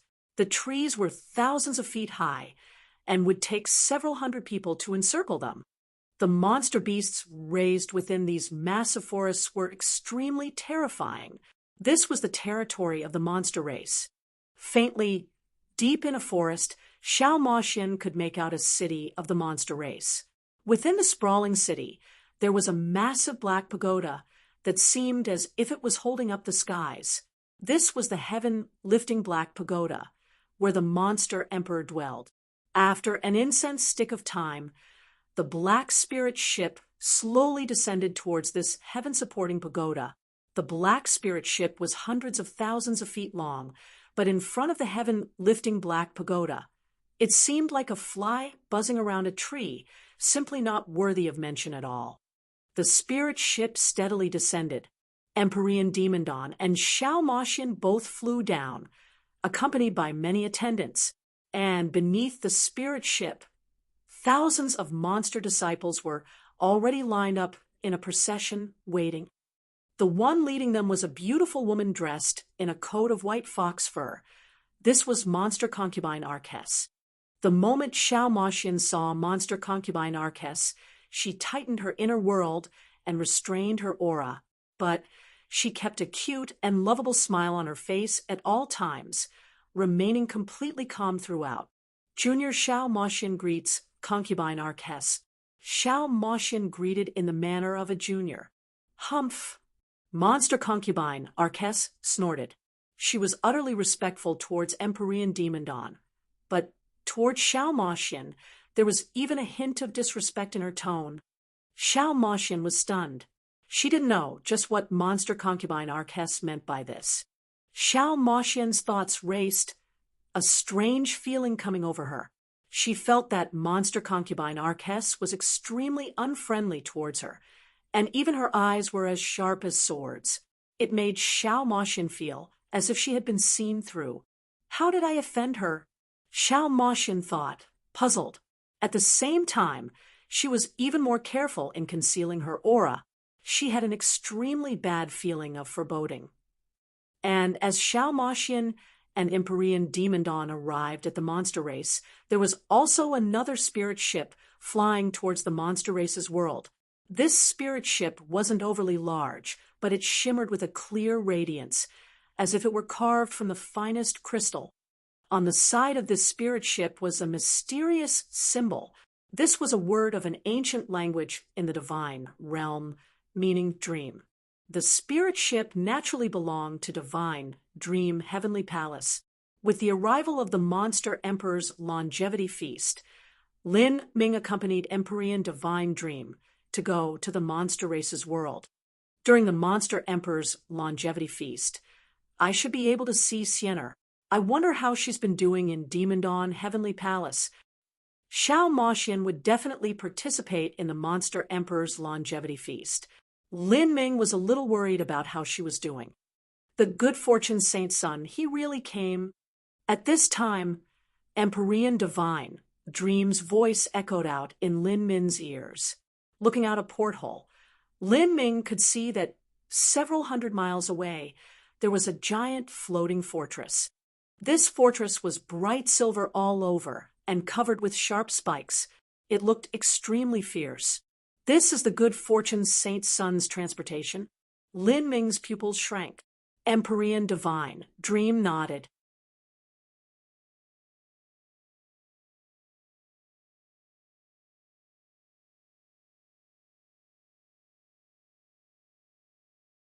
Chapter 1750, Gathering of Greats. Chapter 1750, Gathering of Greats. The ancient monster race had existed since time immemorial.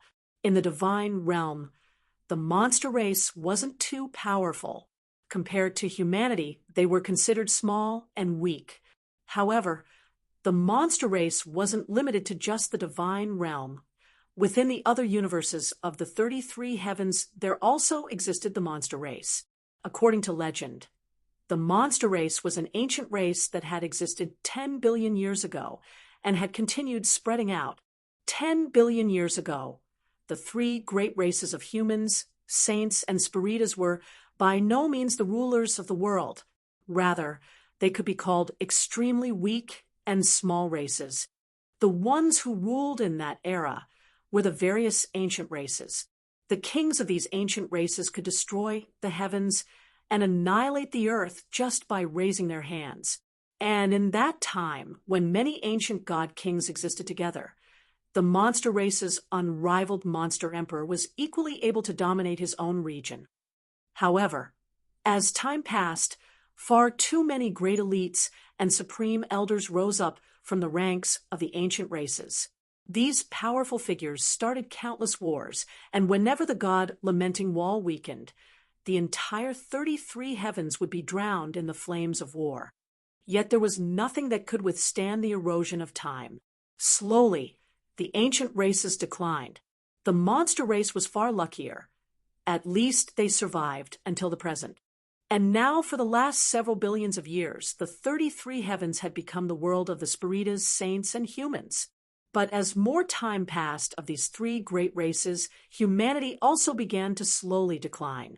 In particular, in the Great Calamity 3, 6 billion years ago, humanity had suffered a catastrophic attack.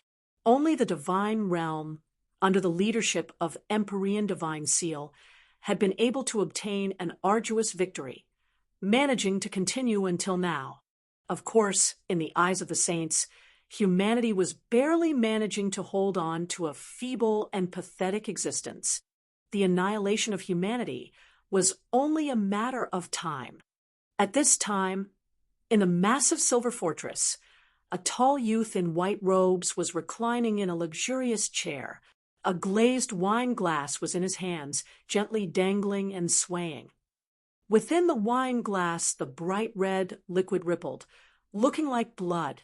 Beneath the white-robed youth, a beautiful maid draped in the thinnest silks was kneeling on the ground, massaging his legs with even and strong strokes. From her rhythm, it was clear she was extremely skilled at this. This white-robed youth was the good fortune saint's son. Humanity. A dark and playful smile appeared on the good fortune saint's son's face. He drank the rest of the wine, a bit of the red liquid dripping down the corners of his lips and making him look fierce. To allow you to linger on for 6 billion years, it's about time for your era to come to an end. As for the monster and demon races, if you obey me, then there will still be a small place for you to stand and assist my people. Otherwise, your fate will be the same as the humans. As the good fortune saint's son spoke, there was a cracking sound as the glazed wine glass in his hands was crushed to shards. The good fortune saint's son rose up. His cloak fell down, and the maid at his feet also quickly bowed her head to the floor. The good fortune saint's son strode towards a porthole. At this time, outside the porthole, he could see countless spirit ships in the air. These spirit ships carried heroes and elites from all over that the monster race had invited. Amongst the many spirit ships, giant monsters stood up around the heaven-lifting black pagoda. All around the heaven-lifting black pagoda flew flood dragons, blue wands, and many other spirit beasts that had bloodline relations to god beasts. These spirit beasts were all raised by the monster race. The monster race were not lacking such spirit beasts. The monster race even had true god beasts in their ranks, and these god beasts had often already cultivated to the boundary where they could take human form. Those with poorer bloodlines were inferior to Empyreans, but there were also god beasts with top royal bloodlines that were second only to the monster emperor in terms of strength or status. Many human Empyreans have also arrived. It seems they want to struggle for the support of the demon and monster races before their grand calamity truly arrives. The good fortune saint's son rubbed his chin, a diabolical smile crossing his face. This is also fun. During the monster emperor's longevity feast, I will have them all thoroughly lose heart. I will have the demon and monster races clearly demonstrate their alliances and crush all the fantasies that those old geezers of humanity have. At this time, the doors of the grand hall were pushed open and a charming voice sounded out. Ho, ho, ho! Holy Son, Your Highness, if you wish to complete such a matter, it isn't difficult at all. Behind the good fortune Saint Sun, a young girl wearing a rainbow-colored robe of feathers entered the room with a smile. That old man from the monster race already favors us.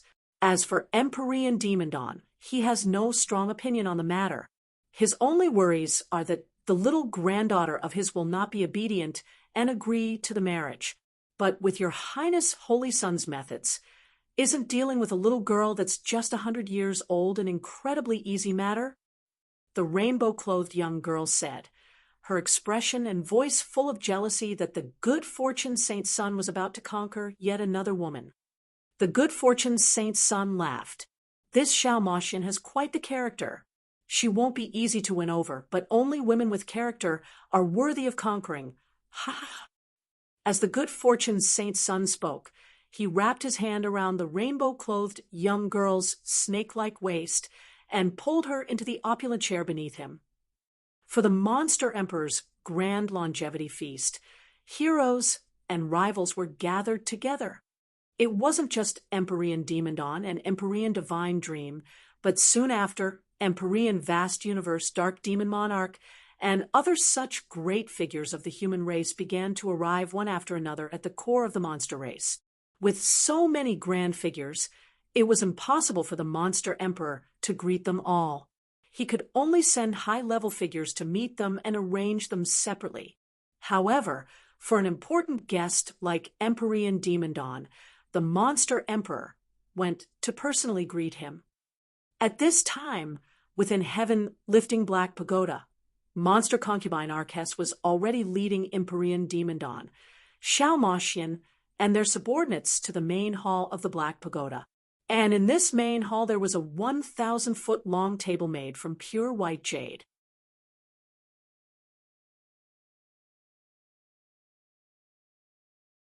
Set out on top of the table were all sorts of spirit foods that had an astronomical price. If a mortal ate these spirit foods, they would live for several hundred years more, and if a martial artist were to partake in this food, their body would grow strong and healthy, and their inner world would be nourished. It was extremely beneficial. Brother Demon, I haven't seen you for such a long time.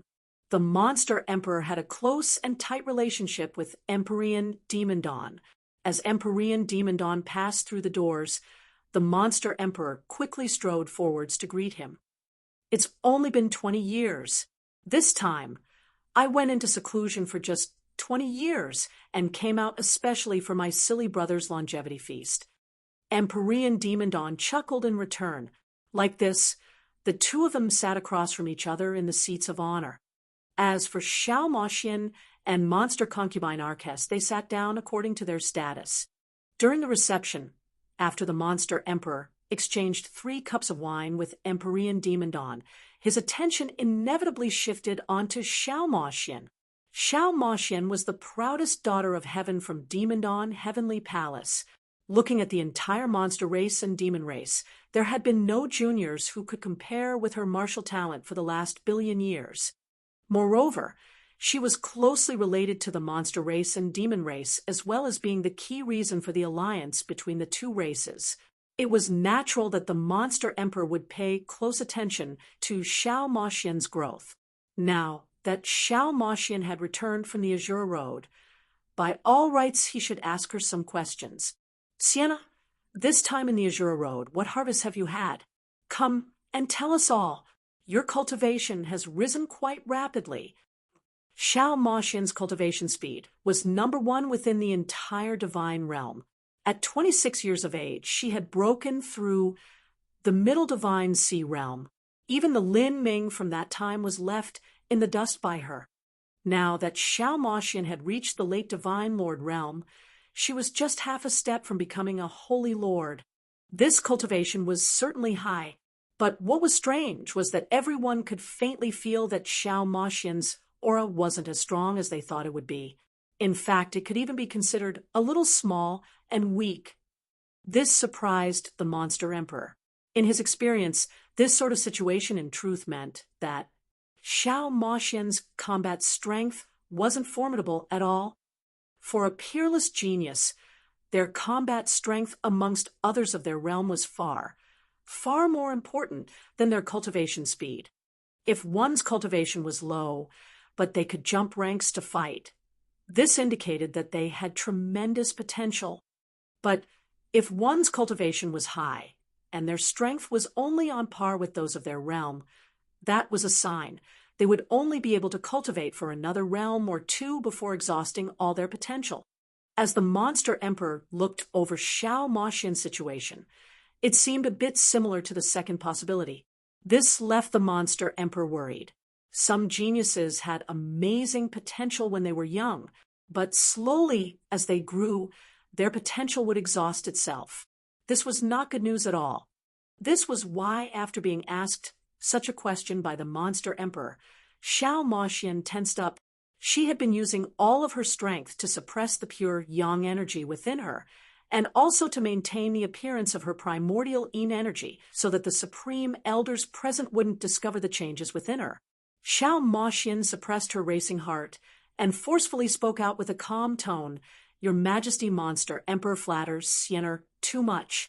My talent is low, and I haven't had many fortuitous encounters in the Azure Road these past years.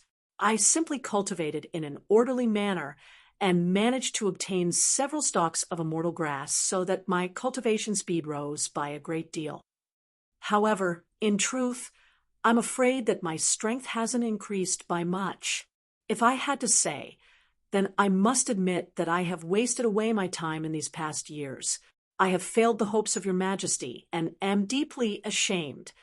Xiao Moxian concealed the heaven-shaking fortuitous encounters she experienced in the Azure Road. This was because with her pregnancy, her strength had sharply fallen. In addition, she also had to suppress the pure yang energy within herself, making it so that she could only summon a pitiful amount of power. Whether it was how her condition looked from the outside, or how her situation really was, the truth was that in the end, Xiao Moxian's strength was lacking right now. In this situation, if Xiao Moxian were to speak about the fortuitous encounters she experienced in Tragic Death Valley or the final trial, she simply wouldn't be able to explain it. If she had so many fortuitous encounters, how could she be so weak? Thus, she could only say that she had wasted away her time cultivating in the Azure Road. Hearing Xiao Moxian's words, Empyrean Demon Dawn felt a little awkward. No matter how it was said, Xiao Moxian was his granddaughter, and was also closely related to Demon Dawn Heavenly Palace. As for the monster race, Xiao Moxian could only be considered a granddaughter to them from her mother's side, and their relations were a bit further apart. If Xiao Moxian's performance in the Azure Road wasn't wonderful at all, and not only did she not increase her potential but instead wasted her talent, Empyrean Demon Dawn would naturally feel ashamed. Sienna is too modest. The rise in your cultivation alone is already extraordinary.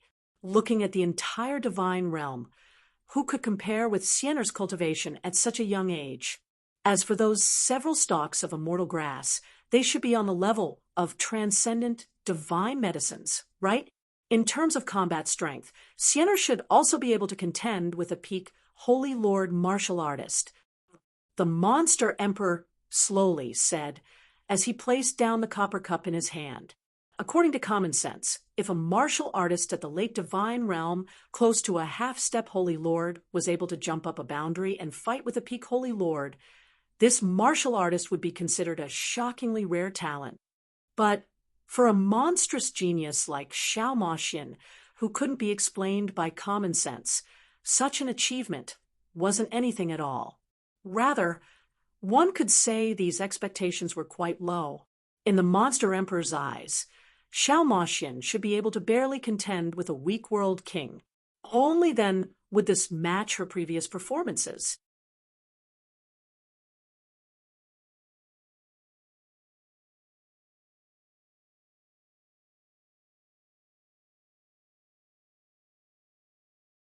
Chapter 1751, Distress. Chapter 1751, Distress. Key. Facing the monster emperor's questions, Xiao Moxian felt a pained bitterness.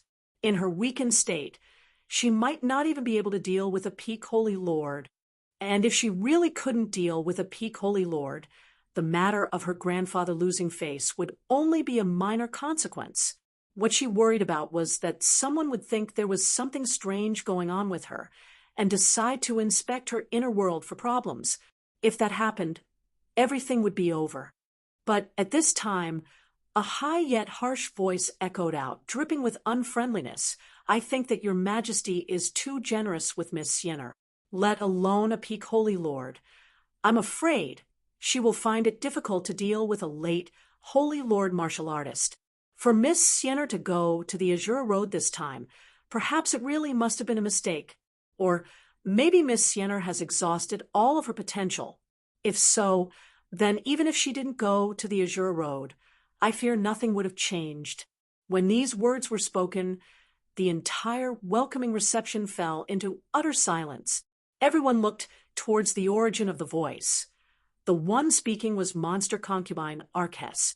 At this time, Monster Concubine Arquess had just finished eating a beautiful spirit fruit and was using a handkerchief of divine silk to wipe her cherry red lips. Her movements were careful and delicate, like she was rubbing an exquisite jade sculpture.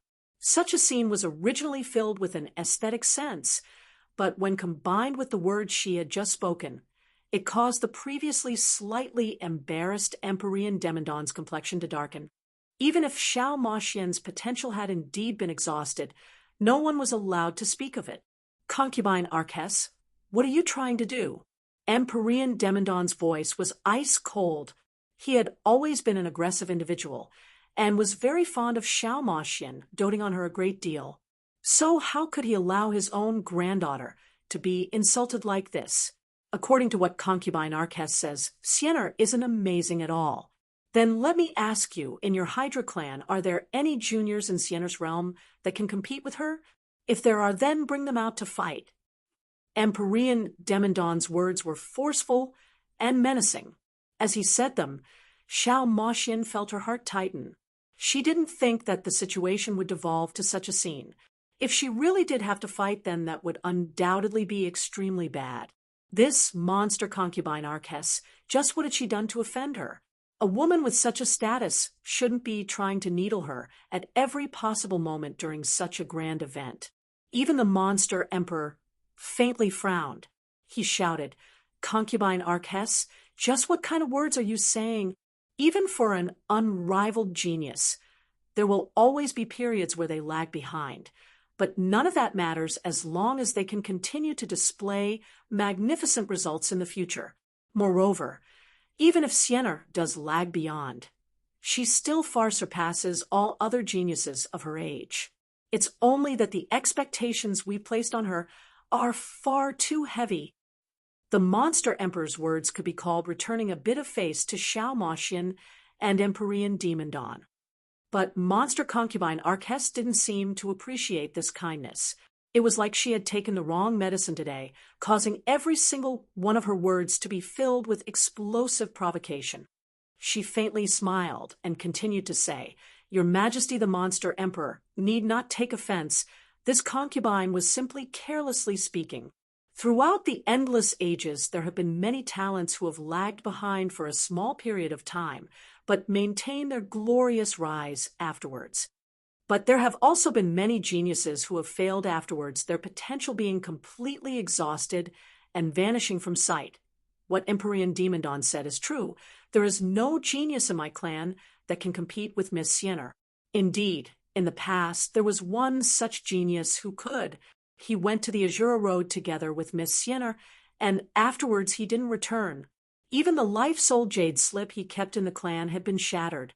Monster concubine Arquess' words were cold and critical. Upon hearing them, Xiao Moxian froze.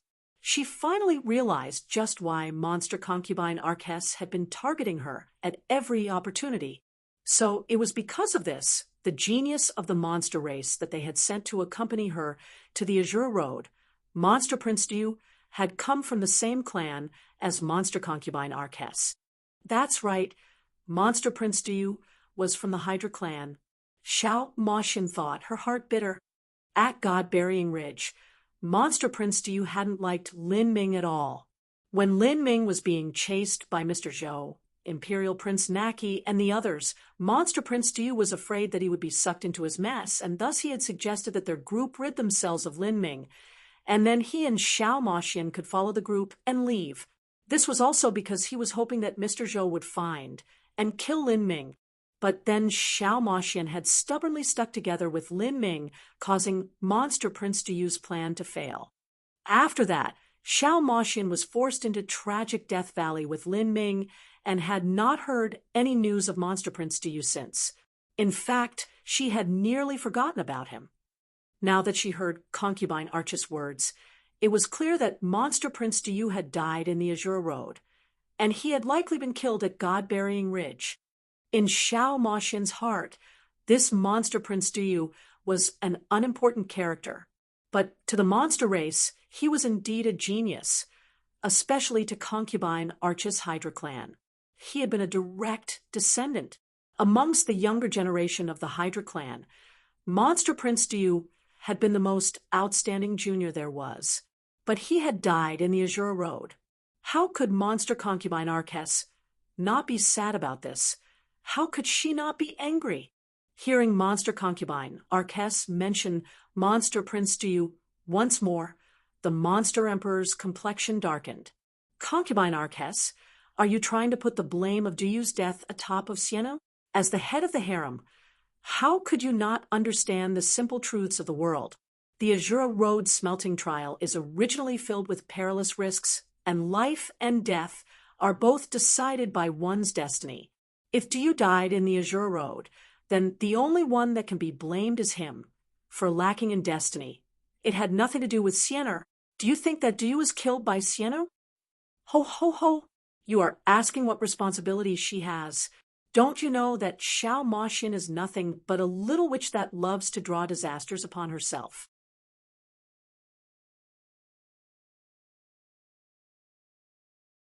She was an inherently aggressive character, and even facing Empyrean Demandon's pressure, she didn't flinch at all. Instead, she coldly said, I want Xiao Moxian to meet my palm. I will suppress the strength within my palm to that of a peak holy lord. Didn't His Majesty say that Xiao Moxian could contend with a peak holy lord martial artist? Then, for her to meet my palm won't be difficult at all. After this palm, I will no longer investigate this matter. No matter what achievements Xiao Moxian has, no matter what her status is in the future, even if she becomes the ruler of the monster race, that will have nothing to do with me. Although Monster Concubine Arch's latter words seemed free and daring, the truth was that it was all a show. This was because the Monster Emperor still had an extremely long life ahead of him.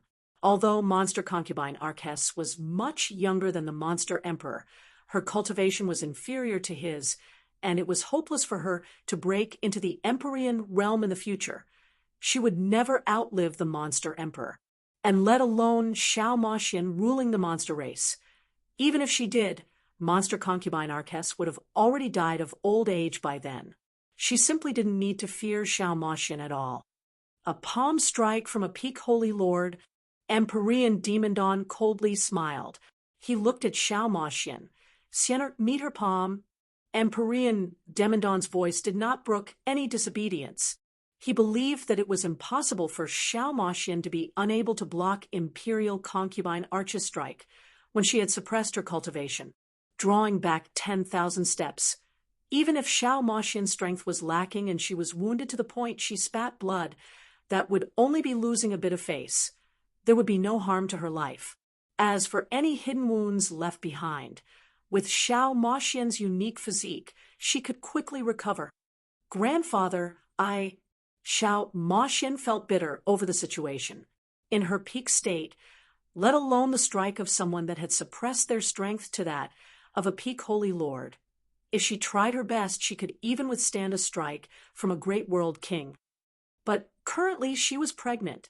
It was impossible for her to transfer too much strength. Hearing Xiao Moxian's timid tone, Empyrean Demandon's complexion became cold and gloomy.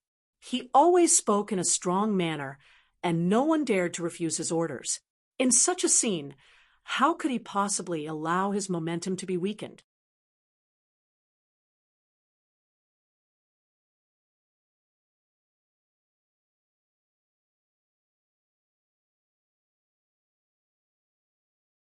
These strengths had reached an extremely high boundary of laws, far surpassing those of a holy lord, although monster concubine Arches had suppressed her cultivation to that of a peak holy lord. She hadn't limited her skill in laws or any other aspects. With a peak holy lord cultivation and activating the strength of her Hydra bloodline, as well as using the limits of her laws, the power of this strike was equal to that of an ordinary world king. In particular, that poisonous power was especially horrifying. The concept of poison was an extremely bizarre and unconventional concept for martial artists to learn. When a mortal used poison, it was often refined from some poisonous plants, insects, snakes, or other such creatures. For a high-level martial artist, the poisons they used were refined from poisonous heavenly materials or taken from the corpses of dangerous poisonous creatures. The toxicity of these things could not be compared to common poisons. And a step above that, when one reached monster concubine Arches' boundary, and their concept of poison reached large success, the poison would no longer be a material thing but a type of energy. Once she started using her poison-type cultivation method, the surrounding heaven and earth origin energy would transform into an incredibly poisonous and corrosive energy. An Empyrean poison master could even turn an entire world into a world of poison energy, making the whole world a death trap. In her battle against Xiao Moxian, monster concubine had used her poison laws. If she managed to wound Xiao Moxian, it would be easy for these poisons to remain in her body, continually causing damage. This was an extremely cruel and sinister move. Gee, Sienner, let me see how you block my strike. Monster concubine Arches coldly sneered. The current Xiao Moxian had a messy foundation, and her strength was a complete mess. For her to block this strike was nothing more than a dream, because the power behind it had already exceeded the limit of her strength. Xiao Moxian's thoughts focused. In truth, she had already expected that this monster concubine Arches, who loathed her, would not let her off so easily. But she never thought that monster concubine Arches would be ruthless enough to use such a dangerous poison technique. Xiao Moxian naturally didn't fear these poisons, but the embryo within her wouldn't be able to withstand them. Xiao Moxian would not allow her unborn child to be harmed, not even in the slightest. Xiao Moxian was in a critically bad situation. Not only did she have to conceal all the secrets within her body, but she also had to block this strike. It was simply impossible. She grit her teeth. Then, endless pure black flames wildly rolled up from all directions, billowing towards Xiao Moxian. At the same time, the phantom of a dark phoenix manifested behind Xiao Moxian. This dark phoenix was incomparably clear, each feather revealing the most minute texture and detail.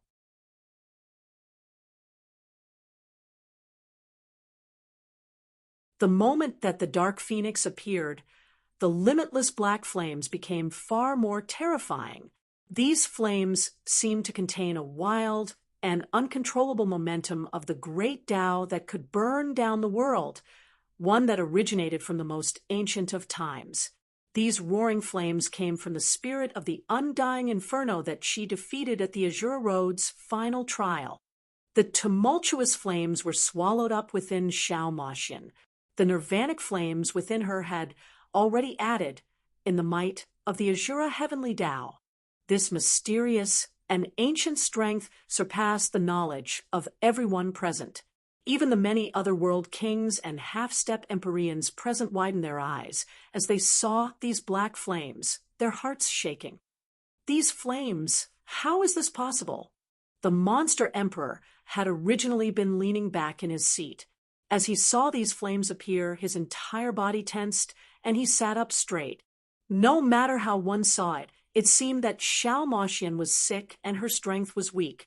But no one would have imagined that when facing monster concubine Arches, the aura of flames around her body would actually explode to such terrifying heights. This is... Empyrean Demodon's eyes blazed brightly. The flames that Xian Maxian released were in truth not that strong, but the law concepts were extremely high. She had already steadily entered into the 7th level concept of the fire laws. To possess a higher boundary in the laws was another matter.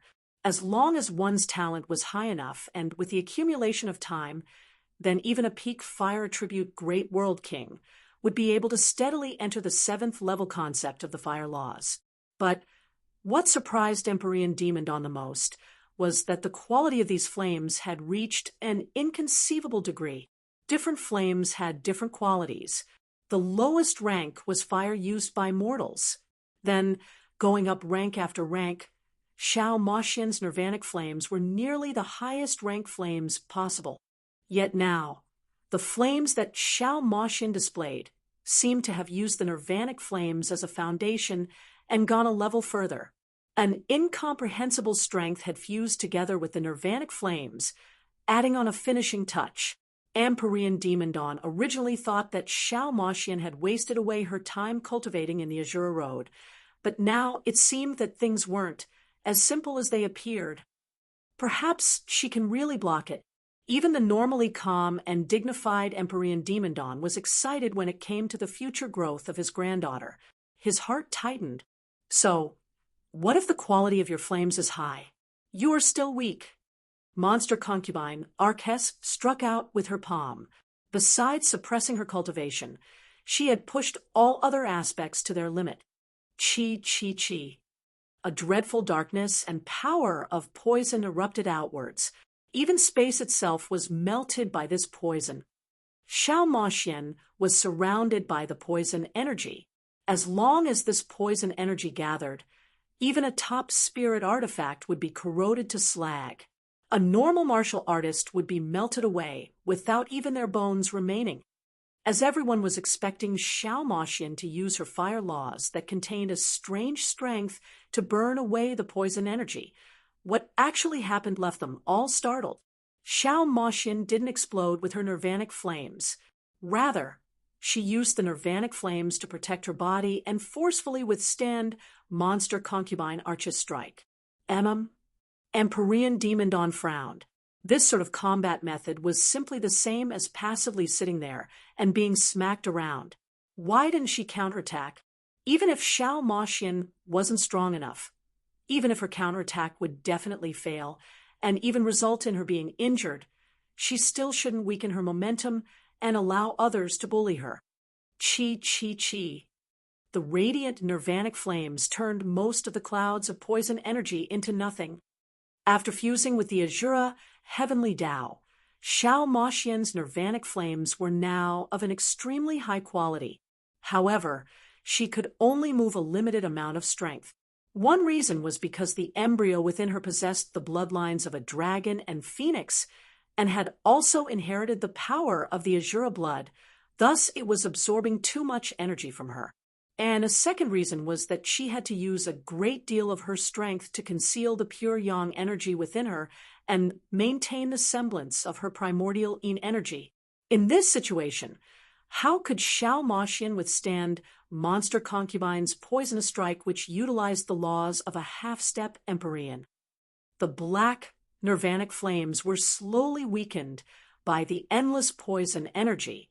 In that moment, Xiao Maxian's protective true essence was also slowly being corroded by the poison energy. Chi, chi, chi. After the poison energy corroded Xiao Maxian's protective true essence, it began to invade her meridians and blood vessels, even corroding her blood. Strands of black energy began to multiply within her blood.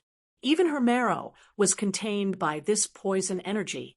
It was as if drops of acid were being injected into her. Extremely agonizing. However, Xiao Maxian grit her teeth. All the energy she could summon was quietly transferred to her inner world, protecting the unborn life within her.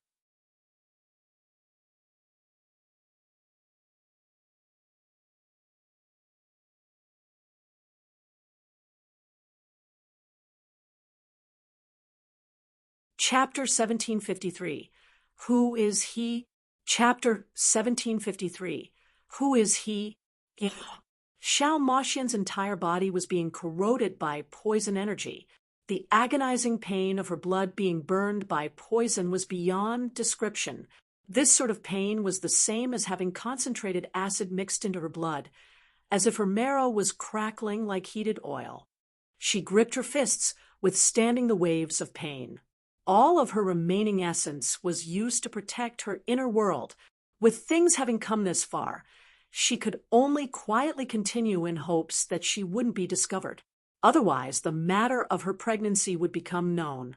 Black blood began to drip from the sides of Xiao Moxian's lips. As this black blood flowed out, Xiao Moxian's heart skipped a beat and her complexion changed. The baby in her stomach was connected to her own bloodline. If her blood was corroded by the poison to the point of turning black, no matter how much energy she summoned, she would not be able to cut off the streams of black blood from entering the baby within her. The fetus was at its earliest developmental stage. Xiao Moxian absolutely could not allow it to be affected. Ignoring the violent poison energy all around her, she forcefully revolved the nirvanic flames within her body and had the terrifying burning heat flood her blood vessels, crazily burning away the poison energy. For a time, Xiao Moxian's body became a battlefield. The poison energy intensely fought with the nirvanic flames. The pressure on Xiao Moxian's mortal body could be imagined. Even though she had a half-god beast body, withstanding such pressure still caused her blood vessels to explode and blood to shoot out. Monster concubine Arquesse grinned as she saw this. She could faintly feel that Xiao Moxian wouldn't be able to last much longer. Just as she was about to put forth more energy, a furious voice slammed into her ears like a thunderclap. "Fuck off!" With an explosive sound, Monster concubine Arquesse felt a tyrannical and fierce strength rush into her body, causing her to violently shake and directly smashing her away. Pung!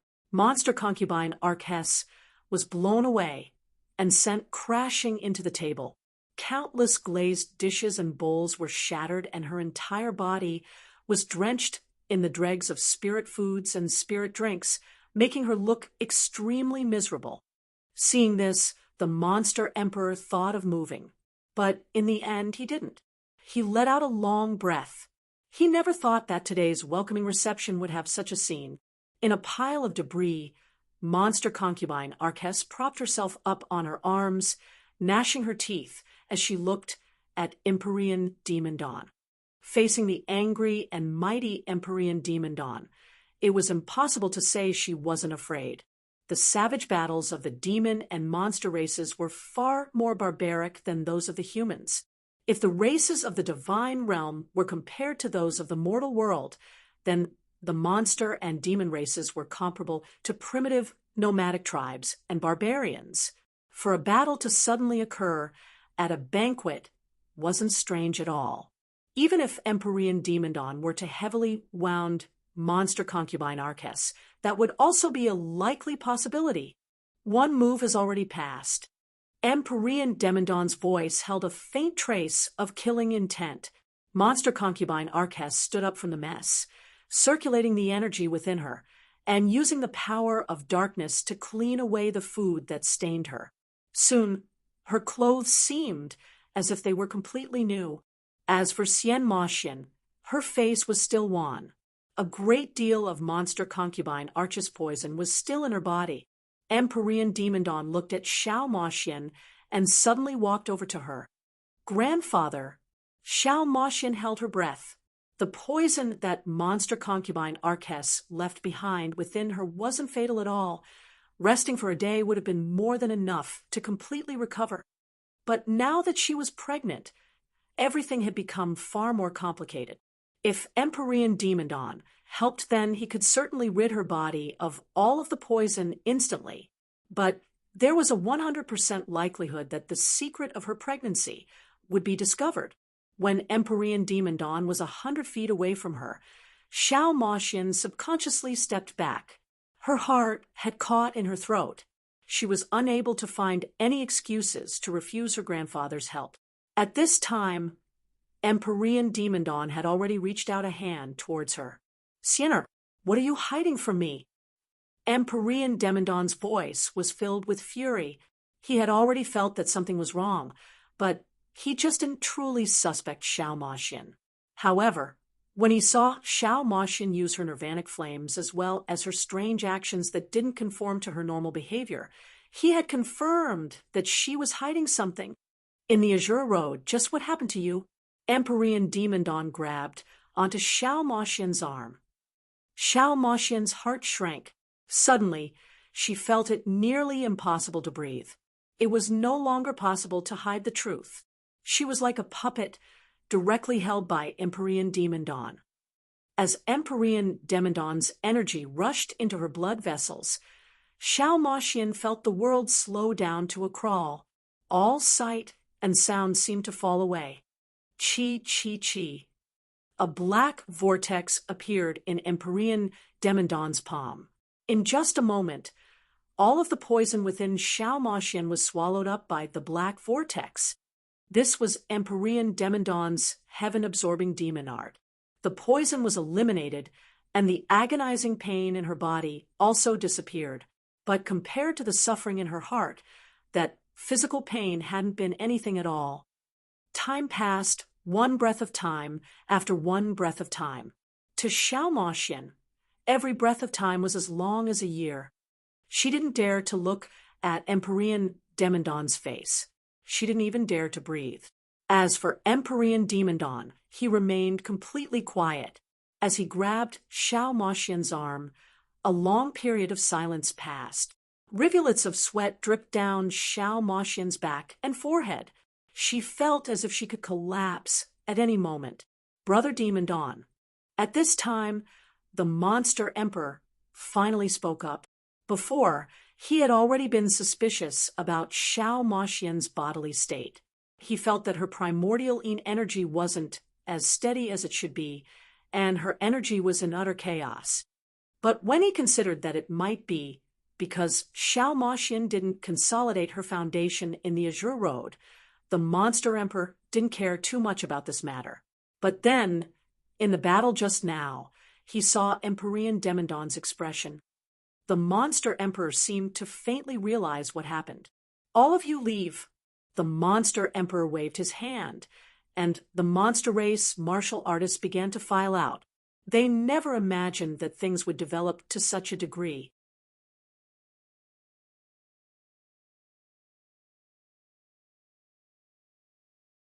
When monster concubine Arquess and Xiao Maxin had begun to fight, all of them had fallen silent, none of them daring to utter a single word. Whether it was Xiao Maxin or monster concubine Arquess, they both had a status far above their own. You also leave. The monster emperor looked at monster concubine Arquess. Monster concubine Arquess clenched her teeth and silently withdrew. Before she left, she cast a deep look toward Xiao Maxin. She had already faintly guessed what might have happened. Monster concubine Arquess possessed a half-step Empyrean cultivation, and in the monster race her status was only inferior to that of the monster empress and several great god beasts. She carefully observed Xiao Maxin and had discovered several questionable points. After a time, in the entire hall, there was only Empyrean Demandon, the monster emperor, and Xiao Maxin left. Tell me, who is he? After remaining silent for a long time, Empyrean Demandon finally spoke up. At this time, he was like a furious lion. Xiao Maxin trembled. She looked up towards her grandfather. Empyrean Demandon's eyes had turned blood red, as if they could swallow her alive. Xiao Maxin bit her lips and remained silent. Good. You don't want to tell me? Fine. Then I'll just refine the bastard in your womb. In any case, a bastard of unknown origin is the shame of my demon race. As Empyrean Demandon spoke, he lifted his left hand. A brilliant black vortex appeared in his palm. This vortex was his heaven-absorbing demon art. As long as this black vortex was thrust into Xiao Maxin's stomach, whether it was the baby's forming soul, its flesh and blood, or its energy, all of it would be devoured without a single speck remaining. seeing Empyrean Demon raise his hand. Xiao Moxian closed her eyes and decisively said, "Grandfather, if you will do that, then kill me as well. If I cannot protect my child, then I do not wish to live in this world any longer." Xiao Moxian's voice was resolute.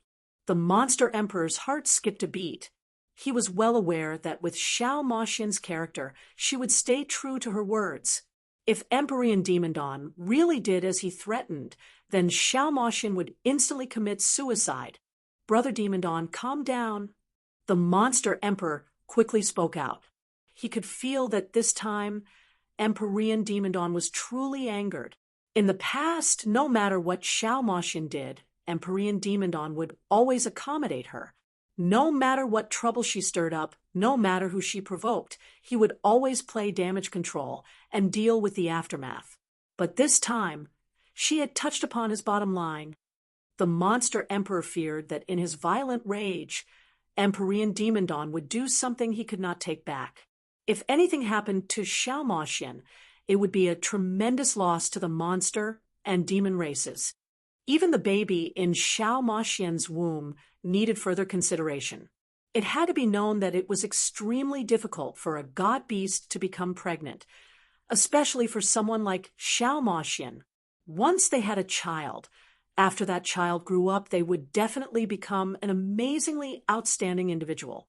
To rashly kill such a child was too great a pity. "You want to threaten me with your death." Empyrean Demon complexion turned cold and grim. "In the divine realm, no one can threaten me, not even you. Do you not believe I don't have 100 methods to make it impossible for you to commit suicide?" Empyrean Demon voice was ferocious, but Xiao Moxian was also a stubborn and proud character. She clenched her teeth and said, "Even if you have 100 methods to lock in my energy so that I cannot kill myself, it is impossible for you to continue that for the rest of my life. As long as that spell is undone, then I will instantly abandon my meridians and die." Facing Empyrean Demon, who was roiling with killing intent, no one dared to speak to him like that. Even monster concubine Arquess, whose status was in the top 10 of the monster race, didn't dare to say a single word when she was struck to the point of spitting out blood in the face of everyone. It was because when facing the enraged Empyrean Demon, the pressure was simply too great. No one knew for sure whether or not he would instantly strike to kill at any moment. He. Good. You truly are my good granddaughter. Is that little animal really worth you protecting him, that you would threaten me with your own death? Do you think that just because you don't say anything, I won't know? The bloodline of the bastard within you has the aura of a true dragon, as well as the aura of a human. When you went to the Azure Road, Divine, Dream, Heavenly Palaces, Lin Ming also went, along with the aura of a true dragon and humanity. Who else could it be but him?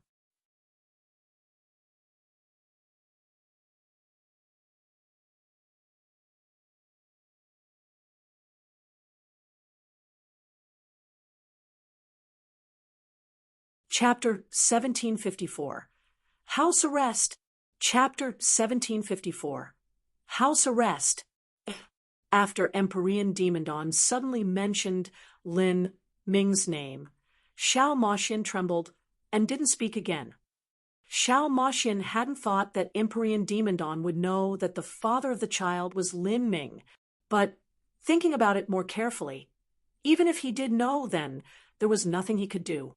Lin Ming was someone related to humanity's great calamity, and it wouldn't even be an exaggeration to call him one of the hopes of humanity. In this case, how could Empyrean Divine Dream allow anything to happen to Lin Ming? Ruthless, far too ruthless. So it really is him. Empyrean Demon killing intent surged out in all directions. That little beast. Even in the tempering grounds of the Azure Road, he still messes around in love affairs like a playboy, and even went so far as to deceive my granddaughter. Empyrean Demon voice shook with rage. At this time the monster emperor said, This Lin Ming, he might have known that my monster race and the demon race were planning to ally with the saints, and also knew that Sienna's marriage was the key to this. Thus, he decided to take advantage of the time. He was in the Azure Road and trick Sienna of her chastity, ruining all our plans before they began. He even left behind a child within Sienna, making everything an absolute mess. This move of his is ruthless enough. Hearing the Monster Emperor say that all of this was a deliberate plot that Lin Ming had planned, Xiao Maxian was unable to remain silent. She looked towards the Monster Emperor and coldly said, "Monster Emperor, your Majesty, you may blame me, but you cannot use such words to frame Lin Ming. Before this, he didn't know that you planned to ally with the saints, nor did he trick me. Me being with him is also on my own initiative." "Shut up!" The already enraged Empyrean Demon Dawn suddenly burst out. His fist punched toward Xiao Maxian's stomach. This sudden move caused Xiao Maxian's complexion to change. Even the Monster Emperor held his breath. "Demon Dawn, you." The Monster Emperor was too late to stop Empyrean Demon Dawn. With a loud cracking sound, Xiao Maxian was sent flying away like a broken kite. She felt a terrifying strength pour into her inner world, rushing towards that tiny life within her. "Ah!" Xiao Maxian cried out in panic. A cold sweat ran through her. She thought that Empyrean Demon Dawn planned to kill her child. However, after falling to the ground, Xiao Maxian discovered she wasn't wounded in the least. Rather, she discovered that the power Empyrean Demon Dawn placed within her body had simply formed a group of black energy that locked down her inner world. As for the place the black energy locked down, it was where the fetus within her was. Xiao Maxian paled. "What did you do?" Empyrean Demon Dawn didn't respond. He flicked his fingers, pushing her acupoints and sealing away all her true essence. Then Xiao Maxian felt sore and weak, as if she had reverted to being a mortal girl. "I do not like being led by the nose." The originally enraged Empyrean Demon Dawn's voice had calmed down. However, his calm voice still gave off an extremely oppressive feeling. "I have placed an energy lock within your stomach. With your cultivation, it is impossible for you to unravel it. With just a single thought from me, the energy lock will collapse and create an energy vortex of the heaven-absorbing demon art, killing the fetus in you. You might have thought that I wouldn't be able to bear destroying such a talented baby. And you are right. I truly cannot bear to do so. But compared to the survival of the monster race and demon race, compared to the future of our people, what can an unborn child be considered as?" The monster and demon races were in a precarious situation, caught in a raging storm all around them. Even if this baby was destined to become a true divinity in the future, this wasn't meaningful to them at all because it was a matter that might occur dozens of millions of years from now. And by that time, the monster and demon races might have been long annihilated in the great calamity. Moreover, no one could say whether or not the fetus within Xiao Maxian would be able to become a true divinity in the future. Now, what Empyrean Demon Dawn and the Monster Emperor had to consider first was how to preserve the existence of their monster and demon races. "You want to use my child to threaten me?" Xiao Maxian looked at Empyrean Demon Dawn, her voice trembling. "Originally, I didn't want to force you, but you have left me far too disappointed." Empyrean Demon Dawn's voice was deep and resonant. As he looked at Xiao Maxian, his eyes were filled with indisputable anger. "You knew long ago that our demon and monster races planned to ally with the saints, yet you disregarded the interests of your people and gave away your most precious thing to that little beast Lin Ming, who gave you this right. Everything you have now, your bloodline, your body, all of it was bestowed upon you by the monster and demon races. Do you think that your most precious primordial energy belonged to you alone, that you could give it to whomever you pleased? One's body, their skin, their hair, all of it was granted to them by their parents. In the extremely traditional demon race, in the eyes of Empyrean Demon Dawn, Xiao Maxian's actions were no different from betraying them. Starting from this day forth, you cannot leave. I will seal away your strength.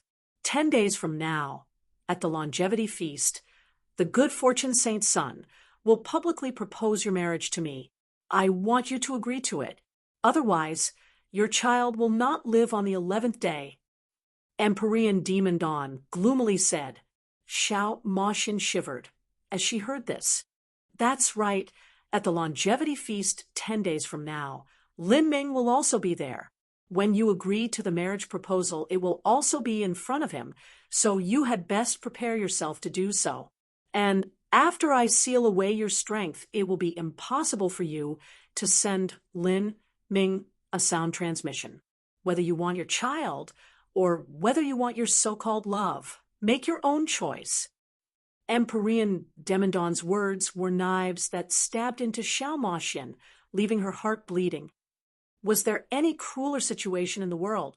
Her own grandfather was threatening her with the life of his unborn great-grandchild. To have her, in front of the person she loved the most, agree to marry someone she loathed above all. Moreover, she would have no chance to explain the situation to Lin Ming. She would cruelly hurt Lin Ming, and then have to face his endless disappointment. Thinking of this, Xiao Maxian's heart shrank. As she looked at her own grandfather, she felt that his face had become unfamiliar to her. I will give you one final warning.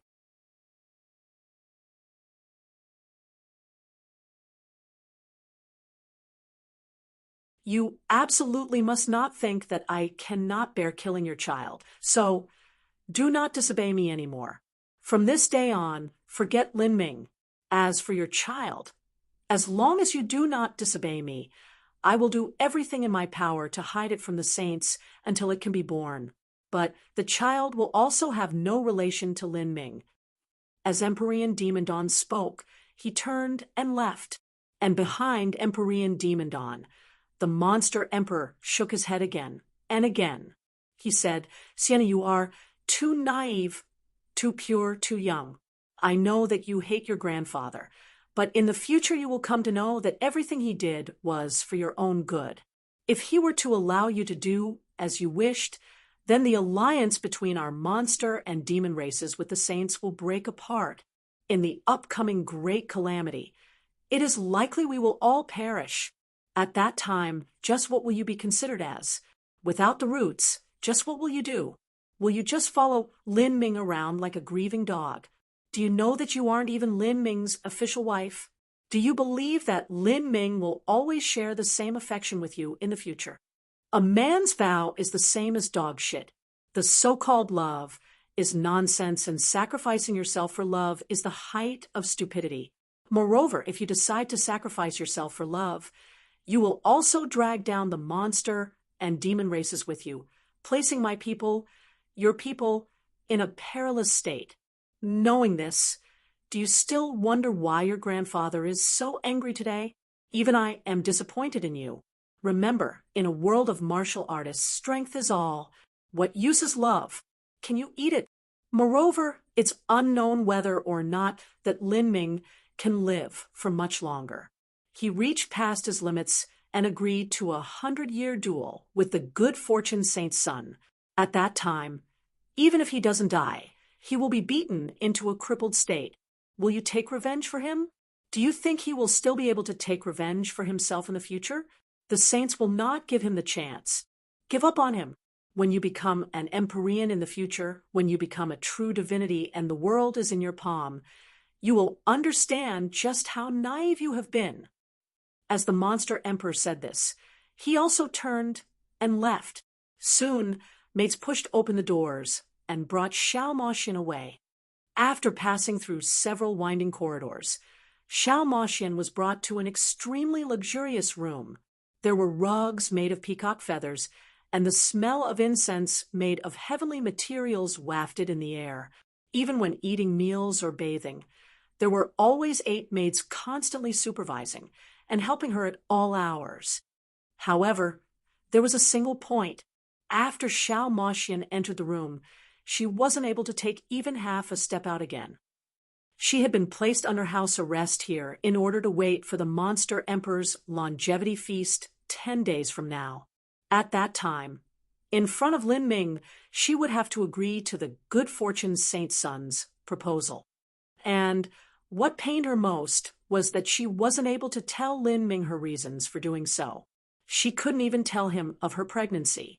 And after the longevity feast, and even after the child was born, it would have no relations with Lin Ming. He might not even know that he had a child. I have to, before the longevity feast begins, inform Lin Ming of the situation.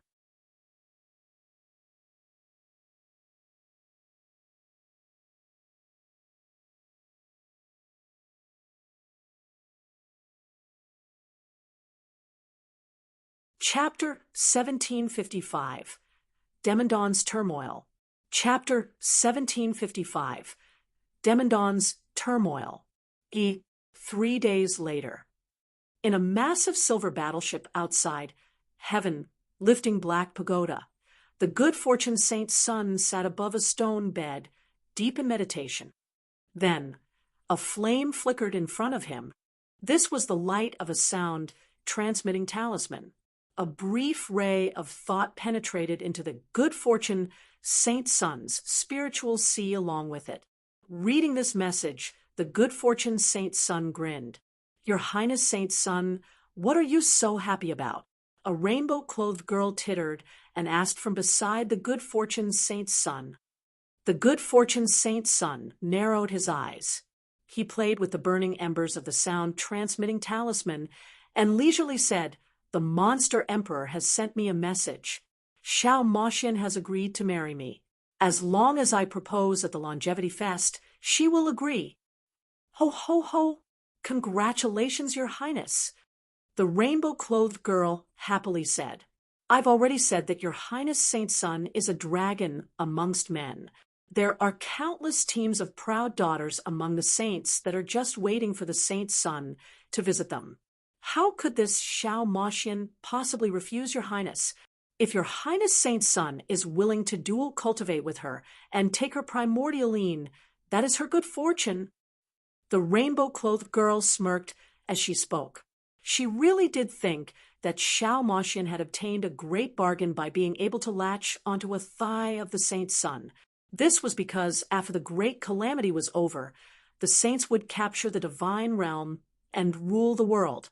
As for the good fortune saint's son, he would eventually become the new good fortune saint sovereign. At that time, Xiao Moxian would be a favored imperial concubine of the saint sovereign, so of course she would easily profit from all this. Humph! This is simply a union of benefits. The monster emperor and Empyrean Demandon are both eagerly waiting for me to hand over the method of becoming a true divinity. However, even if I hand over the method to them, their chances of breaking into the true divinity realm are less than 1%. And even if they can, that is something that will only happen dozens of millions of years from now. As the good fortune saint's son spoke, he walked to a window. Looking out the porthole at the black pagoda of the monster race, the smile on his face became increasingly wide. At this time, the rainbow-clothed girl reached out from behind the good fortune saint's son and held onto his waist. In a spoiled tone, she said, "That seductress has a physique that is very suited to dual cultivation, so being able to take her primordial lean is extremely beneficial. Although Your Highness saint's son has a new love, you shouldn't forget your old flames either." As the rainbow-clothed girl spoke, a hand gently rubbed against the good fortune saint's son like a spirit snake. "Ha ha!" The good fortune saint's son grabbed the woman's arm and pulled her into his chest. He laughed, saying, "How could I forget the old? You follow me from your heart, but that Ji Sienner might not be the same. If she knows her limits and takes care of me calmly and without reserve, then I might give her a proper status." As the good fortune saint's son spoke, he picked up the rainbow-clothed girl and tossed her into the luxurious great chair. As she cried out in shock, the good fortune saint's son had already thrown himself onto her. For a time, the only sounds that filled the room were heated pants and moans. And behind this extravagant and obscene scene, outside of the porthole, the monster race's black pagoda stood tall, standing between the heavens and earth like an ancient dragon rising to the sky. A gray moon hung high in the sky. Cold starlight sprinkled down, covering the black pagoda. At the peak of the black pagoda, at a summit that stood 1,000,000 feet up into the air, a black-robed man stood quietly, his gaze looking out 100 miles towards the good fortune Saint Sun's silver battleship. The black-robed man's looks were cold and decisive. The edges and lines of his face were sharp and distinct. His eyes were like black gems, shining with a profound light. This man was Empyrean Demon Dawn. He had stood here for 3 days and 3 nights, not moving in the least. He was like a black stone sculpture that had stood here since time immemorial. Ha! A faint sigh sounded out from behind Empyrean Demon Dawn. A middle-aged-looking man in a red robe slowly stepped onto the summit. This person was the ruler of the monster race, the Monster Emperor. Demon Dawn, if Sienna doesn't agree, will you really kill the child in her womb? Empyrean Demon Dawn slightly shook. He turned his head. In the bright moonlight, his profile was illuminated a dark silver gray. He humorlessly chuckled. If you ask such a question, we must first be able to hide the matter of her pregnancy before even considering it. Empyrean Demon Dawn shook his head once more. He loathed Lin Ming from the depths of his heart for stealing away his granddaughter's chastity, and wished that he could tear Lin Ming to shreds.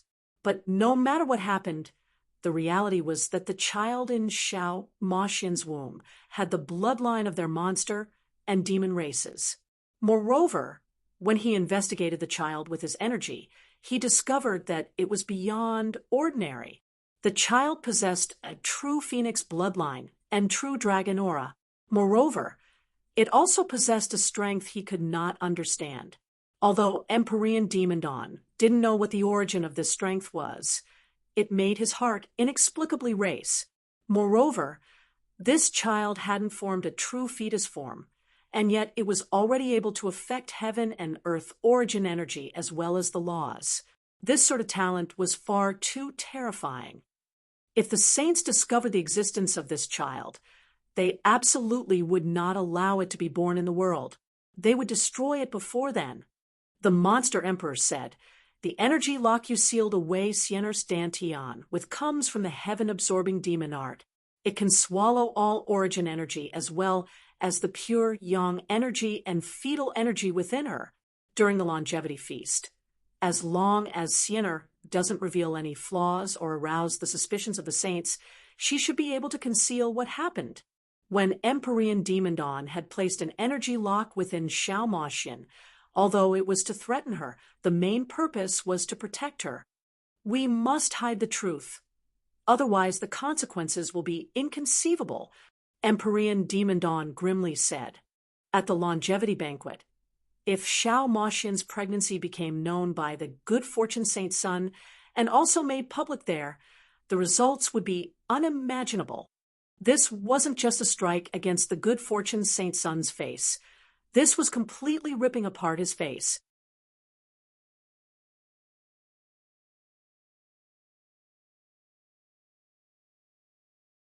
In a situation where the saints were making a marriage alliance with the demon and monster races, the fiancé Xiao Moxian had already been stolen away by the top genius of humanity, Lin Ming, and even carried his child. The good fortune Saint Sun's head would turn so red it would likely blow up. Everyone under the heavens would laugh and jeer at the good fortune Saint Sun. Even within the saint race, there would absolutely be some people and influences who didn't like the good fortune Saint Sun and would take advantage of this to stir up chaos. At that time, the good fortune Saint Sun would be blinded with rage, and it was likely that their alliance would be ruined. It had to be known that compared to the saints, the monster and demon races didn't have much strength at all. The saints didn't necessarily need to ally with the monster and demon races. Their purpose in doing so was to strike at the confidence of humanity so that the saints would suffer fewer losses. But on the other hand, If the monster and demon races didn't ally with the saints, there was a 99% chance that the two races would be exterminated in the Great Calamity. The safest path to take was naturally to kill the child in Shao Maxian's womb. But Emperor Demon Dawn was well aware that if he did this, he would lose his granddaughter forever. The next time they met in the future, it would be as blood-sworn enemies. That damned little beast. Emperor Demon Dawn suddenly gripped his fists, his knuckles crackling. He wished he could tear apart Lin Ming. The truth was that dozens of years ago, not long after Shao Maxian arrived at the Azura Road, Monster Prince Diyu had sent Old Blue a message which included the news Shao Maxian was traveling together within someone. Monster Prince Diyu's message had been filled with grievances. At the time, from the clues given, Emperor Demon Dawn suspected this person was Lin Ming. At that point, whether it was Emperor Demon Dawn or the Monster Emperor, neither of them ever thought that things would develop to this stage. Lin Ming Ak. If it wasn't for the Great Calamity, then it would have been appropriate for Siener to be with him. But what a pity the times will not accommodate them. The Great Calamity is soon to arrive, and he is too young. I estimate that within the next several hundred years, the true Great Calamity will erupt. At that time, Lin Ming will not be any older than 500 years. A 500-year-old junior. What use will he be in the face of a great calamity that has swept up the fates of two races? He is simply asking for death. The Monster Emperor shook his head. Let alone Lin Ming. Just how much could Emperor Divine Dream do when faced with the terrifying might of the Saint race? Humph! Live to 500 years? It's already more than enough for him to live long enough to fulfill his 100-year battle with the good fortune Saint's son. Right now, Emperor Demon Dawn felt bothered whenever Lin Ming's name was mentioned. This wasn't just because Lin Ming had left a massive pile of trouble for them to cover up, but also because Emperor Demon Dawn felt that Lin Ming had stolen his granddaughter from him. From his previous exchange with Shao Maxian, he noticed that every time she spoke up, it was to help Lin Ming, even opposing her grandfather to do so. How could he not be angered? 100-year battle. I really do hope that Lin Ming can win, or at the very least not lose in an ugly manner. But unfortunately, that is impossible. The Monster Emperor said, dark clouds rising in his heart. In the depths of his heart, he certainly hoped that humanity could survive the Great Calamity. After all, when the humans ruled the divine realm, the monster race was able to live on. But if the saints were to rule the divine realm, it was unknown what their situation would be. Even though the Monster Emperor knew this logic, he had no other choice he could make. When one was weaker than someone else, they could only bow their head in defeat. Emperor Demon Dawn let out a deep sigh.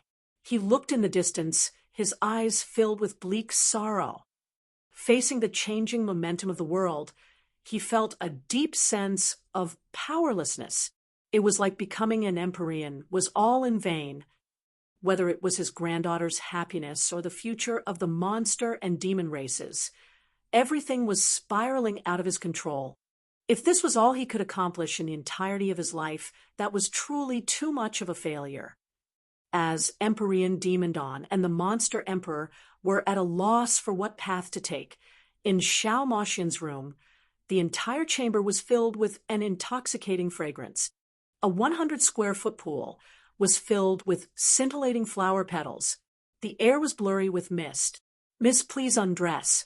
Several maids wearing thin gauze knelt on the ground, each of them holding a variety of bathing tools as they waited upon Shao Maxian. Looking at the carefully mixed pool of water, Shao Maxian's demeanor was blasé. She removed her layers of clothing, revealing a perfect body. She gently lifted her right foot, her pearly toes stepping onto the walls of the pool. Her snow-white legs were so enchanting that they left one blinded with beauty. She slowly stepped into the pool, her body sinking in. The mist was like a dream. Shao Maxian submerged herself in the pool. The several maids respectfully walked near Shao Maxian, taking off their thin gauze clothes and stepping into the pool with her, beginning to help wipe down her body. Her porcelain-perfect skin dripped with crystalline beads of water. Her body was like a flower collecting the morning dew, leaving one mesmerized. "Miss, please take this off." Several maids wanted to help Xiao Moxian wash her chest, but strung at her chest was a strangely exotic necklace. With this necklace in the way, it was naturally inconvenient to wash her chest. "You leave, I will wash myself." Xiao Moxian frowned, as if she were unhappy that these maids were touching her chest. The several maids panicked as they saw Xiao Moxian become somewhat disgruntled. "Leave." Xiao Moxian's voice was harsh, but her right hand grasped her necklace, holding it tight. To Xiao Moxian, this necklace held extraordinary significance. You're tuning into the Mystic Fist YouTube channel. Don't forget to subscribe and join us on this journey to catch the most captivating stories.